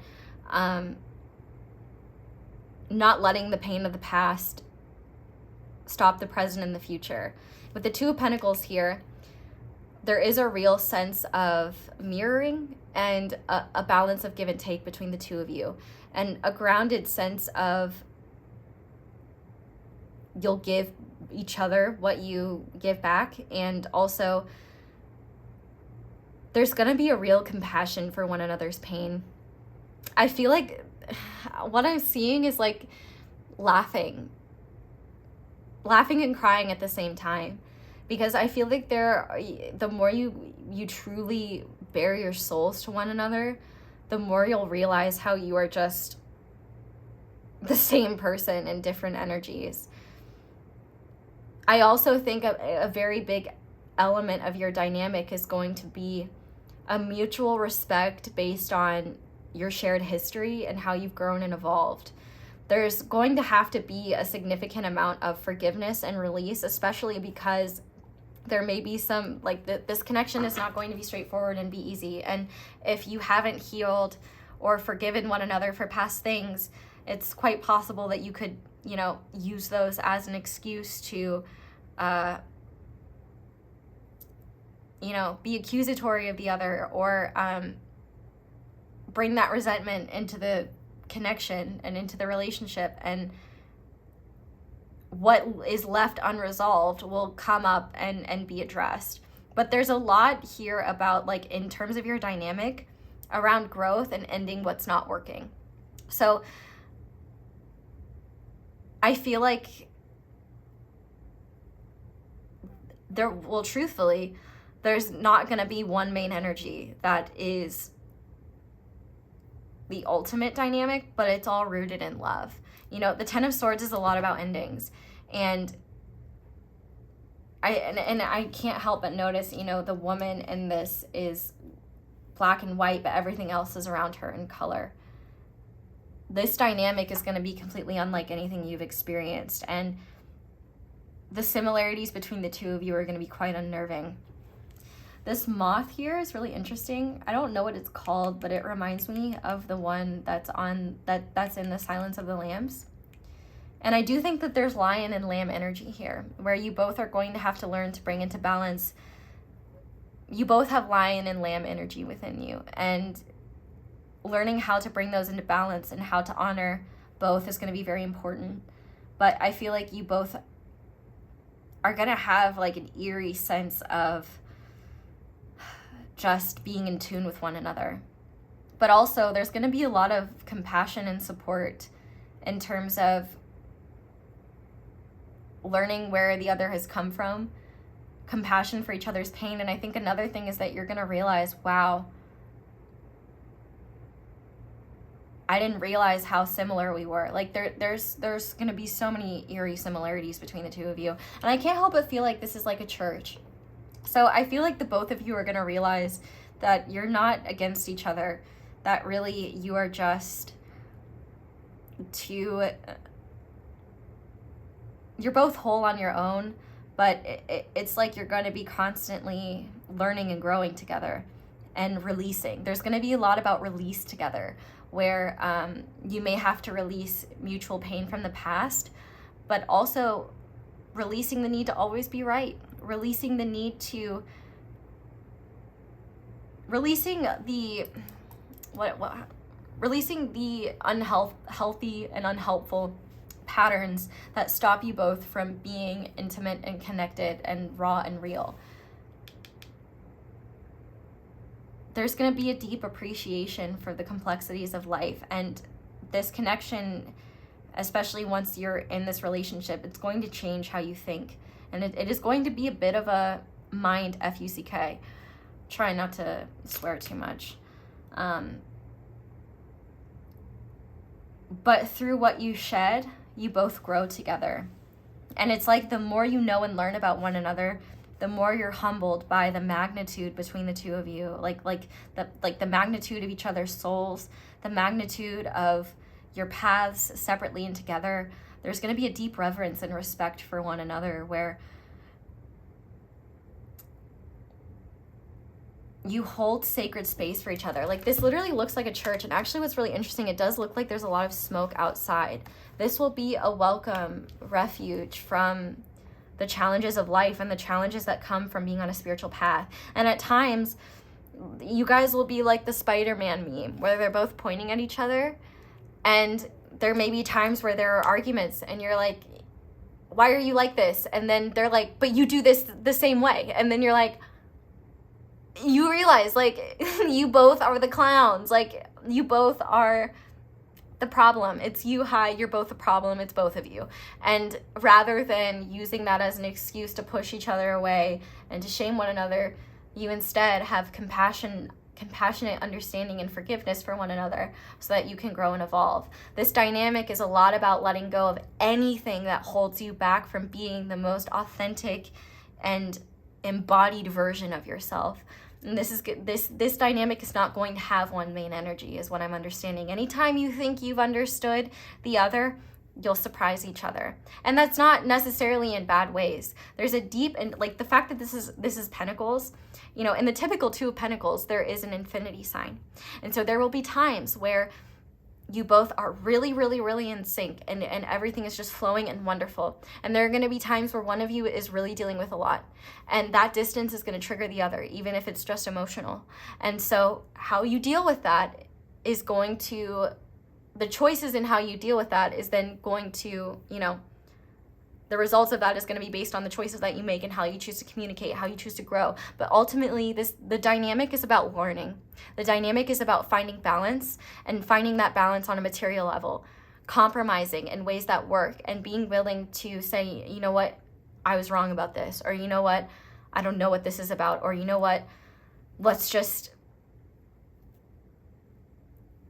find what is going to work for the both of us. It's going to take, your dynamic is going to be a lot about working together mutually, and working with the mirroring in a way where you're not accusing one another or blaming or shaming one another, but you're working together. Because let's be real, you're not just going to come together and the problems are going to cease to exist.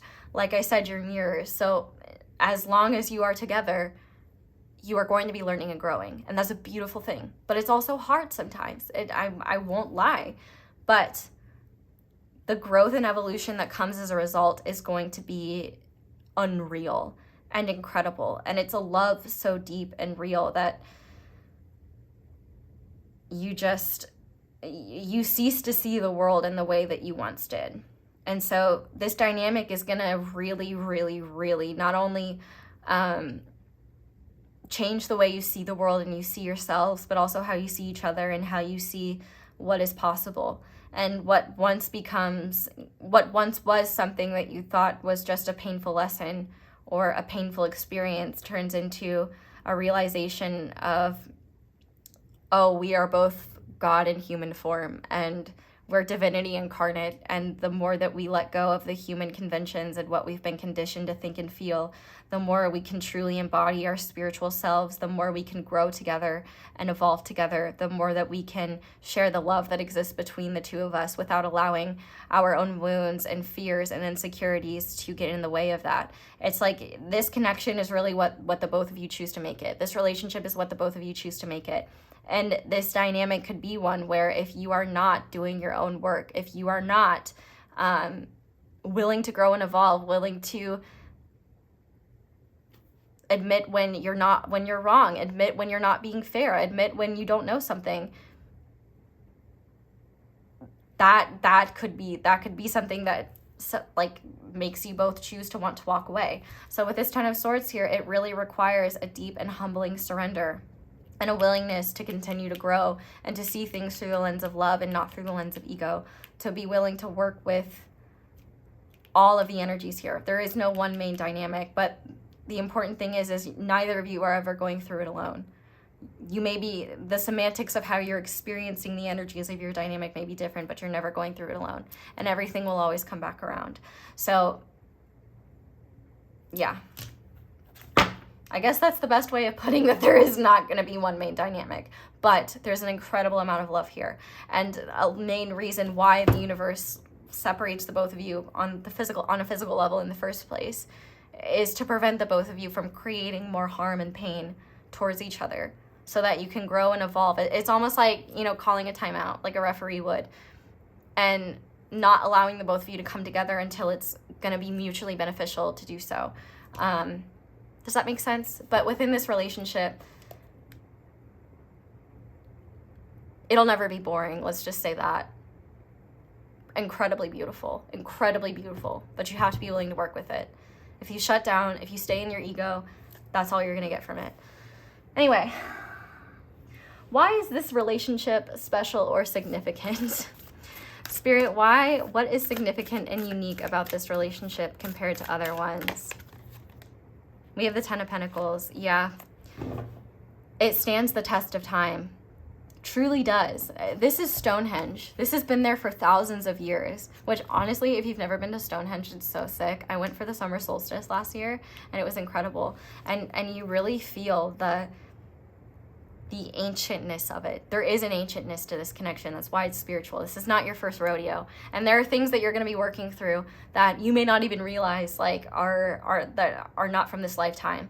But what's unique about this connection is it's rooted in something stronger than anything in this physical realm. The Ten of Pentacles is a lot about physicality, but this connection is like ancient, and it's something that is intangible, but it's able to make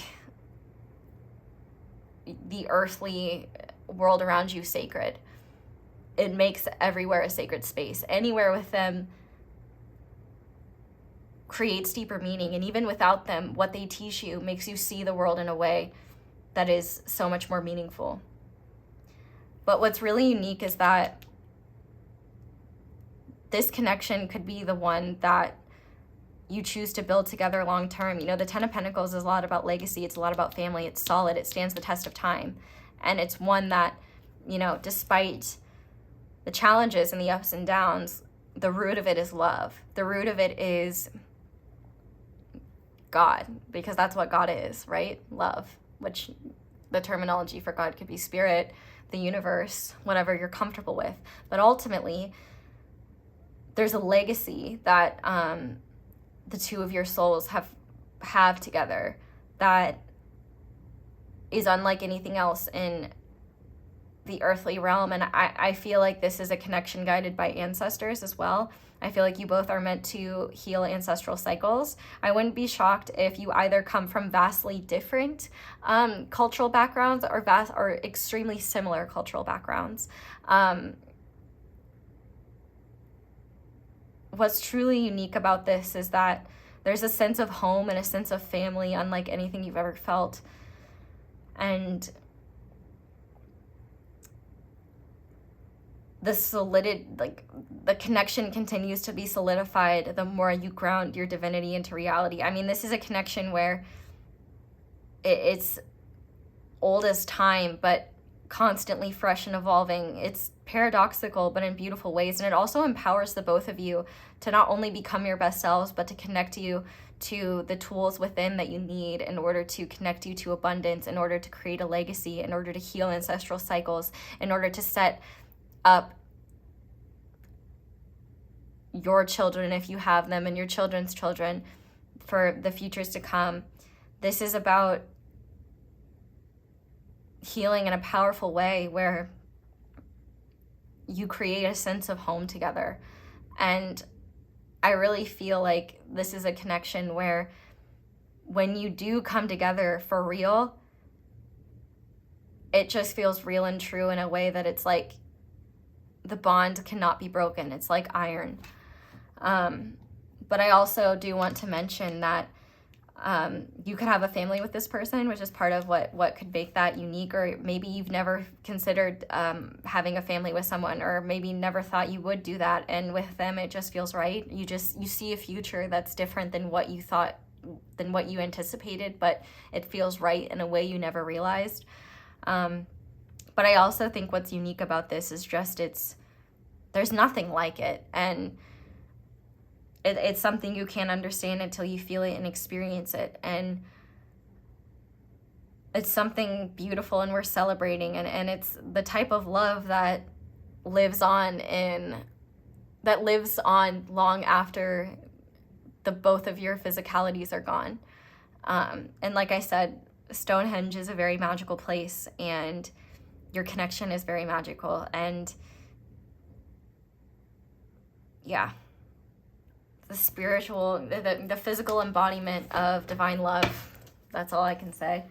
Okay, let's see if there are any blockages to be aware of. So if you're not with this person yet, these would be blockages to coming together. And if you are with this person, then this would be blockages to being more intimately connected. So any blockages to be aware of, Spirit? We have the Page of Swords. So the Page of Swords is the youngest of the mental court cards. So pettiness, immaturity, quick to assume, quick to think, quick to run your mouth, quick to see things as you want to see them and not as they may be. The Page of Swords is all about, there's a lot of immaturity, but also there is a willingness to learn. So one major blockage here is if you're unwilling to see how whatever you're being shown applies to yourself. That is something. If you are giving into ego, if you're giving into pettiness, if you're giving into the desire to inflict the pain that they may have inflicted on you, those are going to be blockages. The less you are willing to grow and learn, the more you're going to be blocked from seeing the wisdom that is within this connection. And the interesting thing is that there's a lot of earth and air energy here. And I think that's because, earth and air energy are a polarity on earth specifically that you can grow and learn from. And I think that in this case, the biggest blockage would be succumbing to, like I said, pettiness and ego, and allowing yourself to write things off, or allowing yourself to see things as how you want to see them rather than what you can learn from them. There's just a willingness to, as long as you're willing to grow and learn and be open-minded about what is being shown, and also to recognize that this connection is not going to be manipulated or controlled by either of you. You're not going to be able to do that. There needs to be a willingness to surrender and to recognize that you don't know everything. And this connection will remind you that you know less even than you think you do. And even within me, talking about this, it takes a long time to talk about a connection like this because it's so damn complex. And the more you try to simplify it, the less credit you're giving it. So I really do think that it's really important to not give in to those petty urges, those egoic urges, to not think you know everything, or think you know everything about this connection, or think you know what that person, what this person is thinking or feeling, because there's a lot of growth that will come for this. And the more you resist that growth, the more you resist what your heart is trying to tell you, what your soul is trying to tell you, and listen to the many egoic beliefs around love, or the many unhelpful things that our ego does to try to protect us, that those can be blockages. But yeah, does that make sense? I'm also hearing too that this doesn't necessarily have to be from within. It could also be externally. Like, obviously there's a lot of manosphere and femcel content out there that's just very, that's deeply rooted in you know, the people sharing that pain. But I think the irony is that a lot of the people sharing that guidance, one, is coming from a place of ego and not love. How are you going to give guidance on love when you're not even coming from that place? And also, a lot of those people aren't even in relationships, so they don't necessarily know what they're talking about. And I will never claim to know what I'm talking about, but I do know that all I know is that I am just, it's my job to give you the messages that that are coming through me, not from me, that are much more intelligent than I am. And the biggest blockage is when you think you know everything, when you think you've got everything figured out, because that's when you're going to miss out on valuable insight. That's when you're going to forget that there's more to learn. It's not, okay, I hope that makes sense. Okay, so let's see something that you're meant to learn together, besides everything. What is something that these two are meant to learn together within this relationship, Spirit? Okay, yeah, we have the King of Pentacles. This is really beautiful. So this is a lot about growing into your most empowered selves. Not only becoming reliable to one another, but becoming reliable to yourselves. The King of Pentacles is loyal and committed and generous and abundant. I think the both of you are meant to learn a lot about the earth in general, and about material abundance, about being connected to infinite abundance, about gaining abundance through spiritual awareness and growth. I think that there's a lot here about evolving into the best versions of yourselves, but grounding that into reality. I also think that just earthly, like, you're meant to learn a lot through like earthly relationships and developing that relationship with yourself, like learning to be this like inward King of Pentacles. I definitely think you both are meant to grow and evolve a lot, and also meant to reap a significant amount of abundance on your own and together. And this doesn't just necessarily have to be monetarily, but I do think there's a lot of maturation. There's a lot of willingness to not understand, willingness to be generous of spirit and of heart and of the material. I really feel like I want to read the King of Pentacles, because I feel like I'm not doing him justice. But I do think, you know, earth energy is feminine, and the king is obviously a masculine energy, but it's also the most evolved version of earth energy. So I feel like you're both here to learn a lot of earthly lessons together. But let's just see what this says.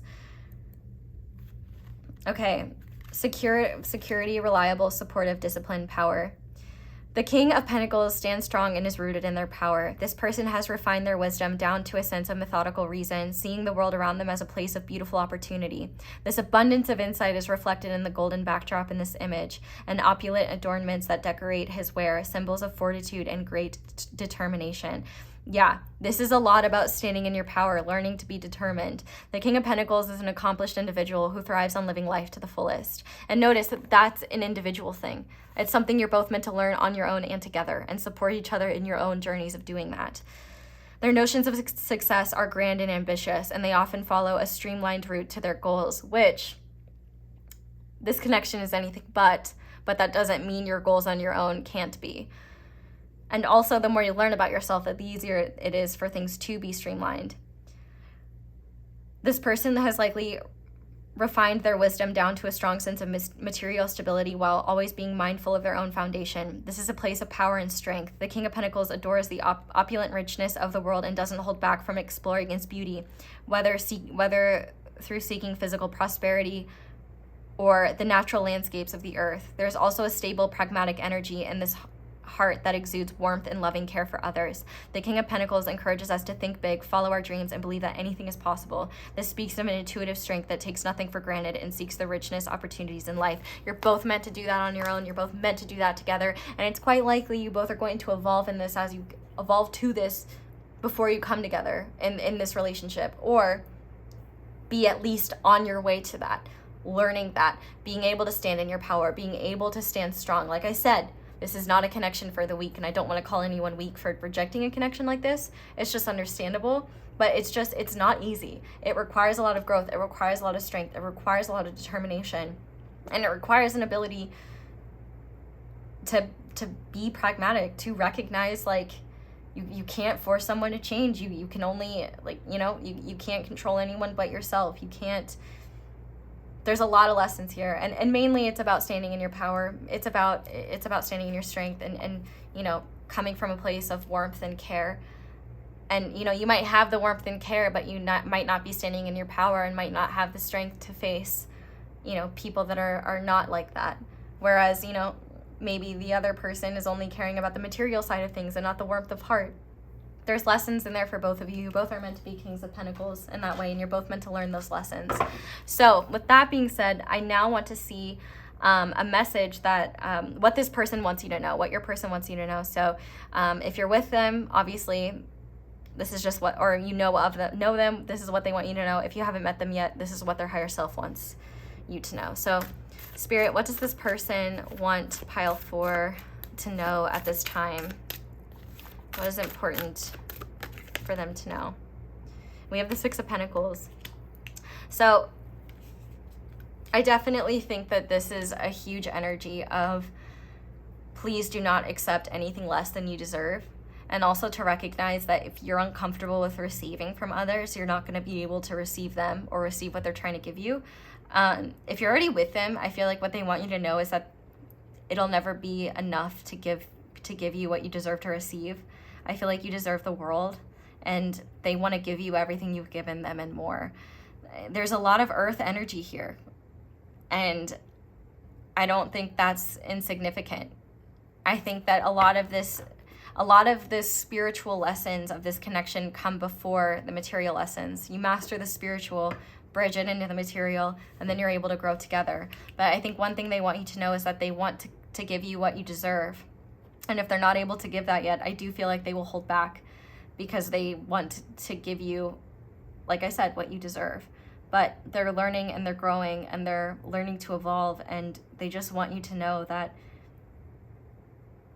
you deserve to receive more than you think you do. And if you're uncomfortable with the energy of receiving, then you're missing out on so much of life. You deserve to be in a relationship where there's balanced give and take. And the both of you will go through that transformation of learning to give and take. And I think right now, this person is in the process of learning how to give more, learning how to receive more than just what they're comfortable with, learning to receive truth, learning to go within, learning to recognize where they may be disempowering themselves. I can't help also but notice, that there's a woman in meditation here. So I do think like whatever messages you get about this connection within meditation or within your dreams hold significance. But I also think that there's a lot here about just remembering the nature of abundance and the nature of love. You can never lose anything by giving more love. Love just adds. And an important element of love is being sure you're extending that love to yourself. And I feel like there's a lot of love here. And I feel like what this person wants you to know is that they want to give you what you deserve, and they want balance here. And if they're unbalanced within themselves, or they're, from a place of distortion, they're going to be on an energetic level blocked from coming towards you until that that is figured out. But I also think that, you know, this is just a lot about recognizing what you deserve and what you deserve to receive, and not settling for anything less. And I think that this is also a higher self message from them, that they're capable of a lot more than you think, and you're capable of a lot more than you think. The more that you give of yourself to the things you care about, to the things that are in your heart, and the more you give that without expectation, but just from a place of love, like that is how you understand like that unconditional love that the universe has for you. You know, these types of connections are a microcosmic example of the love the universe has for its creation, the unity of matter and spirit. And this connection is very unique and very rare, because the love that exists is so deep and significant. And a lot of the lessons are about learning how to be able to ground this in a way that's actually sustainable, that's long lasting, and that is able to match the ambitious and powerful goals that you both have. And the universe is always conspiring in terms of your highest good. And as I cut the deck, we have the Wheel of Fortune. So that makes a lot of sense. Definitely trust the timing of things. Trust, I don't want to say that there's a fated quality to this, but all of this happens in divine timing. And it's important to remember that divine timing is not just a date on the calendar. It's created every day by our thoughts and our actions. And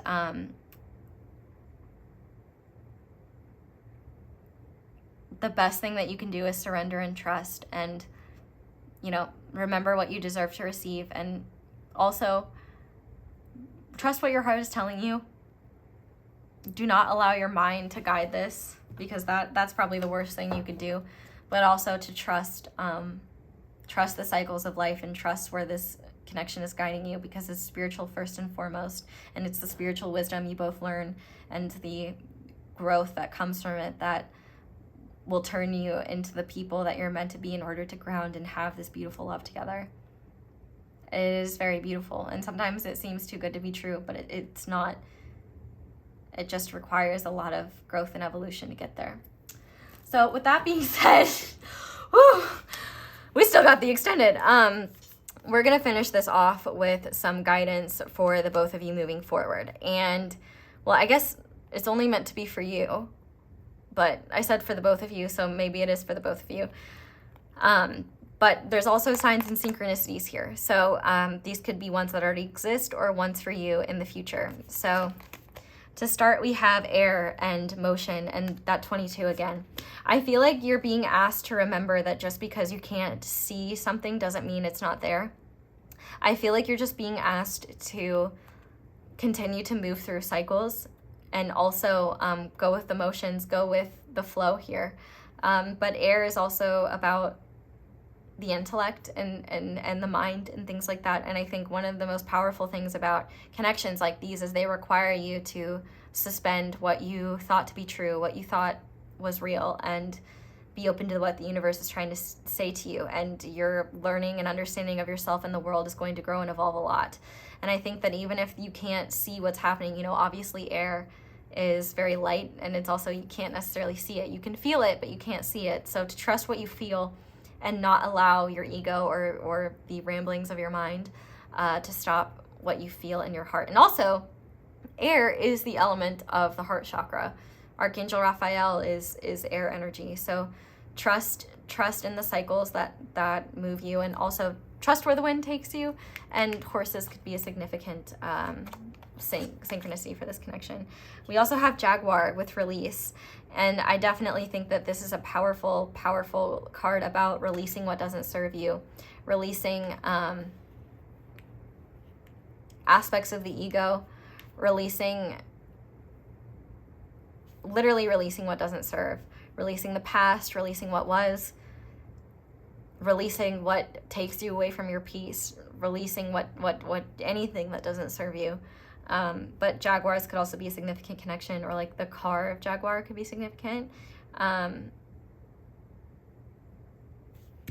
Yeah, I also just think that like releasing the need to know how things are going to unfold, releasing the certainty and how things will happen and when things will happen, That's big. Surrendering and being open. That is what is going to help you the most. But you guys got 2 of these actually, so let's see what they are. Yeah, go with the flow. See where it takes you. This is all about going with the flow. And these are jellyfish, so jellyfish could be a significant animal. And we also have set intentions. Plant the seeds and watch them grow. So I definitely think that manifestations from the past that you've had could be taking hold, but I also think you're being called to be very cognizant of what you want to create in your life and what you want to have in your life, and to not let your ego or your fear of uncertainty or your fear of life in general stop you from dreaming big. I really think that you're meant to trust in the seeds that you plant and allow them the time and space to grow. I mean, I'm even called to notice that within this woman, the 6th pentacle is within her heart, and that's where all abundance, that your heart is where you're truly connected to abundance. And the more you trust it and release the need to know and understand, the more things can flow for you. So finally, we have a guide or an unconditionally loving energy of spirit that is watching over this connection, that you can pray to or not, but just know that they are watching over you and loving you unconditionally. We got Merlin, which is so badass. This is alchemy, which is a lot about what this connection is about. Magician and manifestation, which you may want to check out the Magician Candle if you would like to. I'm definitely going to read what this card says, but I do want to mention that there's an owl here. The owl could be significant. There seems to be a dragon on his neck. There's also some sort of like Celtic looking tattoo, so Celtic ancestry could be significant. Moon, stars, constellations seem to be significant as well. I don't know what's under his eye. It looks like kind of like a clover or like a holy trinity of some kind, but I'm gonna see what the book says about it, because there's like specific guidance on love there. It's already long enough, why not? And we still have the extended. Oh my god, I will not apologize. I love spending time with you guys, and some things take time, and I will not simplify them because these things are anything but simple. Merlin is best known as the wizard from the Arthurian myths, but he is not just the stuff of legend. He is a powerful ascended master who can support you on your own magical journey. Merlin is an ancient wise one, which ancientness is a part of this, a master of alchemy and a keeper of ancient and hidden mysteries, which there's a lot about mysteries in this connection. He's connected to pagan and druid spirituality, and as with all wizards and witches, he works with the cycles of the earth, of time, and the planets to assist him in his manifestations and can help you do the same. You have the power to alchemize this situation. Use the tools and skills you have at your disposal to create the outcome you most desire. For love and relationships, there is a time to be a hermit and focus on your own magical path, and a time to get out in the world and connect with others. Make sure you are balancing them both. And I'm going to look at the spirituality one. Work with manifestation and magic through candle spells, potions, chants. If you want a candle, the Magician Candle is the candle of the month. Use code ASO10 for 10% off. Not to plug myself, but to plug myself. Vision boards and writing letters to the universe. Don't forget to always ask that your magical workings be done in alignment with the best and highest good of all. Call on Merlin for assistance with manifestation, making your life magical, connecting with ancient wisdom, seeing truth, symbols, and messages and meanings in the stories and alchemy, which that's literally what this connection is about, and couldn't summarize it better myself. A crystal, Mystic Merlinite might be great. This is a big one. This was a splurge, but Mystic Merlinite is an incredible stone that you may want to look into. But pile four. We still got the extended to go to, where we're gonna be looking at a lot from your person's perspective, and I'm sure it's gonna take time. Y'all wonder why I need so much time to film these? Why I take time? Like, bro, this reading alone took me 2 weeks to film and to have all the energy to do. But it's more than worth it, because connections like these are beautiful and they are worth it. And they do require a suspension of what you believe to be possible in order to make them reality, but they are reality. And a connection like this is incredible. And if it's what you truly want, you can make it happen. You just have to be willing to surrender the how and the when and let the universe do the rest. So Pile 4, that is where I'm going to leave this reading. Thank you guys so much for sticking out with me. Thank you so much for letting my ads play in the background while you do something else, because that is one of the simplest and easiest ways to support me and my channel. If you would like to support me in other ways, definitely check out the extended, because it's not only one of the most useful ways to help me, but there's a lot of good insight and guidance there. Feel free to check out my candles, my social media, my merch, all that jazz. But simple ways you can help me: leave a like, subscribe, comment down below, let me know how it resonates. But yeah, sorry, I'm burping still. That's all I have for you guys. Thank you so much for watching and for letting me do this beautiful reading for you. I hope it was helpful. I hope you all have a wonderful day or night whenever it is that you're watching this, and I hope you will come back and see me again soon. Bye.